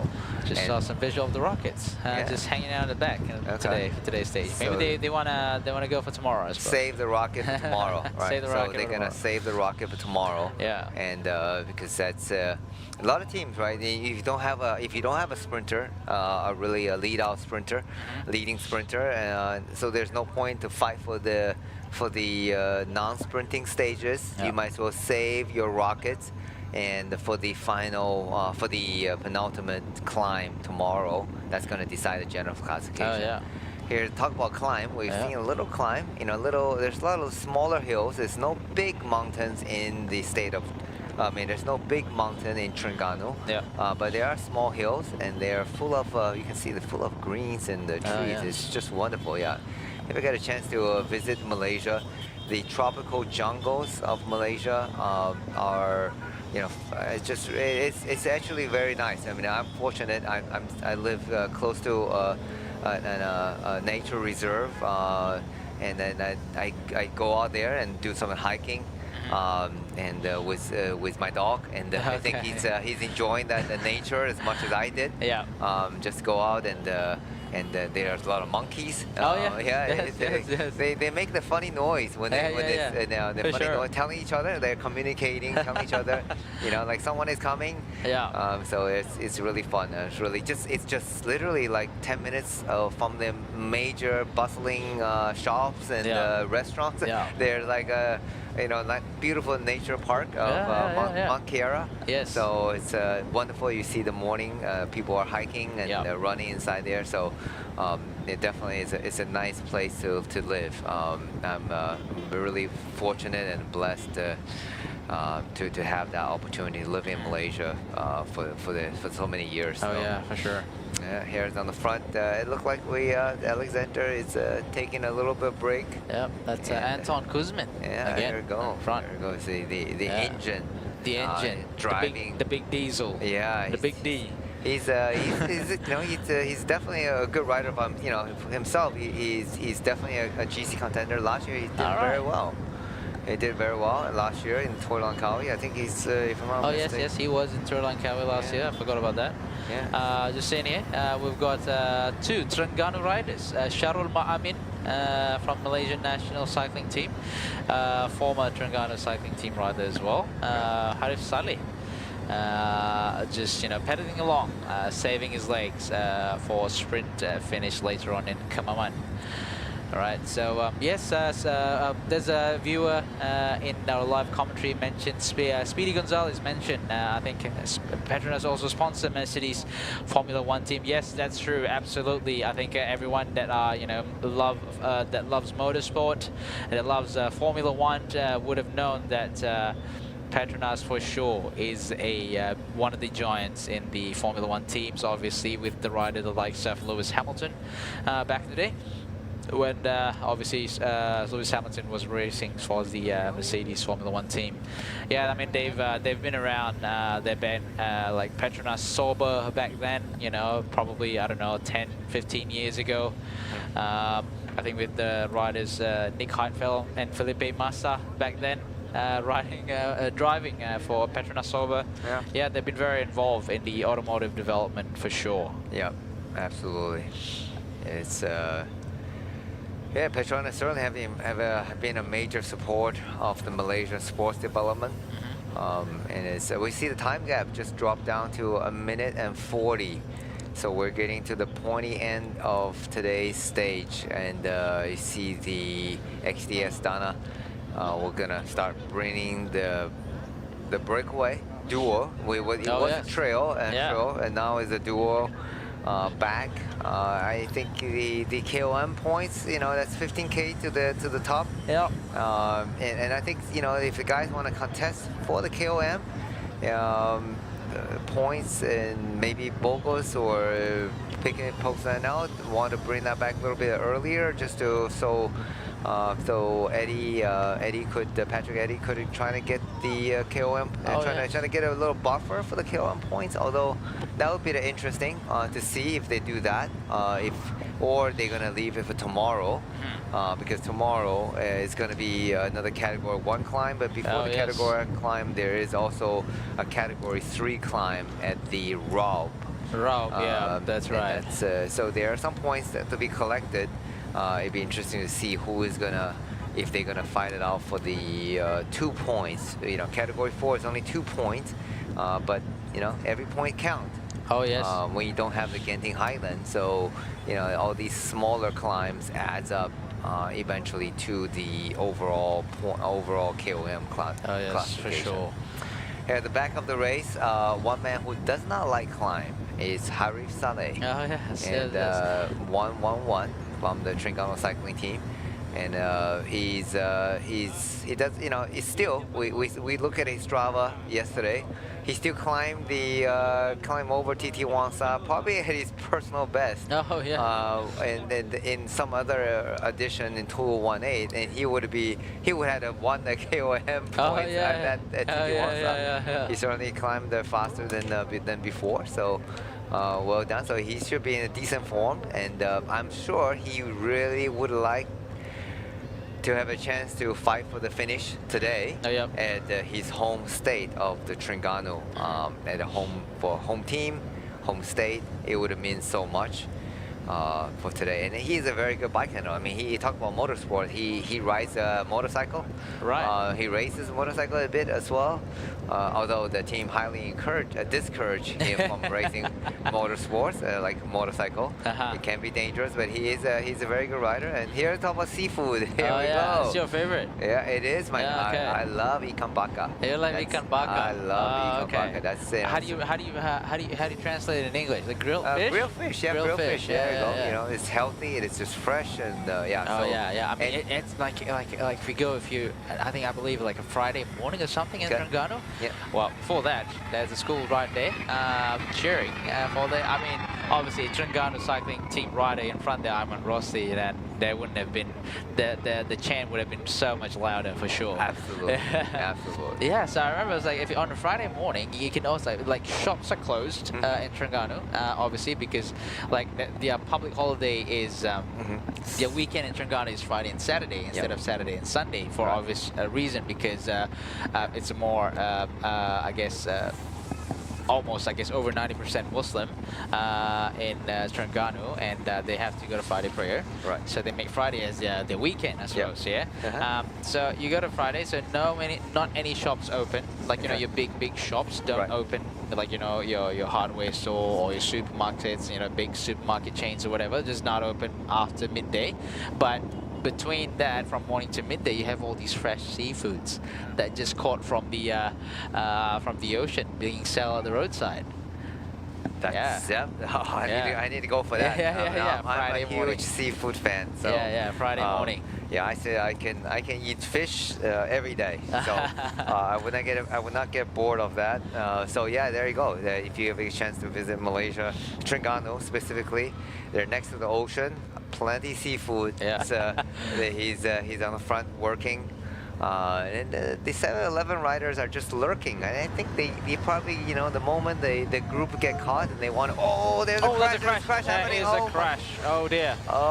Must have been a touch of wheel. It's just a little bit of lack of concentration, just as rider just relaxing a bit. Oh dear. Is that Rembao? Oh, he's affected. A rider from Burgos. Oh no. A few Iceland riders, 3 Iceland riders as well got involved. Kemaman riders. This Burgos rider doesn't look so good. There was a touch of wheel. I think there was a touch of wheels, and oh boy. Let's hope everyone be okay and get it back to the group as soon as they can. It's a bit of a panic and chaos right now. We just saw, just what we were speaking, and sometimes when the race becomes so predictable and everybody is overly relaxed, and lack of concentration, just a moment of the lack of concentration can just touch of wheels, and brought down at least looked like at least 7, 8 riders. It looks like a massive pile up as well. Let's see Let's say we got a replay of the crash just now. So we're waiting. There's a 1 minute and 20 seconds gap between the Peloton and also the Breakaway with 37.8 kilometer. That's just about half an hour. There you go. Let's see what happened. What actually happens? All just in front there. We can't actually get a good visual what actually caused the crash, but I guess we both assuming that it was definitely a touch of wheels. Yeah. That couldn't be under any other reasons. Yeah, there's a Kemaman rider involved. Yeah. There's the KSPO with the Malaysian pro cycling team, and then yesterday's best ASEAN rider Sen Ranbao was also involved, brought down the bogus rider. Wow, okay, yeah, so that bogus rider seems is not feeling okay. He's having a bit of an issue, he's having a bit of a problem trying to raise his left hand just now on the live coverage. So hopefully he's okay, nothing wrong with him, no broken bones or anything. But sometimes you don't know. Sometimes these fast crashes, you don't suffer anything, but then these low speed crashes, you know? Yeah, it's, we'll hope that, I don't know if that's a boy tag. I hope that's not the Hopefully not. case. He would have regretted that he decided to go back to the Peloton, and he just stayed ahead in the breakaway. But it looks like, you know, in a bit we couldn't see. But meanwhile, in the front, the duo is still working well, and I'm Rosalie, and so he's leading the charge. Sobat is working well with him, and from the Chengdu DYC cycling team. But the gap certainly has come down to a minute and 15 and 36K to go. So we're looking at maybe another 45 minutes of racing, 45 minutes racing, and then before we the Peloton hit into the finishing in Kemaman. All right, so there's the headed race, 1 hour and 1 minute and 15 seconds gap. So they are now in the third. There you go. I'm on Rusty, just giving to the little kids bottle. Last one. I'm on Rusty. Yeah, well done. Yeah, it's a good example. You know, inspired the. Yeah, you never know. You've seen some. I think there was a story that went a bit viral where that little kid where Pogacar gave a bottle. Now it was like racing. Yeah. Yeah. So that was good. That was a good story to see. Yeah. See? Multiple cases. Yeah. Multiple cases. Multiple cases for sure. The riders, because they don't allow it's no longer allowed to just throw a bottle whenever you want. Yeah. So you need to pass it over or throw it to a spectator. I mean, I remember being a spectator at Tour Langkawi, my first when I came here, and then watching Tour Langkawi, and then it was at the hotels in Langkawi, and I saw Stordo Grady. Stordo Grady, wow, from the Credit Agricole, and I think he finished training, he tossed a bottle in the trash can, and I go, oh no, that's not gonna go waste. I went over to the trash can, picked up the bottle, and kept that for a very long time. What team was that? It was at Credit Agricole. Okay. Yeah, he was riding for Australian rider, another legendary sprinter, who was riding for the French team. Oh yes, yeah. So there you go, and that's the bottles are. I mean, you know, to a professional rider, they're just a bottle, but to a fan, to a spectator, that's a souvenir. Yeah, it's a big deal for them. You know? It certainly is. They're like, it's a big deal for them. Absolutely. I mean, even if you were to buy them, it's pretty pricey as well. Yeah, it's pretty pricey, but you know, there's so much more special than you get it from a race. And that's right. It was directly from the hand of the rider. Exactly. You know? It's not from factory. Yeah. Sitting on the shelf, you buying them, right? It's completely different. It's a lot more special, although it may have some scratches and stuff. Yeah. But yeah, it has more value. That's like part of the souvenir. It's like going to watch a baseball game and catching the fly ball or the home run ball, right? Oh yes. That can worth a lot of money. Here's the ball that's hit by who I'm not a huge baseball fan. I'm not a baseball fan either. If it's a World Series and the baseball home run, and that will become a major souvenir. Yeah, So, for sure. And you can eBay it off for like $10,000. That's it. All right, so yeah, these two riders are working well together. Ayman Rossi and also Suval from Chengdu DYC cycling team. Working well together with a gap of 1 minute and 15 seconds with 34.1 kilometer. Just under half an hour to go until the end of the race, until they reach Kemaman. But before they reach Kemaman, they will have to go the only King of the Mountain points at 15.3 kilometers to finish at Kijal. It is category 4 climb, 50 meters of climbing. Not much, 2 points up for grabs in that particular point. I'm not sure if Patrick Eddy is going to be interested in that, Denny? It'll be interesting. I think he's going to watch Sayambaya. And so he has a jersey, so he doesn't have to go onto the offensive. Yeah. And he just need to watch Sayambaya if Sayambaya is gonna jump from the Bogos team and trying to take the 2 points. Then I'm sure Patrick Eddy is gonna need to follow. Otherwise, he's gonna hand over the KOM jersey to Sayambaya. So yeah. I think he needs to be alert. He needs to watch where Sayambaya is. Meanwhile, the 7-Eleven team are 5 of them are all on the front. Yeah.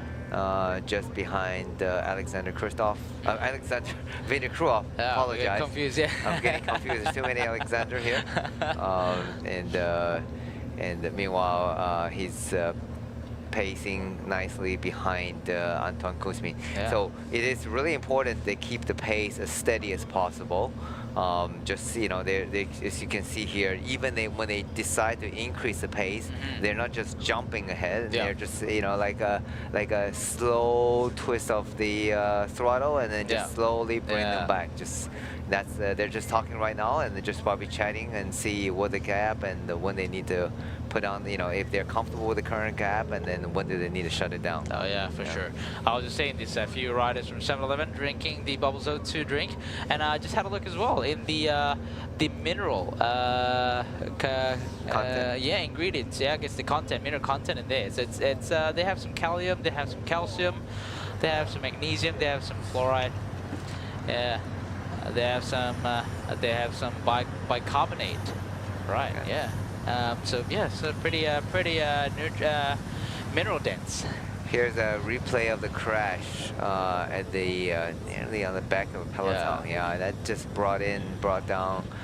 Yeah, good number of riders. It's a pile up. Yeah, so we see Rembao there holding his elbow. Doesn't look good. Rider 183. He doesn't look good as well. He's struggling to keep pedaling. So that is Hayato Tobaru. Yeah, he was in the breakaway, I believe, in stage 2. Hayato Tobaru was in the breakaway in stage 2. But it looked like they probably all made it back already. Yeah. We shall see if we get a time gap, if those the rider involved in the crash. It's always the last thing you want to see. For sure. It's been so good so far. Yeah. You know, the race has been good so far. You know, with the chaos of the first stage, the second stage, a third stage so far, nothing in particularly, causing any injury to the riders. But you mentioned when the races becomes a little bit more mundane, a bit more predictable, a little bit more, I guess, cruising, and also the factor of the heat and everything. People can lose, riders can lose concentration and touch a wheel. It's just happened a bit. Yeah. Oh, we got a news 181 and 183. So 181 is Hayato Okamoto and also Hayato Tobaru. So we've got news from the ground that they're quite injured from the crash just now, not feeling very well. So let's see if they could finish the race and start tomorrow, or is it, hopefully, let's not wish for a DNF for anyone, but yeah, so just keep fighting, you know. I guess the Japanese would say ganbatte. Ganbatte. Okay. At the front, there's no changes in the situation. Alexander Vinokurov looked like still just setting the very steady, calm pace, calm before the storm, because we know in 30K, we will probably we will definitely see the riders be bumping shoulders and fighting for the lead out into the last 1 kilometer. Yeah. In the last 1 kilometer, just to.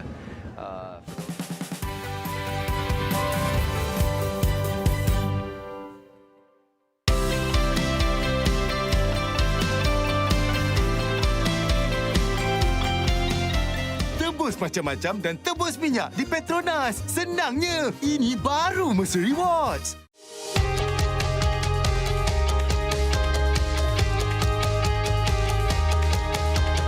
From the first pedal stroke to the final sprint, fueled by Bubbles O2, Malaysia's only naturally oxygenated mineral water.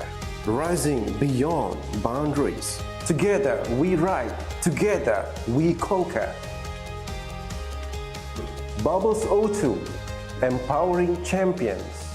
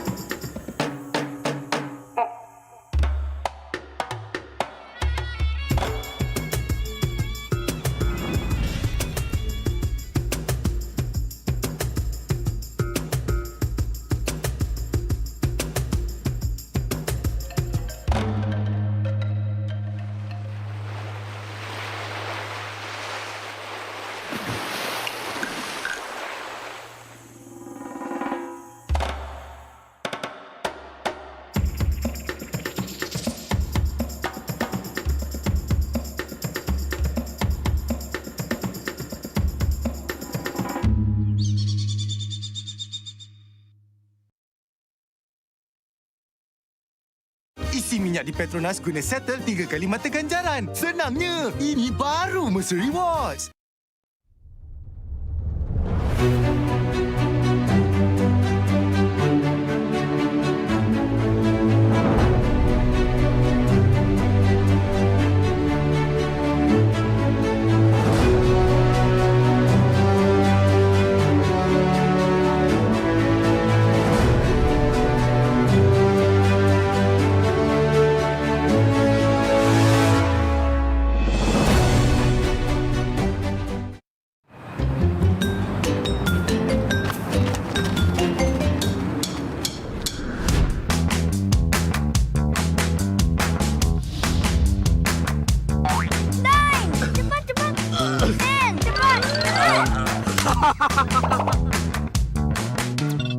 Hah? Buat apa tu? Wah.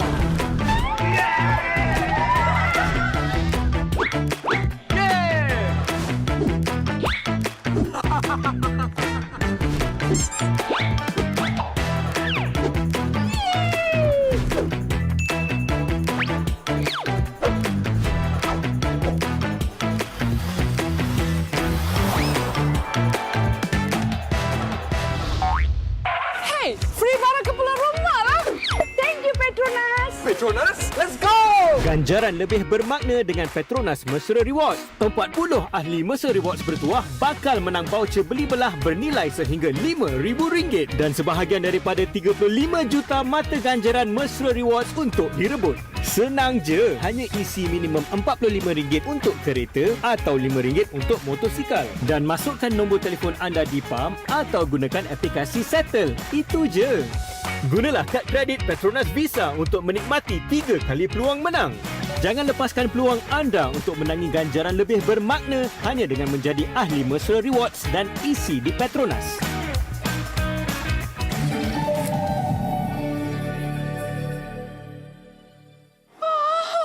Barang elektrik pun boleh. Wah.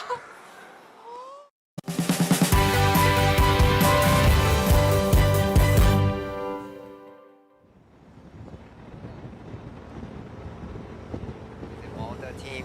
Obviously, he's been lurking Yeah.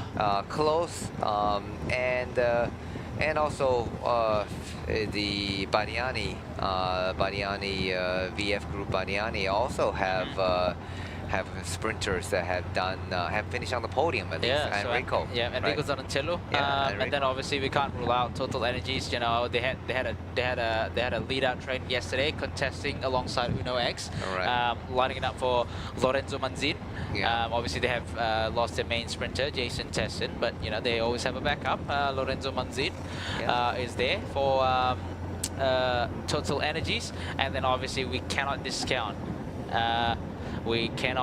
Discount Harif Saleh, obviously. Yes, he's hungry for a stage win. And his teammate Hamdan. Yes. And of the Terengganu cycling team, that is Hamdan have finished 6th, just off the top 5. Yeah. So it's pretty close. So Harif Saleh definitely still motivated to trying to get at least a podium, especially in their home state of Terengganu. And Harif Saleh is a triple stage winner of the Tour de Langkawi. All right. So time gap is down to 1 minute now as we are getting closer to the KOM points. It's still 1 minute. So the peloton looks like it's still well stretched over, fairly stretched over. But you can see we're definitely away from the coast. We're seeing we don't see the beaches, we see the mountain. And here's a peloton led by XDS Astana. Oh yeah, so then it just over 10 kilometers to go until the King of the Mountain in Kijal. Kijal, right. Yeah, Danny, small hill. Yeah, small hill. Category 4. About 50 meters. Danny, I think obviously we are here, obviously the main organizer for today, for the whole Tour de Langkawi ever since last year was none other than the, let's see, this Ministry of Youth and Sports, you know. Okay, So they took this on and then make sure that the Tour de Langkawi is continued to be held, and obviously on ground is supported and basically organized by National Sports Council of Malaysia, where our studio is at the moment. Right. Yeah. Yes, absolutely. Yeah. So they've been a key for the succession of Tour de Langkawi for last year and this year, and obviously. This year, the whole organization have been good so far. The transfer from Langkawi to the mainland has been good so far. Obviously, slightly longer transfer after tomorrow's stage to Shah Alam. But other than that, you know, I believe the whole organization have been really good and have been really, really smooth sailing. And obviously, being the local Ministry of Sports and Youth, obviously the PETRONAS Tour de Langkawi is a very good platform to uplift the sports in Malaysia. Absolutely. A lot of local cyclists are watching. Fans from Southeast Asia in general, because this is for Southeast Asian. This is the biggest bike race where they can see fans can see their riders, their country riders, rubbing shoulders against some of the best in the world. So you don't get a chance to ride next to Alexander Kristoff. Oh yeah, very for often. sure. You know, it's definitely an honor that for these smaller nations, riders with probably less experience, and to getting involved in the same race as these some of the cycling legends. Here we see a photo. Here's Christian. Yeah, so it's Christian Van Ries. Who was involved in the crash. He definitely had a bit of a scratch on the elbow, but he's back. There's nothing broken, fortunately, so he's back to the peloton. That's good to know. Then I think Rambao, who was also under the St. George team, who was also involved in the crash, should be back in the peloton as well, because it didn't seem like they were on the edge of the crash, so it wasn't directly they were the victim of the other crash, I guess. Yeah, for sure. Victim of the main crash. They got the spillover. Yeah, much. spillover. That's what exactly it looked like. It was a spillover effect. But hopefully they're happy to see that they're back to the peloton, and you know, they're obviously not going to contest for today's finish, and but just rest up, and because tomorrow there's still important stage to go. Oh yes, for And sure. that's, I would almost say the Queen stage, but this is Terengganu, I suppose. Yeah, I mean, if you had to pick one, I suppose. Yeah, so it's good questions. So, for the viewers who don't understand what a Queen stage, maybe that you can explain what is. So what is Queen stage? I guess easily put, it's probably the toughest stage. Yeah, I guess right. I think for people to make it easy for people that are new to cycling to understand. So Queen stage normally, I don't know why they never call it King stage, but anyway, Queen stage it is. Everyone's been saying Queen stage for the longest time. So yeah, Queen stage. It's normally the toughest stage with the highest amount of elevation, or maybe the steepest climb, or the place where you can make the most time difference between your other competitor. Obviously, in the previous edition of Terengganu, last year we have Kemaman Highland, we have Genting Highland the year before that. Genting Highland excuse me, will always be the Queen stage, right? Due to the hard nature of the stage, the elevation, and also the steepness of the climb, the slope of the climb. Yeah, in Genting Highland, the climbs, I think some turns is averaging 15%. Yes. 14. It's brutal. Yeah, it's brutal. It's brutal, climb, yeah, right? it's a brutal climb. Yeah, it's but fortunately, Fraser is not as brutal. Looking at overall average slope, average gradients. But however, the finishing 8 kilometer. The last 8 kilometer, it does have some short and short rise. That is in well excess of 10%. Oh so, yes. You could it could be it's not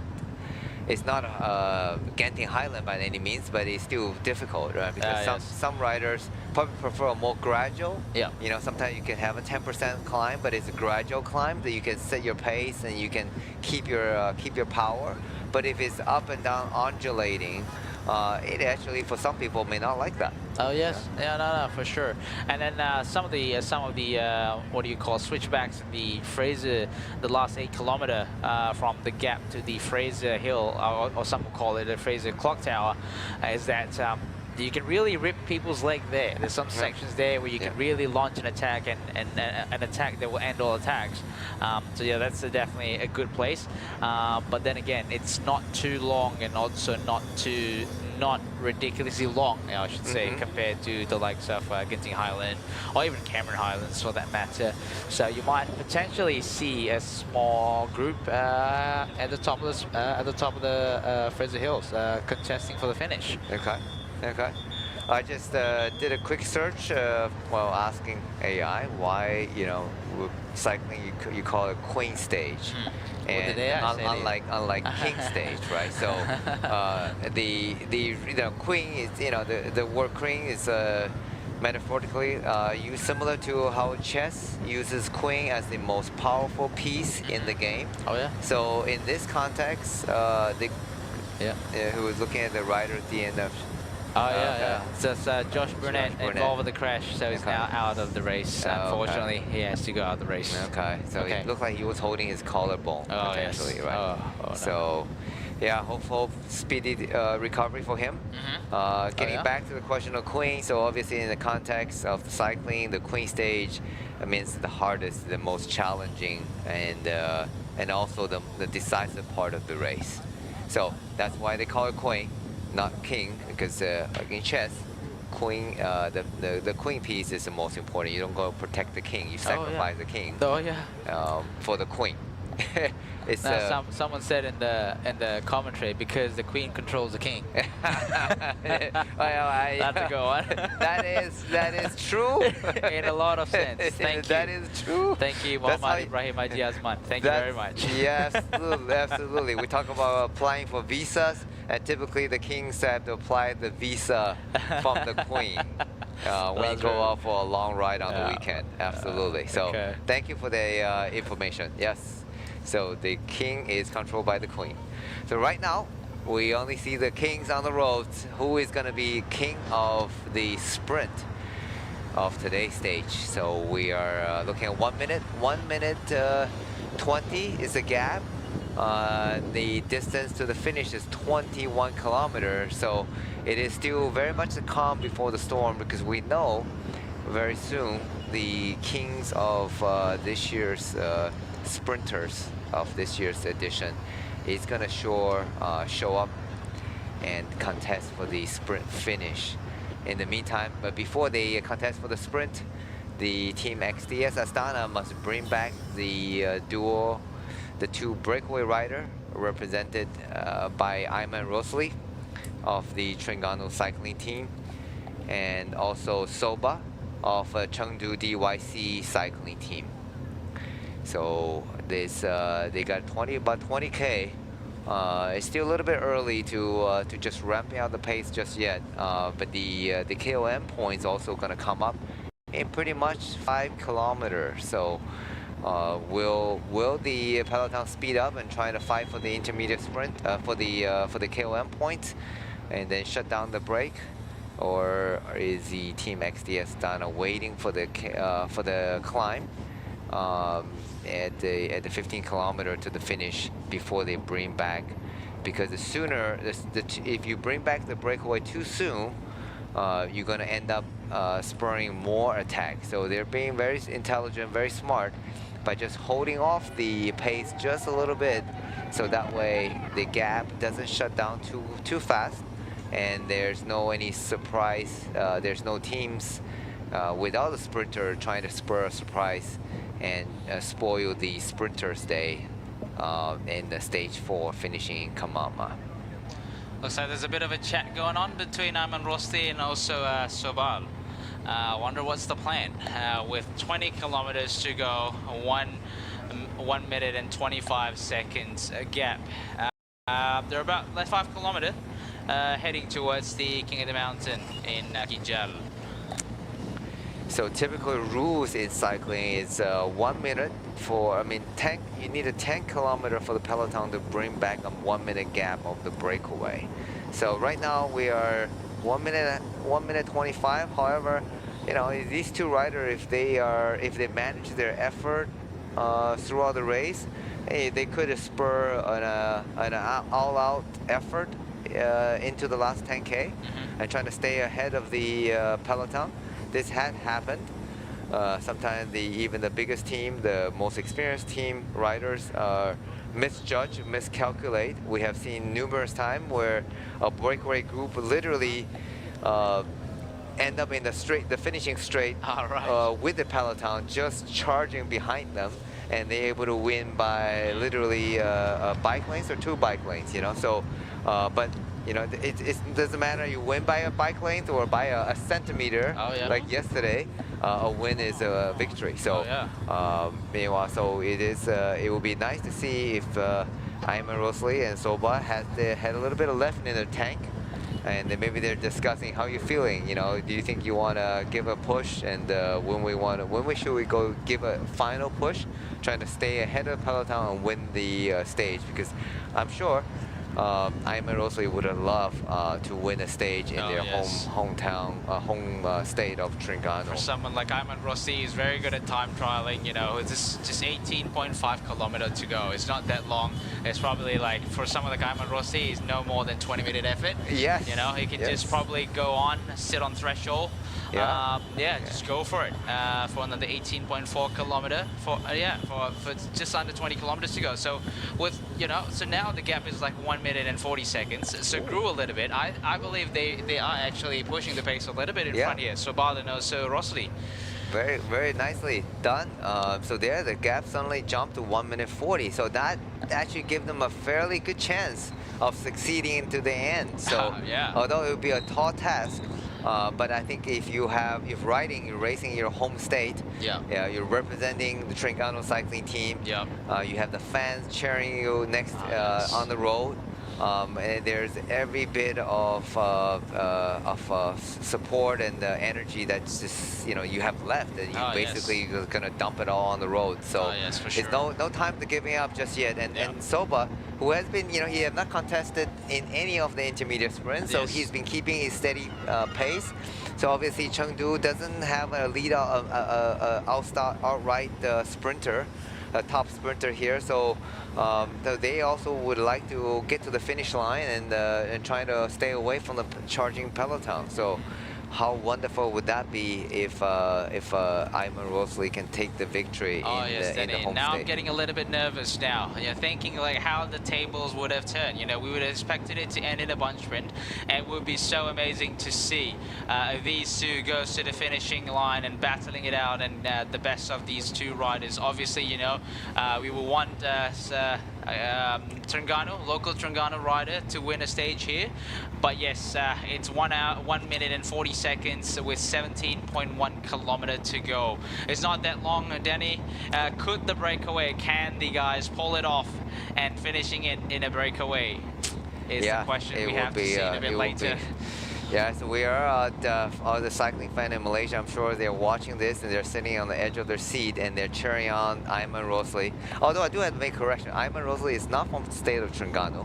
He's actually born, I think he's actually He's a Johorian. Yeah, he's from Johor, which is the southernmost state in Peninsular Malaysia, which I believe we will go later in stage 7. Where it goes from Malacca to Medini. That's where, I mean, obviously he's not from Medini, but Medini is in Johor. Johor, right. Yes. So, but however, I mean, most of the riders, Malaysian riders in the Terengganu cycling team are from Terengganu, but Ayman Rosley is not, but because he's outstanding performance and just a great rider. So we bring him in, and to the team.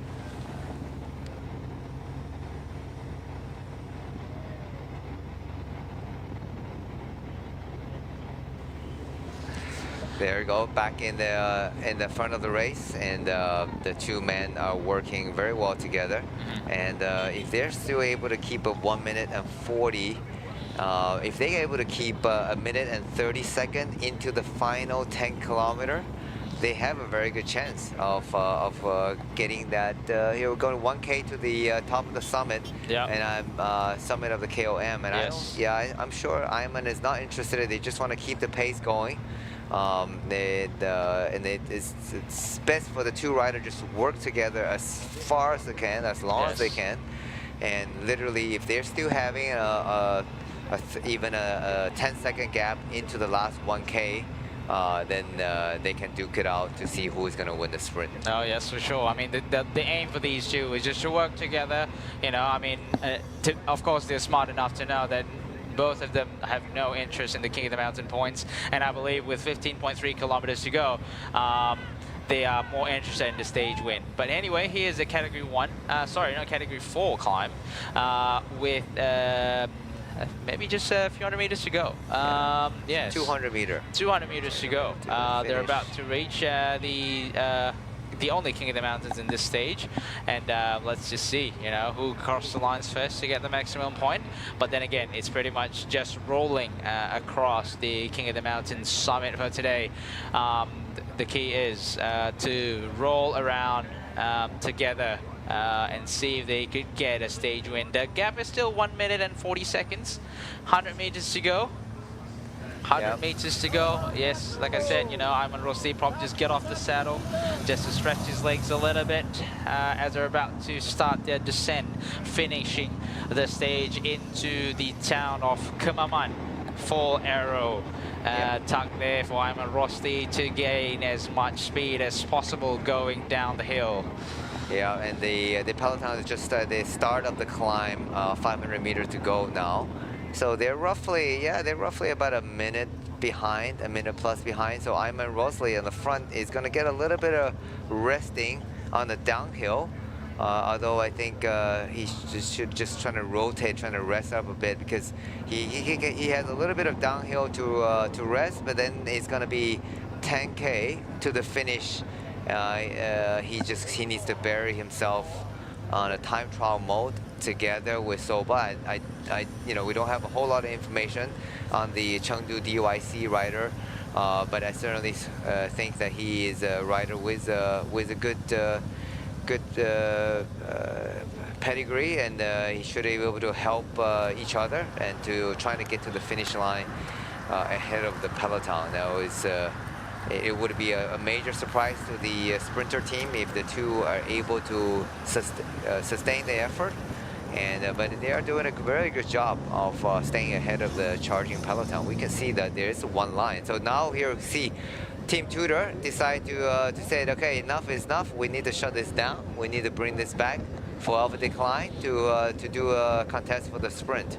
Yes, and obviously Bardiani is interested to work as well with for the sprinters. Zanoncello, XDS is there as well. The gap has now decreased from 1 minute 40 seconds to 1 minute and 5 seconds. So yes, definitely the sprinters teams are not going to allow this to happen.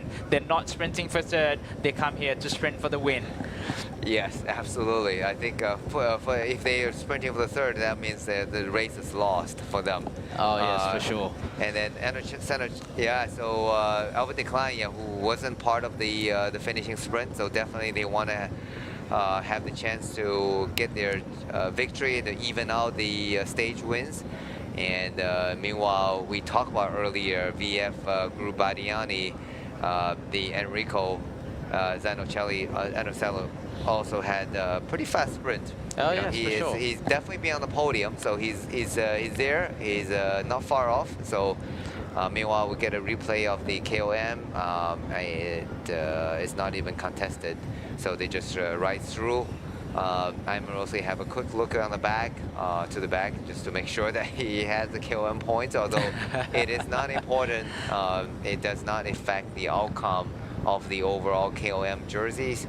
It's not going to affect the outcome of the race. So just ride through and trying to get to the finish line ahead of the charging Peloton, which it's where the two are working well together. 1 minute 05 is the time gap, and 13 kilometers to go. They are almost done with the finished with the downhill part. So they needs to charge, trying to do the best they can, trying to stay ahead.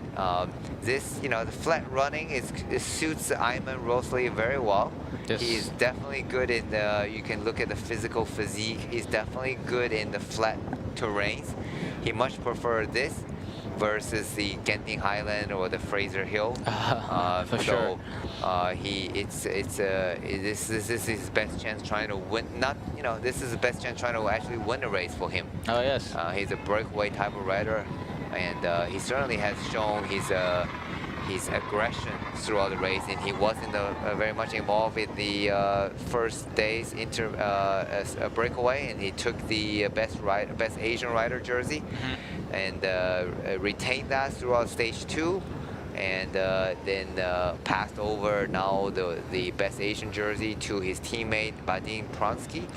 Vadim has been quiet because obviously he is gonna save his leg for tomorrow. He gotta try to defend his best Asian jerseys in Fraser climb. So Ayman Rosley, he's pushing on. He's not happy with the pace. He feels like nobody's not contributing enough, and this is his terrain, flat terrain. All right. He shot out like a rocket. Just how quickly he opened up 20 bike lane.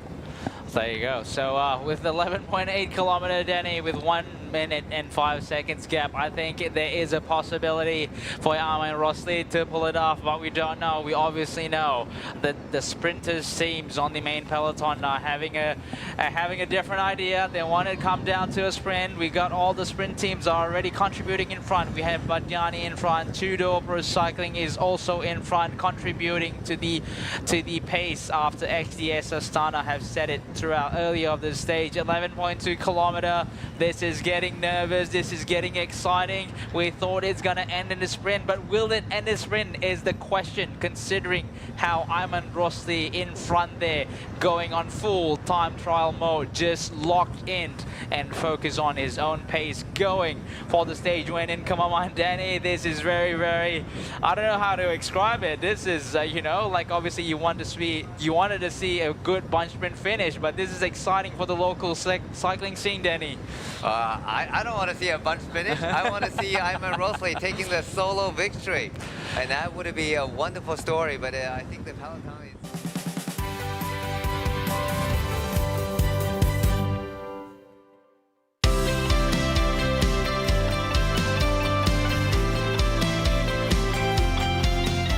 Tebus macam-macam dan tebus minyak di PETRONAS. Senangnya, ini baru Mesir Rewards.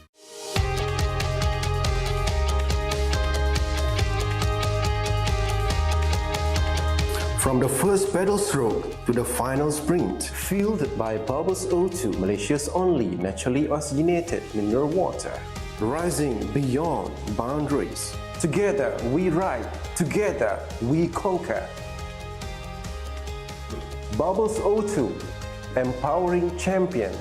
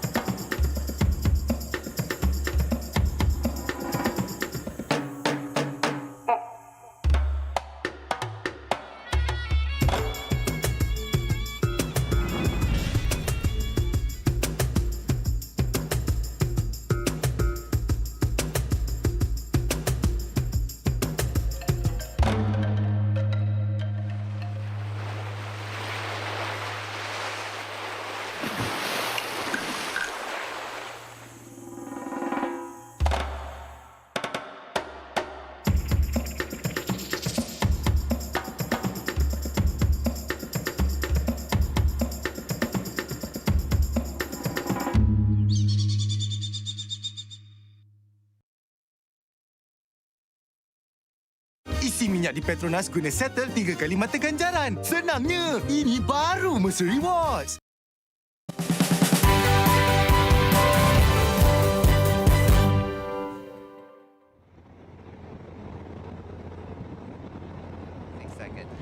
With 8.1 kilometer, about 36 seconds. I don't know if this could be a thing for Iman Rosli going into Kemaman. The peloton is chasing in. It's coming in super closely. I don't know, 36 seconds. It could be make it or break it for Iman Rosli. Let's go. 7.8 kilometers. Is this going to happen, Denny? Oh, I just see the commissar car pull off, and typically that's the last car between the breakaway and the charging peloton. So the chances of that is very low now and unlikely. But if I am Rosli, I just all you can do right now is just putting maximum power onto the pedal and do not look back. And because every time you look back, you're gonna lose a couple watts there, right? For sure. For 100%. So you just want to go, just keep your head down, just keep going, just like what he's doing right now. So it's good that the road just took a bend, so he can get out of the sight of the charging pelotons just slightly. Just that moment, I mean, you're literally fighting for every second, every inch on the road. So even just a slight hesitation within the peloton, that will give him the opportunity to try to get to the finishing line ahead of everyone and win the stage. And he would become the third Malaysian rider who ever won a stage in the Tour de Langkawi. You have Anwar Manan, Harif Saleh, and wouldn't that be a wonderful story? The third rider from Malaysia. Oh, what a day to become a rider from Terengganu cycling team, riding in Terengganu solo breakaway with some gap to the main peloton with only 6.5 kilometer. You can do this, Iman Rosli. Just keep going, push on the pedals, get low, get aero, punch it through, go all out. You got nothing to lose, Iman Rosli, Terengganu cycling team. I'm sure the DS are super excited in the car, very nervous. Words of support means a lot for Iman Rosli at this particular time.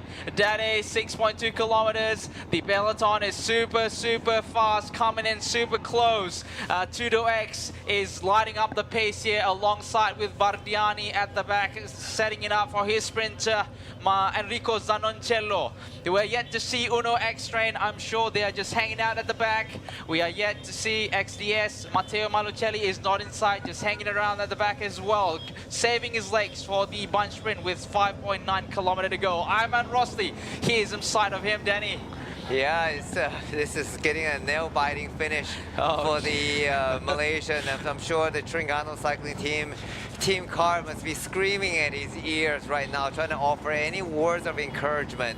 And at this point, and all the fans on the roadside trying to cheer him on.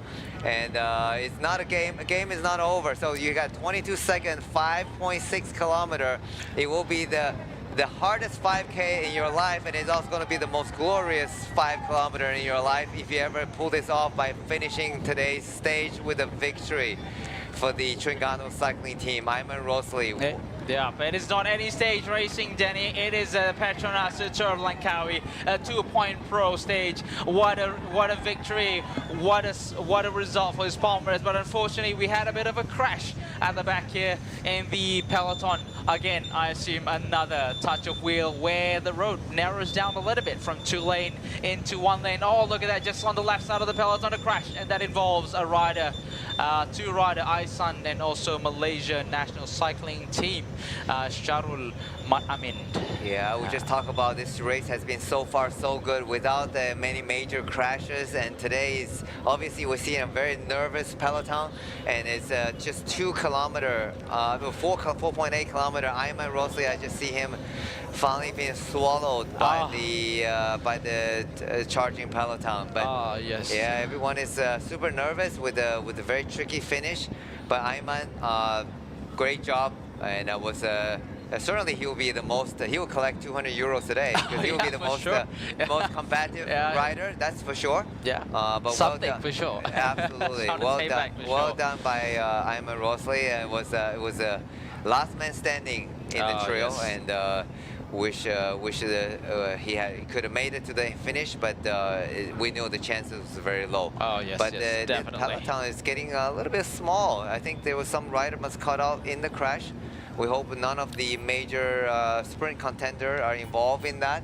Yes. Well, I mean, we've got some information about which rider have got involved in the crash, but I believe we haven't got any information telling that either the clients are involved. With 4 kilometers to go, so yes, with 4 kilometers to go, we hope to see that the big sprinters, the favorites of today's race, are lining up. Obviously, Ayman Rosli have been swallowed by the raging Peloton, driving the pace by the sprinters team.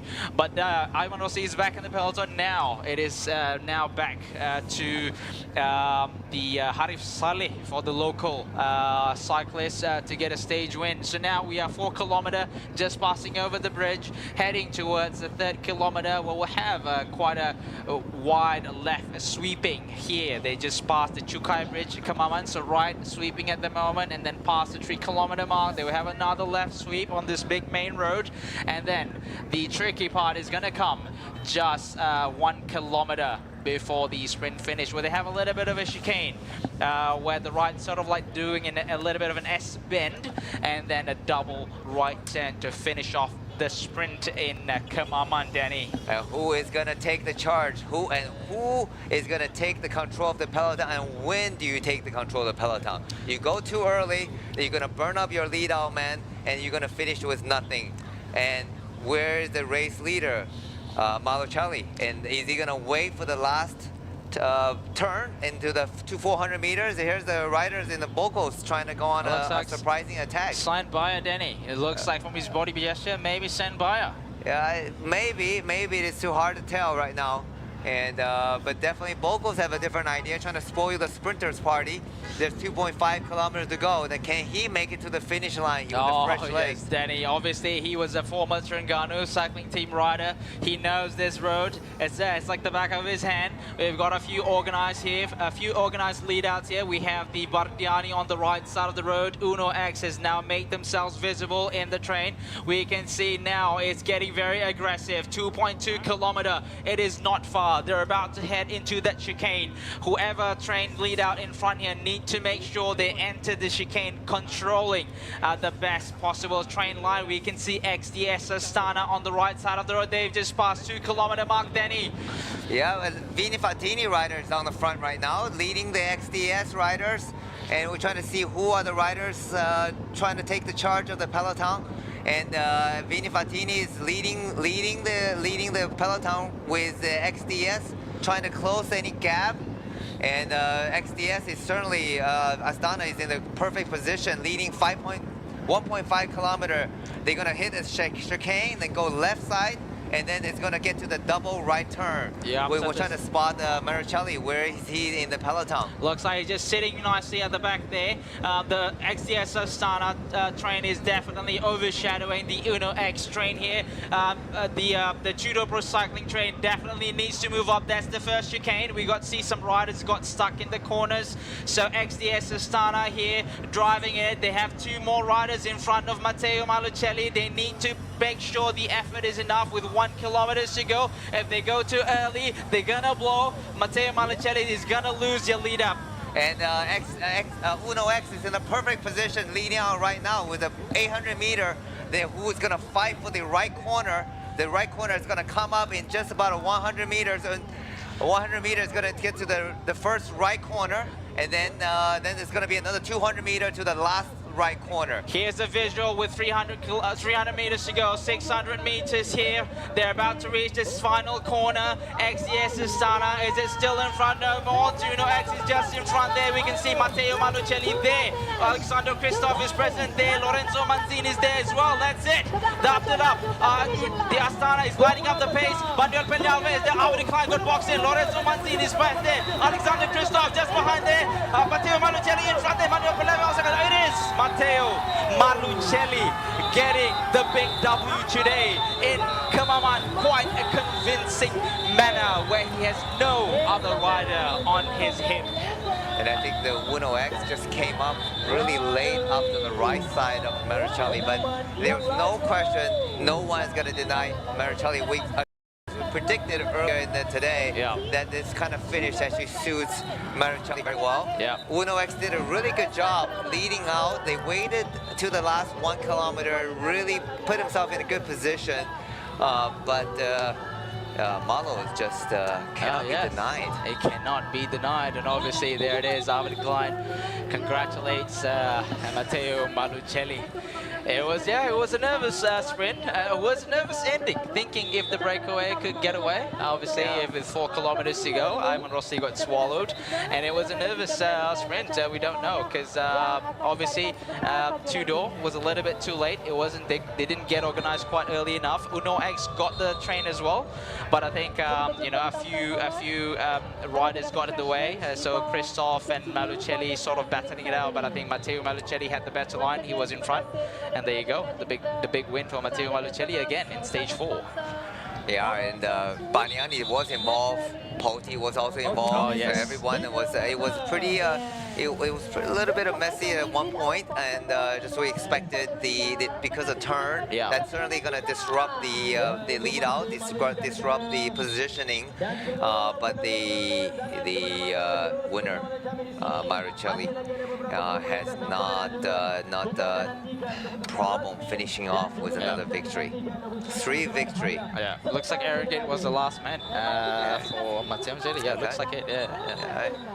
Doing the GC rider doing the lead out duty. And, reminds me of the 2012 Tour de France. Bradley Wiggins on the yellow jersey leading out Mark Cavendish. Yeah. Interesting. We get a glimpse of a decline pushing the bike around. I think he had a mechanical or a flat because he was pushing his bike. You know, these bike riders, they much prefer riding their bike, but he was actually pushing his bike and now just standing next to the Baniani. Possibly Baniani got they definitely did a good job leading out their sprinter. Probably another podium finish for them. That would be a good result for them. But Matteo Maricelli, boy, he's just continue. I think he's chasing Andre Gardini, his compatriot, the Italian sprinter who had a very, very good record in the Tour de Langkawi.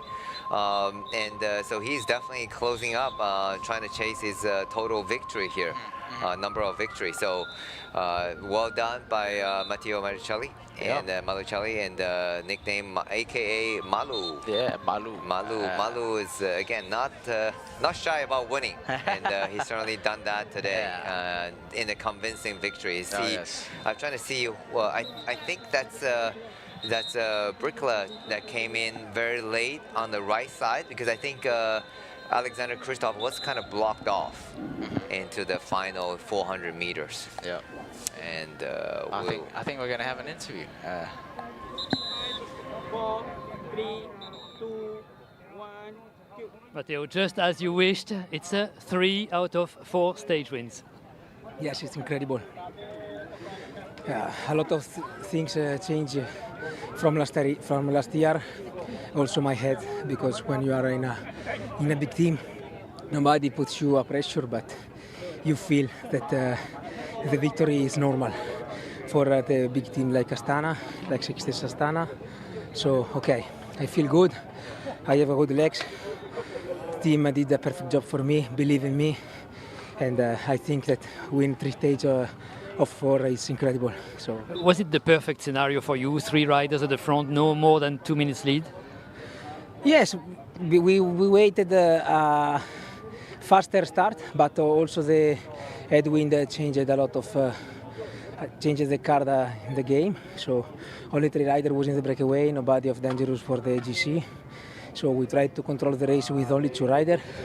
We did it, and in the final also Bardiani and Tudor helped us to close the gap with to the last rider. And Gonov and the gate did a perfectly out to me today. Take us through the last 2 corners before the finish line. How did you make it? We know that was important entering the last 2 corners in the front.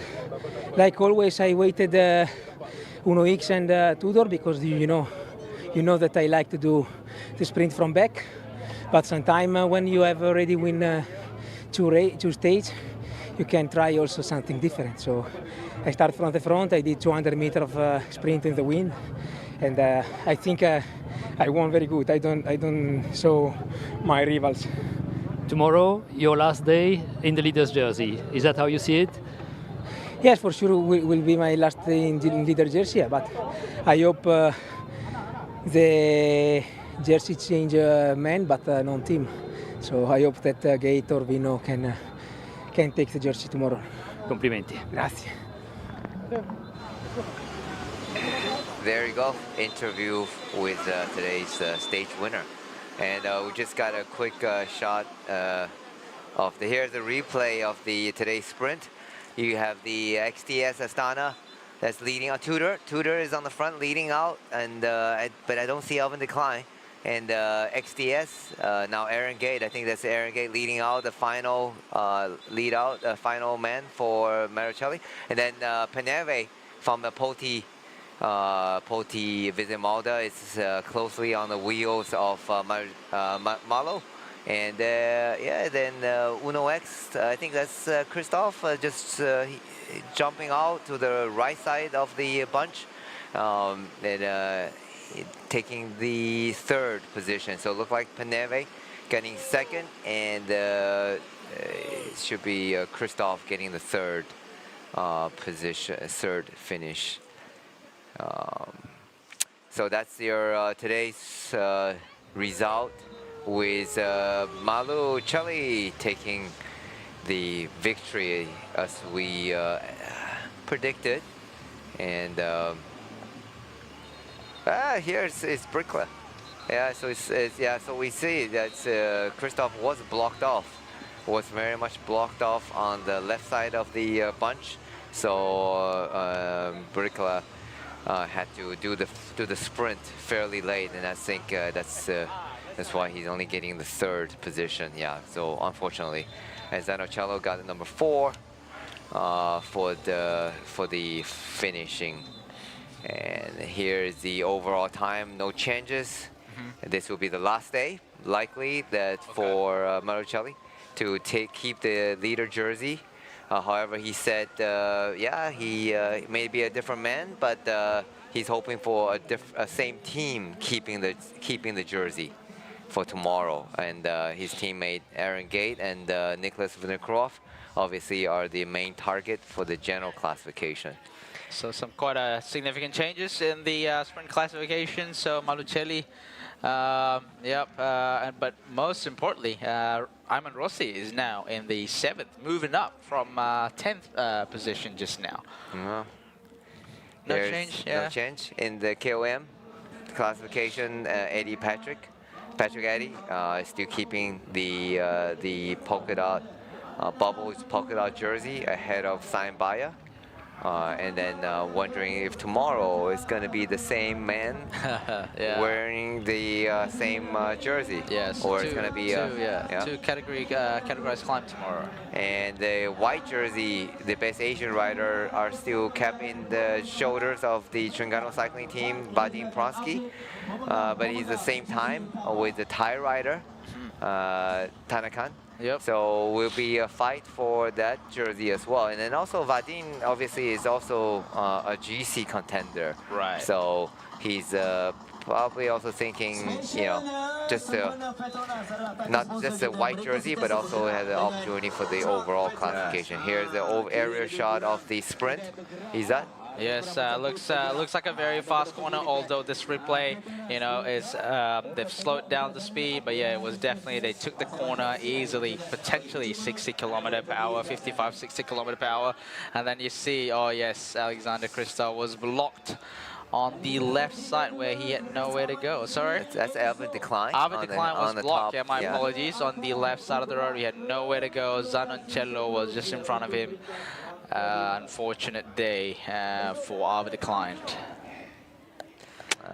Here's the Matteo celebration, picking up his XDS X-Lab bike, doing his sponsor proud. Yeah, for sure. With the FS wheel, Vision wheel. That's really deep Vision wheel. 60, 60 mm. Wow. Yeah, I think they only bring 60 for the race this year. Okay. Yeah. Same with the Rockets. Okay. Yeah, only 60. Yeah. So it's interesting to see how I mean, like nowadays, deeper wheels are a thing. Even for, considering yesterday's stage was not super steep, and Fraser's stage also not super steep, error is still a thing. Right.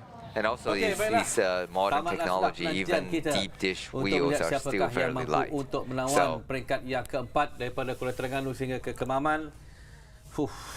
Matteo Malucelli clear cut. Daripada angle mana pun sekali kalau kita tengok, memang Malucelli berjaya untuk dia dikelaskan sebagai antara pelumba yang terbaik setakat ini dalam sangan PETRONAS LTdL Langkawi 2025. Malang sekali kita tak dapat melihat pertembungan di antara Malucelli dan juga Alvin Decline. Kerana dalam Alvin Decline ketinggalan. Dia tidak berada dalam kelompok 10 pelumba yang berada di hadapan. Diberitakan juga dia mungkin menghadapi masalah kesihatan yang juga menjejaskan prestasi beliau. Tapi walau apapun, sekarang ini tumpuan bukan lagi pada Alvin Decline, tapi mungkin kita nak tengok antara pelumba-pelumba daripada Uno Mobility ataupun rakan sepasukannya sendiri, Renggit. Tapi Renggit pun tidak ada dalam kelompok di hadapan itu tadi. Tapi itulah ceritanya. Dua insiden kemalangan yang berlaku. Dalam kemalangan pertama melibatkan 10 orang pelumba. Nanti kita akan kongsikan. Jadi bersama dengan saya, adik saya ni. Nak cakap apa lagi tentang Malucelli ni? Dia... Okey, kita ada banyak talking point. Aiman Rosli kita nak cakap, Malucelli. Yang mana satu kita nak mula? Mungkin boleh mula dengan Aiman Rosli dulu. Silakan, itu yang terbaik sebenarnya. Okey, silakan. Okey, baik. Aiman Rosli hari ini. Akbar, beliau mempamerkan kayuhan yang orang cakap memang superb. Kalau Englishnya super B lah. Dan dia ditangkap di saat-saat akhir, di last 4 km yang terakhir sebelum kita lihat ada satu kemenangan kecil. Jadi Aiman Rosli hari ini daripada awal lagi zoom penceritaan yang pertama, dia membuat pemecahan dan dia mengungguli zoom penceritaan pertama di Marang, dan selepas tu kita lihat sekali lagi di zoom penceritaan yang kedua, Aiman Rosli cuba untuk memberi saingan kepada pelumba daripada Bugos, iaitu Batas, dan itulah kita lihat Aiman Rosli berjaya berada di tempat yang kedua. Dan apa yang menarik juga ingin saya katakan tentang Aiman Rosli pada hari ini, beliau merupakan juara kebangsaan untuk kali pertama untuk acara lebuh raya ini, dan dia menggunakan kelebihan yang dia ada untuk peringkat yang keempat ni. Jadi kita lihat ketika sprint yang pertama di Marang, dia mengungguli 3 mata dan secara automatik mendapat 3 time extra bonus. Dan ketika ini kita lihat di zoom penciptaan yang kedua di Dungun, beliau ingin memberi saingan kepada Vortex, tapi Vortex terlebih dahulu melepasi zoom penciptaan yang kedua. Dan di sinilah kita lihat Aiman cuba memberi saingan kepada Vortex, tetapi sudah pasti Vortex mempunyai kelebihan tersendiri dan terus mengungguli di zoom penciptaan yang kedua. Di sini Aiman masih mengumpul poin yang tertinggi dan juga masa extra time bonus yang tertinggi juga. Dan selepas itu kita boleh lihat ketiga-tiga pelomba ini terus melakukan kayuhan yang konsisten menuju zon penciptaan yang ketiga di Paka. Dan selepas itu sekali lagi Aiman dia tahu dia tahu macam mana dia ingin melepasi garisan penamat terlebih dahulu daripada Vortex. Dia terus membuat pecutan awal di last 500 meter terakhir, tapi gagal diikut oleh Vortex. Dan di situlah kita lihat Aiman sekali lagi mengungguli zon pecutan yang ketiga. Dan apa yang menarik juga Akbar, sabar dulu biar saya cakap habis dulu. Apa yang menarik yang pasal Aiman Roslia ini, dia juga mengungguli zon pendakian di Kijal. Dan selepas itu kita boleh lihat dia terus bertukar time trial mode body dia, and then dia try letak pressure yang tinggi untuk memastikan dia memenangi peringkat pada hari ini. Tetapi sayang di last 4 km yang terakhir itu dia ditelan oleh Peloton. Maknanya dalam keseluruhan perlumbaan pada hari ini, Muhammad Nur Aiman Rosli dia berada di depan dalam jarak 120 km. Lebih daripada itu, Akbar. Saya rasa most daripada perlumbaan hari ini 95% dia di depan berbanding 5% yang dia berada di dalam Peloton. Saya berada di dalam kedudukan Aiman, saya pasti saya akan menggunakan kelebihan yang saya ada. Seperti Akbar sendiri tahu, Aiman merupakan 6 kali juara kebangsaan untuk acara ITT time trial. Jadi itu menjadi kelebihan untuk Aiman. Jadi jika saya berada di tempat Aiman tadi, saya akan pastikan saya memberi fokus 100% untuk memenangi peringkat dan tidak perlu melihat ke belakang Peloton, kerana kita tahu Peloton akan menangkap beliau pada bila-bila masa. Tetapi harus diingat, Aiman dia mempunyai kelebihan dia sendiri. Kemungkinan besar untuk peringkat-peringkat yang akan datang, jika diberi peluang seperti ini, dia kena harus fokus 100% untuk memenangi peringkat. Dia selayaknya untuk dinobat sebagai most kompetitif lah pada hari ini. Sudah pasti. Kalau kita tengok, bukan senang untuk bertahan di depan dalam jarak, kalau lebih 120, mungkin 130 km dia biasa berada di depan. Dan sebenarnya kita kalau boleh kita sebenarnya kalau nak mengharapkan untuk dia terus berada di depan. Kalau dia menang stage hari ini tanpa dihampiri oleh Peloton, memang itu satu pencapaian yang sangat luar biasa lah. Betul, Kepala. Dan sudah pasti dia merupakan pelomba ketiga yang berjaya memenangi peringkat selain Anwar Manan dan juga Harif Saleh. Okey, baiklah. Nama pun dah keluar ini. Muhammad Aiman akan dinobat sebagai most competitive rider. Baik, kita ada temu bal bersama dengan pemenang tempat yang kedua, pelumba daripada tim Polti Visit Malta, Manuel Penalve. Jadi jom kita saksikan. Well, do you take this second place as a good result? Yes, today second place. Wayne Malucelli is very fast. It's impossible today win, and the second place today is very happy. My team, very beautiful work and very feeling. The difference between Malucelli and you, is it between the World Tour and the pro teams? No, the difference is is a very fast difference. But you are very fast too. You have been looking for a stage win at the Tour de Langkawi already before. Are you thinking that you are getting close? Yeah, the day is my feeling is very good. Today is day the recovery, and the 6 race is another opportunity.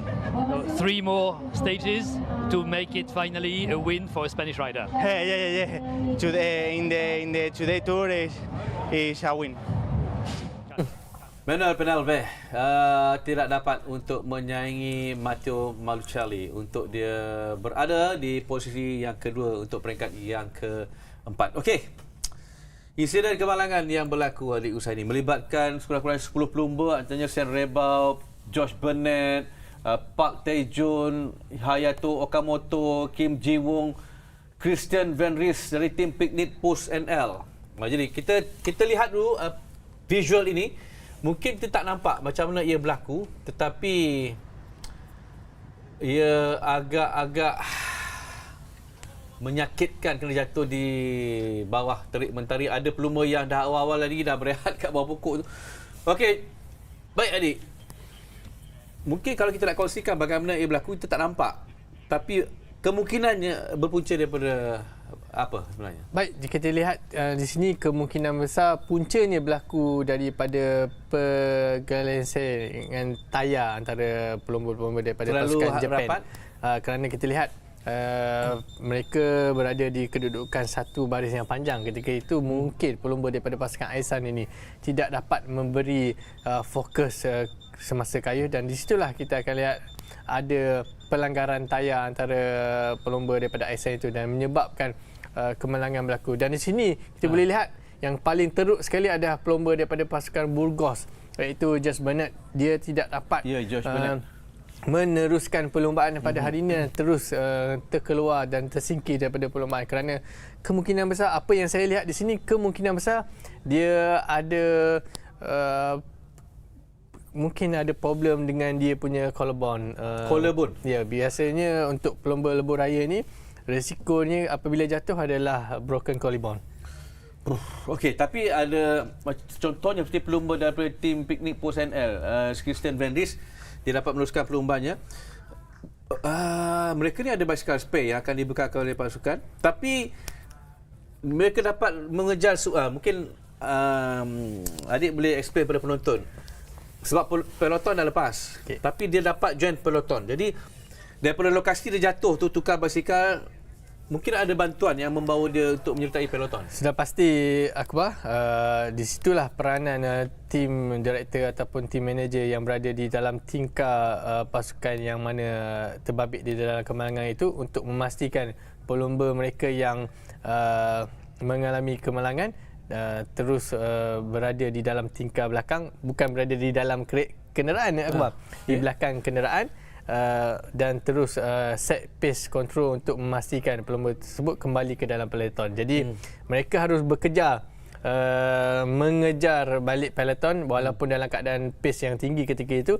Dan ya, kita boleh lihat pelumba daripada Aisan dan juga pelumba daripada pasukan tim Picnic ini kembali ke dalam peloton seperti last 20 km hari tadi. Baik, Nur Aiman Rosli, pelumba yang memang hari ini menarik perhatian kita apabila dia berada di hadapan dalam jarak 120 km dia mendahului sebelum ditangkap oleh peloton akhirnya. Jadi kita dengarkan temu bual bersama dengan Nur Aiman Rosli.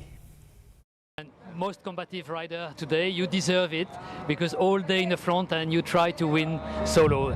Tell us about your stage. Yeah, last day tomorrow. Today I plan to memang untuk melakukan breakaway. So memang job hari ni daripada tactical. So panas cuaca hari ni. So okay lah, lagi sikit lagi nak sampai. So tak ada apa lah. Ready for tomorrow. A little bit in English. How did you work out the intermediate sprint and the King of the Mountain? Yeah, my plan today memang always to take the intermediate sprint and comp, because today my plan, the director sportive say to me when the want to take bonus point and intermediate and comp. So last 10 kilo I need to pull gas and then no win today. last 10 kilos, sometimes you were looking back. Were you looking if the bunch was coming back? Were you not well informed? I looking back, the peloton is coming for me, then I go back. Were you super motivated today because it was the Terengganu stage, the stage of your team? Yeah, I always motivate myself because it's my hometown stage, like Terengganu stage, because yeah, many fans here, so I need to do something. Did you feel the people cheering for you? Yeah, I feel that, but very feel. So thank you, Terengganu. And you have to do it again? Yeah, I'm happy, always happy. Tomorrow, a different stage for climbers. Who will be your leader? I think Podium is good leader, and Matthias and Anne is good. All three guys very good leader. Thank you very much. Welcome. Oh, itu dia. Beres bah. Tapi sepanjang perlumbaan kita dapat lihat bagaimana cara, okey, ni saja nak beritahu kan, cara Aiman Rosli tu baling botol. Kan kita tengok rider-rider baling botol pada penonton. Dia pergi ke tepi, dia hulur macam tu botol. Oh, cara dia tu memang memang behave, memang sangat dihormatilah. Okey. Baik, satu-satunya pelumba Malaysia yang berjaya menamatkan perlumbaan dalam kelompok 10 terbaik ialah Muhammad Izzat Hilmi Abdul Halil, NPC. Silakan, Henry. Okey, Izzat Halil bukan pelumba yang calang-calang. Sebelum ni dia pernah hampir berada di dalam podium 3 terbaik pada edisi yang lepas. Jadi Izzat Halil ataupun dikenali sebagai Ijat daripada pasukan NPC, beliau menggunakan kelebihan beliau sendiri dan kita lihat dia memang konsisten di peringkat pertama, kedua dan juga keempat hari ini. Apabila habis dalam band sprint, dia berada di kedudukan 10 terbaik. Ini menunjukkan beliau merupakan sprinter yang konsisten, yang kita boleh lihat kemungkinan besar ada masa, mungkin ada 3 peringkat lagi saya rasa, mungkin habis dalam band sprint dia akan cuba pakai pengalaman yang dia ada dan juga kekuatan yang dia ada untuk menghenjut sehabis rank untuk memenangi peringkat ataupun menduduki tempat yang ketiga terbaik untuk peringkat Akbar. Okey, baik, kita sebenarnya hari ini kita sebenarnya mengharapkan saya sebut di awal tadi kita mengharapkan pertemuan Malucelli, David Decline, Alexander Christoph, Aaron Gate. Tapi itu tak berlaku, Rik. Sebenarnya okey, secara personalnya apa jadi sebenarnya dengan especially lah David Decline dan juga Alexander Christoph. Kalau tengokkan dalam top 10 dia tak ada nama dekat situ. Decline nombor 8, Aaron Gate nombor 9. Okey, apa yang kita lihat peringkat keempat hari ini, seperti biasa Matteo Malucelli mempunyai dia punya motivation yang luar biasa, dan hari ini juga kita lihat pasukan daripada SJS Asana ini, dia memastikan lead up beliau iaitu Aaron Gate memastikan Matteo Malucelli di last 100 meter yang terakhir ini berada di posisi yang terbaik sebelum Matteo Malucelli memenangi peringkat. Dan kita lihat di sini juga Akbar, pelumba daripada pasukan Polti dan juga Uno X berada di kedudukan yang kedua dan ketiga. Okey, baiklah.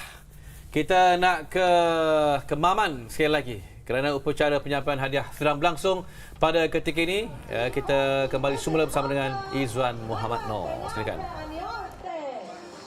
From Spain, Polti visit Malta, Peneve, who got this is his best finish in this year's race. Second, the last year was also second, and so he's happy that he is able to get the stage, at least podium finish. Although, so if he win the stage, he will be the first Spanish. Yes, no Spanish have ever won Terengganu stages just yet. Surprising. For the whole 29 years, for the whole 29th edition that this race has been held. So here is a visual of the winner of today's stage. We do know Italian has won many stages in this great race. For some reason, Italian loves to come to Langkawi. I just must be the hot weather. They must love the hot and humid weather of Malaysia. And they certainly have done great. And And Maricelli is carrying the tradition of the victory, Italian victory. Yeah. And stepping on the top of the podium. Very. Oh, here's the sports minister of the Terengganu state. There you go. Yeah. Sports Minister. It's good that Terengganu Sports Minister is supportive of the sport of cycling, and it's also good that the National Sports Council is in supportive of such a big event for cycling, like PETRONAS LTdL Langkawi. Yeah, absolutely. So this event, great event, would not be able to happen without the support of the Malaysian government and also the state government of Terengganu. All right, next classification. Dan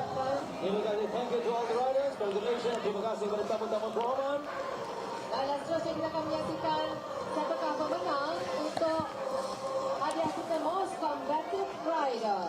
Dengan itu, majlis ingin mempersilakan yang berusaha Encik Muhammad Saim Yusof, pengarah bahagian atlet Majlis Sukan Negara bagi menjemput dan mengiringi, yang berusaha Puan Heli, timbalan kedua pengarah pengurusan Majlis Sukan Negara untuk naik ke pentas. Here's the most combative rider. You want to take a guess who that is? I'm gonna guess. I think we all know. I think is start with an A. Yeah, there you go. Ayman Rosli. What a day for him. Although, yeah, rolled the dice, it didn't happen, but it is. That's part of bike racing. There it is, Ayman Rosli, most combative rider. Out in the win for pretty much the whole race. Dropped Sobal going for a solo attempt for a stage finish. He was caught by a raging peloton 4 kilometers before the finish. And today was the stage to remember for Ayman Rosli, despite only a combative rider award. Yeah, and the warrior of the day certainly did his team proud and did the state proud by striking out on a solo attack and most combative rider prize. Well done, Ayman Rosli. Well deserved.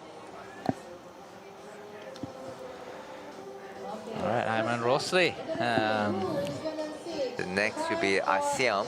Oh yes, ASEAN rider. So we should see Malaysia Pro Cycling Team. Oh yes, Izzat Hilmi from Malaysia Pro Cycling. Bagi menjemput dan mengiringi yang berusaha Tuan Haji Nur Azman Abu Samad, wakil PKDL. Terima kasih PKDL. Baiklah, tanpa membuang masa, kita terus saja menjemput seorang rider daripada Malaysia, iaitu Muhammad Izzat Hilmi Abdul Halil dari Malaysia Pro Cycling Team. There it is, first podium for Malaysia Pro Cycling. Izzat Hilmi, best ASEAN or Southeast Asia rider. Well done, Izzat. Thanks, Denny. Oh. Different Izzat. Different. There you go. Yeah, that is first podium for the second Malaysian continental team, taking the Malaysian Pro Cycling Team. Halas, yeah, Halas is also one of their major sponsors. Yep. That's a local bike shop. It is a local bike shop based in Malacca. Okay. Yeah, where I think stage 7 will start in. Okay. Yeah, stage 7 will start in Malacca. All right. Yes. I guess that would be the hometown of quote-unquote main sponsor of Malaysia Pro Cycling. Okay. All right. All right, so that's next, I guess, best Asian rider classification by Rakan Muda. And that is also another Terengganu cycling team rider, Vadim Prosky. Without further delay, let's invite this rider again, receiving the white jersey daripada pasukan. So the question is going to be, will Vadim be able to keep that jersey for tomorrow? Yep. Obviously, he's from Kazakhstan. So for those, Kazakhstan is one of the countries within Asia.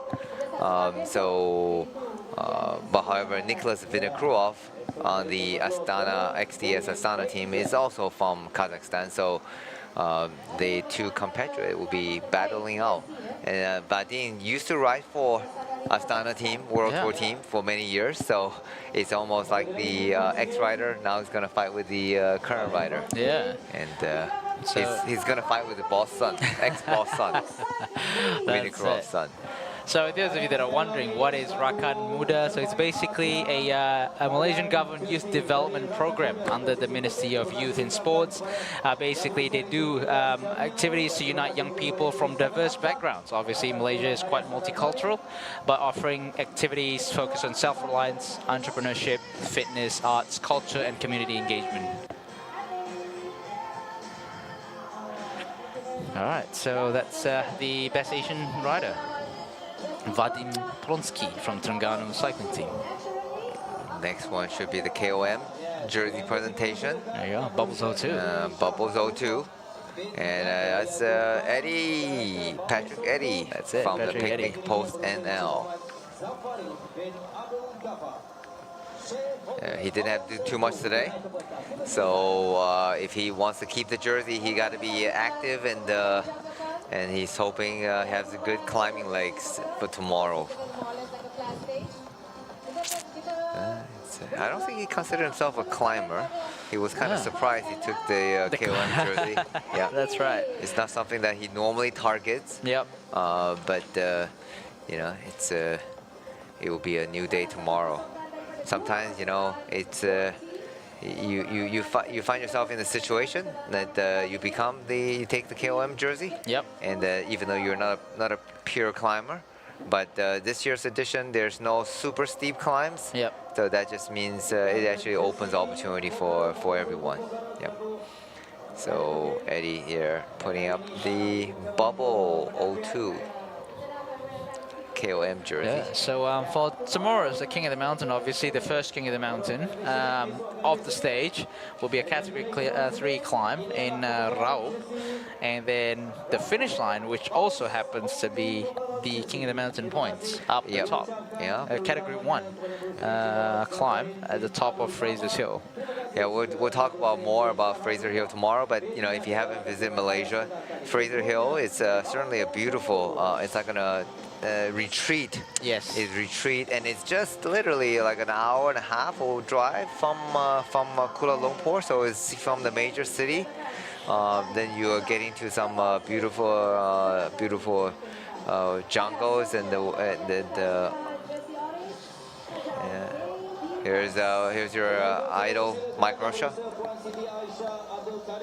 Ketua Akauntan bahagian akaun Kementerian Bina Sukan bagi menjemput dan mengiringi berusaha Encik Amir Hamzah bin Awang Ghazali. Setiausaha bahagian pembangunan Kementerian. Here's the Marcelli explaining the sprint to Mark Russia to his DS. Kehebatan pelumba daripada pasukan SDS Astana ini dipersilakan Matteo Malucelli. So here's Matteo Malucelli, the leader in the points classification. KBS orange jersey. Representing KBS is a short for Ministry of Sports and Youth. Or Ministry of Youth and Sports, actually, if you directly translate it. Youth comes first. Yeah, and the MSN, the Malaysia Sports Council. That's right, yeah, Malaysia Sports Council. XDS Astana. Orange jersey. He has been holding that orange jersey since day one. So tomorrow he should be able to keep that same jersey. Although we shall see. He won't be contesting for the finish. Shouldn't be contesting for the finish sprint. It will be a mountaintop finish. And he will go down and for a quick change and be back on the stage for the final leader jersey presentation. Yes, there it is. The PETRONAS green jersey for the general classification. Senior General Manager Strategy Communication PETRONAS untuk naik ke pentas. Dipersilakan. Sekali lagi kita ucapkan ribuan dan jutaan terima kasih And the Petronas green jersey, the overall leader jersey. And it will be presented again to Team XDS Astana. All right. You know, you had to do that for the last 3 stages. You Absolutely. know? Get up and come back down again, and then get up again for another jersey. But not tomorrow. No. Tomorrow, today will be the last day. Yeah. Tomorrow, we're expecting that his teammate Aaron Gate and Nicholas Vintercroft will be fighting out and trying to take that jersey from their teammate's shoulder. Not intentionally fighting with Marichelli, but with other riders in order to keep the jersey within the same team. Yep. So tomorrow, shall we, at the ending, we will see the same team back on the final leader jersey presentation, or we will see a different rider from a different team wearing that leader's Petronas green jersey. Oh yes, there's going to be definitely a big I guess ambition for tomorrow, and then obviously Uno X, Erlen Blickra mentioned that tomorrow's stage is what they are aiming for. Yep. With teammate, yes, Anders Hallen Johansson, which is, I guess, like I mentioned just now, the Queen stage for this year's Tour Langkawi, riding from Temerloh up to Fraser. So this is probably not your conventional, for those of you that are familiar with the route. They're not coming from the Kuala Kubu Baru like they did last year. Rather, they're coming in from Pahang's side, which is Raup. A slightly more, I believe, a difficult climb. What do you think? Slightly. Very slightly more difficult. But you almost can't tell it apart. I think, you know, so here's a preview of tomorrow. Temerloh start. Yep, first sprint point in Mentakap, 15.3 kilometer, and then back-to-back to Bukit Damar, 34.7 kilometer, and then slightly longer from the second sprint is Mempaga, 54.8 kilometer, and then they're going up to Raup for the first King of the Mountain points. And then they keep going up to Fraser Hill, 100 finishing at 123k. And with about 1,400 meter of elevation gains. Yeah, slightly less compared to yesterday's. Yeah, slightly less in accumulation. And here we are wrapping up. Here's the final profile, and we shall see who is going to be the leader of tomorrow. And for now, we hope you enjoy the race. And peringkat paling sukar akan menanti para pelumba di peringkat yang kelima apabila penamatnya adalah zon pendakian kategori 4, iaitu di puncak keringinan di Fraser Hill. Okey. Tadi kita tak banyak cakap pasal Malucelli kita cerita pasal Aiman Rosli, cerita pasal kemalangan, pasal Aaron Gate, pasal Avid Decline. Dikatakan Aaron Gate ni nak mencabar Malucelli tapi setakat ni kalau kita tengok macam tak ada cabaran, sebab kalau kita tengok secara keseluruhannya Aaron Gate masih lagi 16 saat untuk keseluruhan, berkongsi jarak masa dengan Erlen Blickra di belakang Malucelli. Jadi apakah esok akan berlaku pertukaran itu, ataupun Malucelli akan terus kekal berada menyarung jersey hijau Petronas keseluruhan, adik? Okey, Jika kita lihat pada temu bual tadi selepas perlombaan, Matteo Malucelli mengatakan hari ini merupakan hari terakhir beliau menyarung jersey hijau. Esok sudah pasti akan bertukar tangan. Dan itu perancangan tim lah tu? Ya, betul. Sudah pasti Aaron Gate akan diberi laluan kepada oleh Matteo Malucelli. Jadi apa yang saya lihat di sini, Matteo Malucelli dia menggunakan kelebihan yang dia ada. 3 peringkat dimenang hari ini, setakat hari ini, Akbar, dan saya pasti akan lebih banyak lagi peringkat yang akan dimenangi oleh Matteo Malucelli, kerana harus diingat stage ke-6, ke-7 dan ke-8 kemungkinan besar perlombaan ini akan habis dalam keadaan bun sprint. Jadi di 3 peringkat yang terakhir nanti. Selepas Fraser Hill ni lah. Selepas Fraser Hill. Jadi kita akan lihat kemunculan Malucheli sekali lagi untuk memenangi peringkat dalam masa sama. Mereka akan cuba untuk protect Iron Gate untuk memenangi jersey keseluruhan, jersey tajaan Petronas, jersey hijau. Okey, tadi kita dah bicarakan mengenai Every Declan, tapi tak habis lagi. Cerita Every Declan, dia ada maklumat mengatakan dia mengalami diarrhea. Dan kemudiannya Alexander Kristoff, seorang lagi pelumba Uno X Mobility, Alan Blikra. Okey, dia sekarang ketinggalan 16 saat di belakang Malucheli. Jadi saya rasa dia mampu jadi pengacau kepada Iron Gate. Setuju? Tak setuju. Sebab Alan Blikra merupakan pelumba pecut, bukan pelumba pendaki. Jadi berbanding Iron Gate mempunyai kelebihan di pendakian.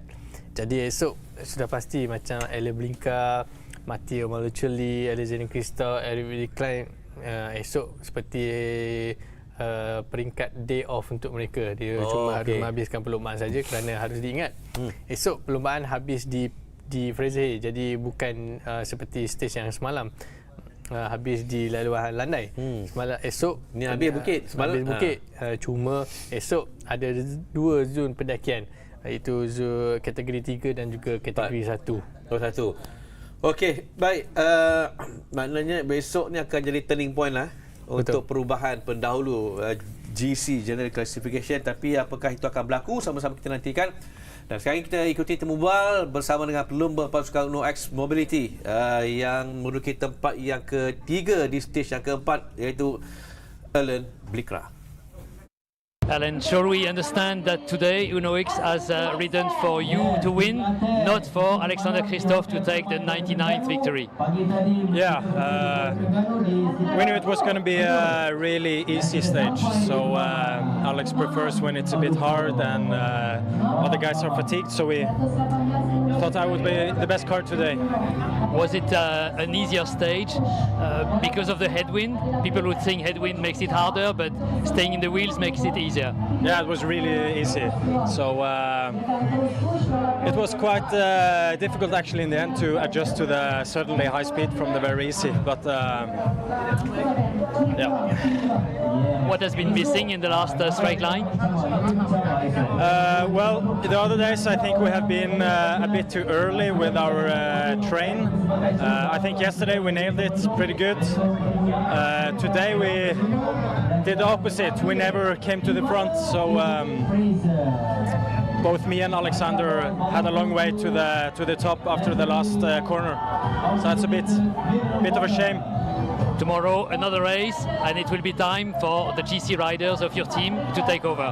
Yes, suddenly, yeah, a rest day for the sprinters, so that's nice. We really believe in Anders Johannessen will do a good stage tomorrow, so that's really the most important stage of the whole tour.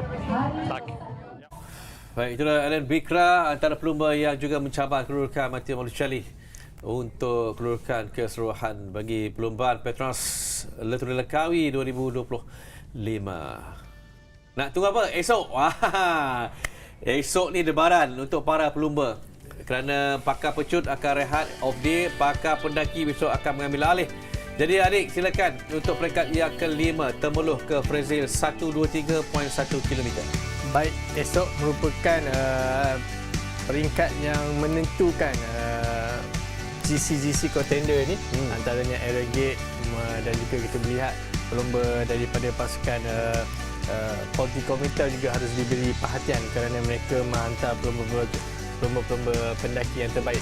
Dan kita boleh lihat esok ada 3 zon pendakian, ada 3 zon pecutan dan juga ada 2 zon pendakian di Raub dan juga di Fraser Hill, kategori 3 dan juga kategori 1. Di sinilah kita akan lihat esok antaranya Akbar Patrick Eddie Patrick sudah pasti dia akan memastikan zon pendakian akan dia melepasi dahulu dan terus mengekalkan jersey polkadot yang dimenangi oleh beliau. Tapi harus diingat juga Akbar, kemungkinan besar apa yang saya lihat untuk jersey polkadot ni dia masih terbuka untuk sesiapa memenangi.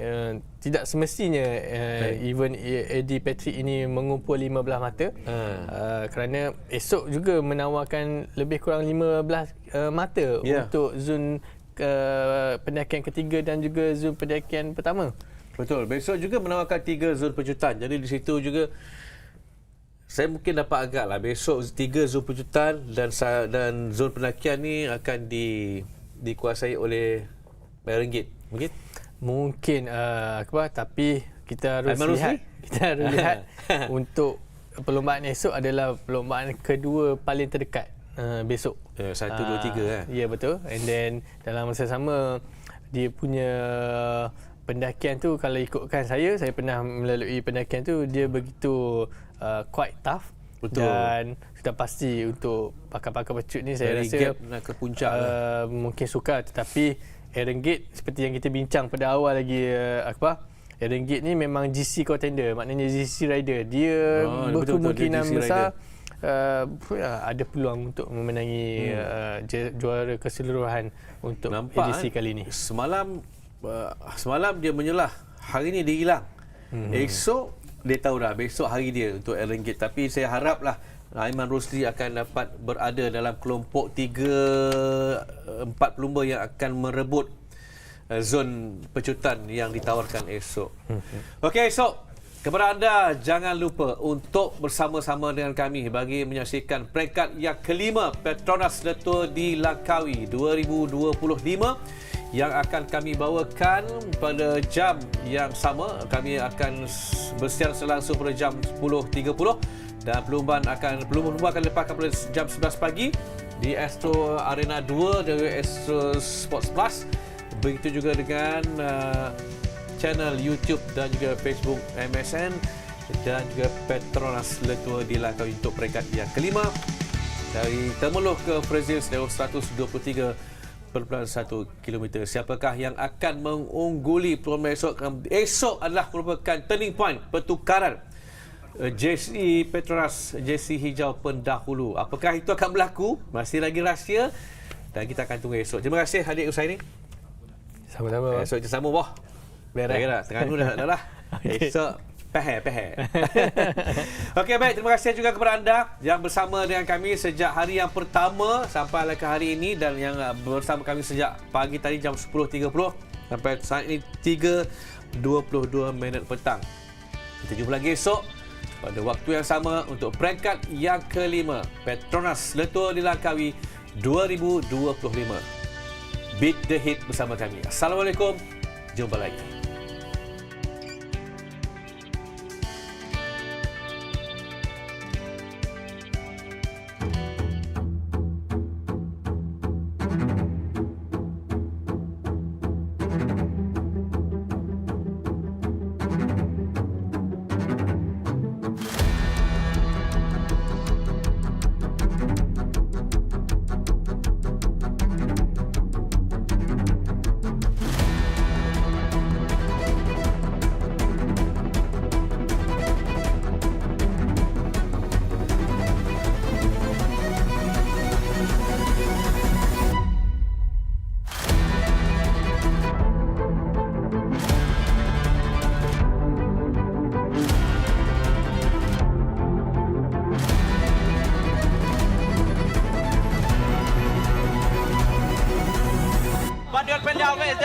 Good boxing. Lorenzo Manzi in his back there. Alexander Christoph just behind there. Matteo Malucelli in front there. Manuel Peleva second. It is Matteo Malucelli.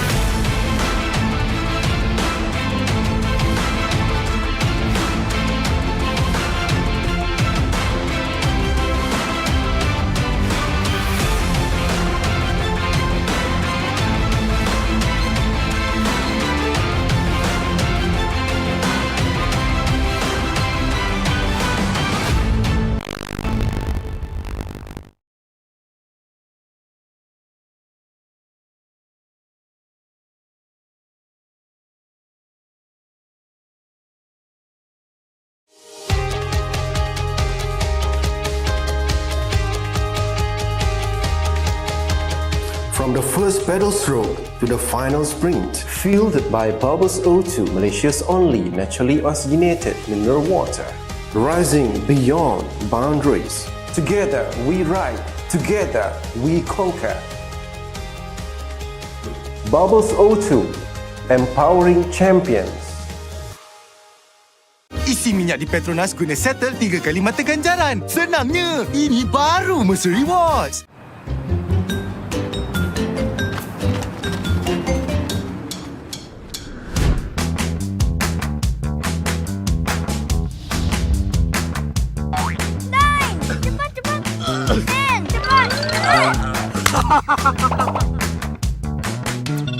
Ha? Buat apa tu? Wah.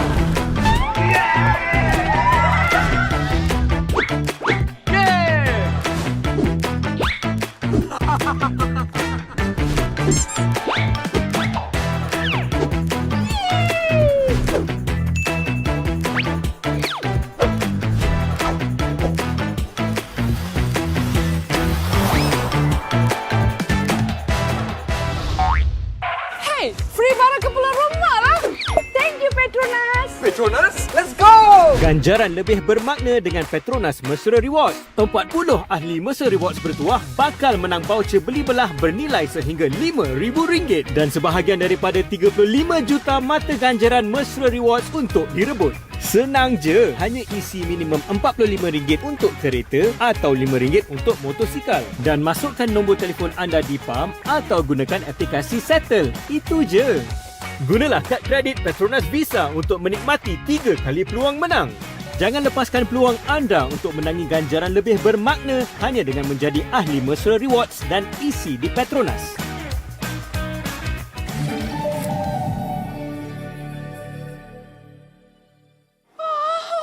Barang elektrik pun boleh. Wah.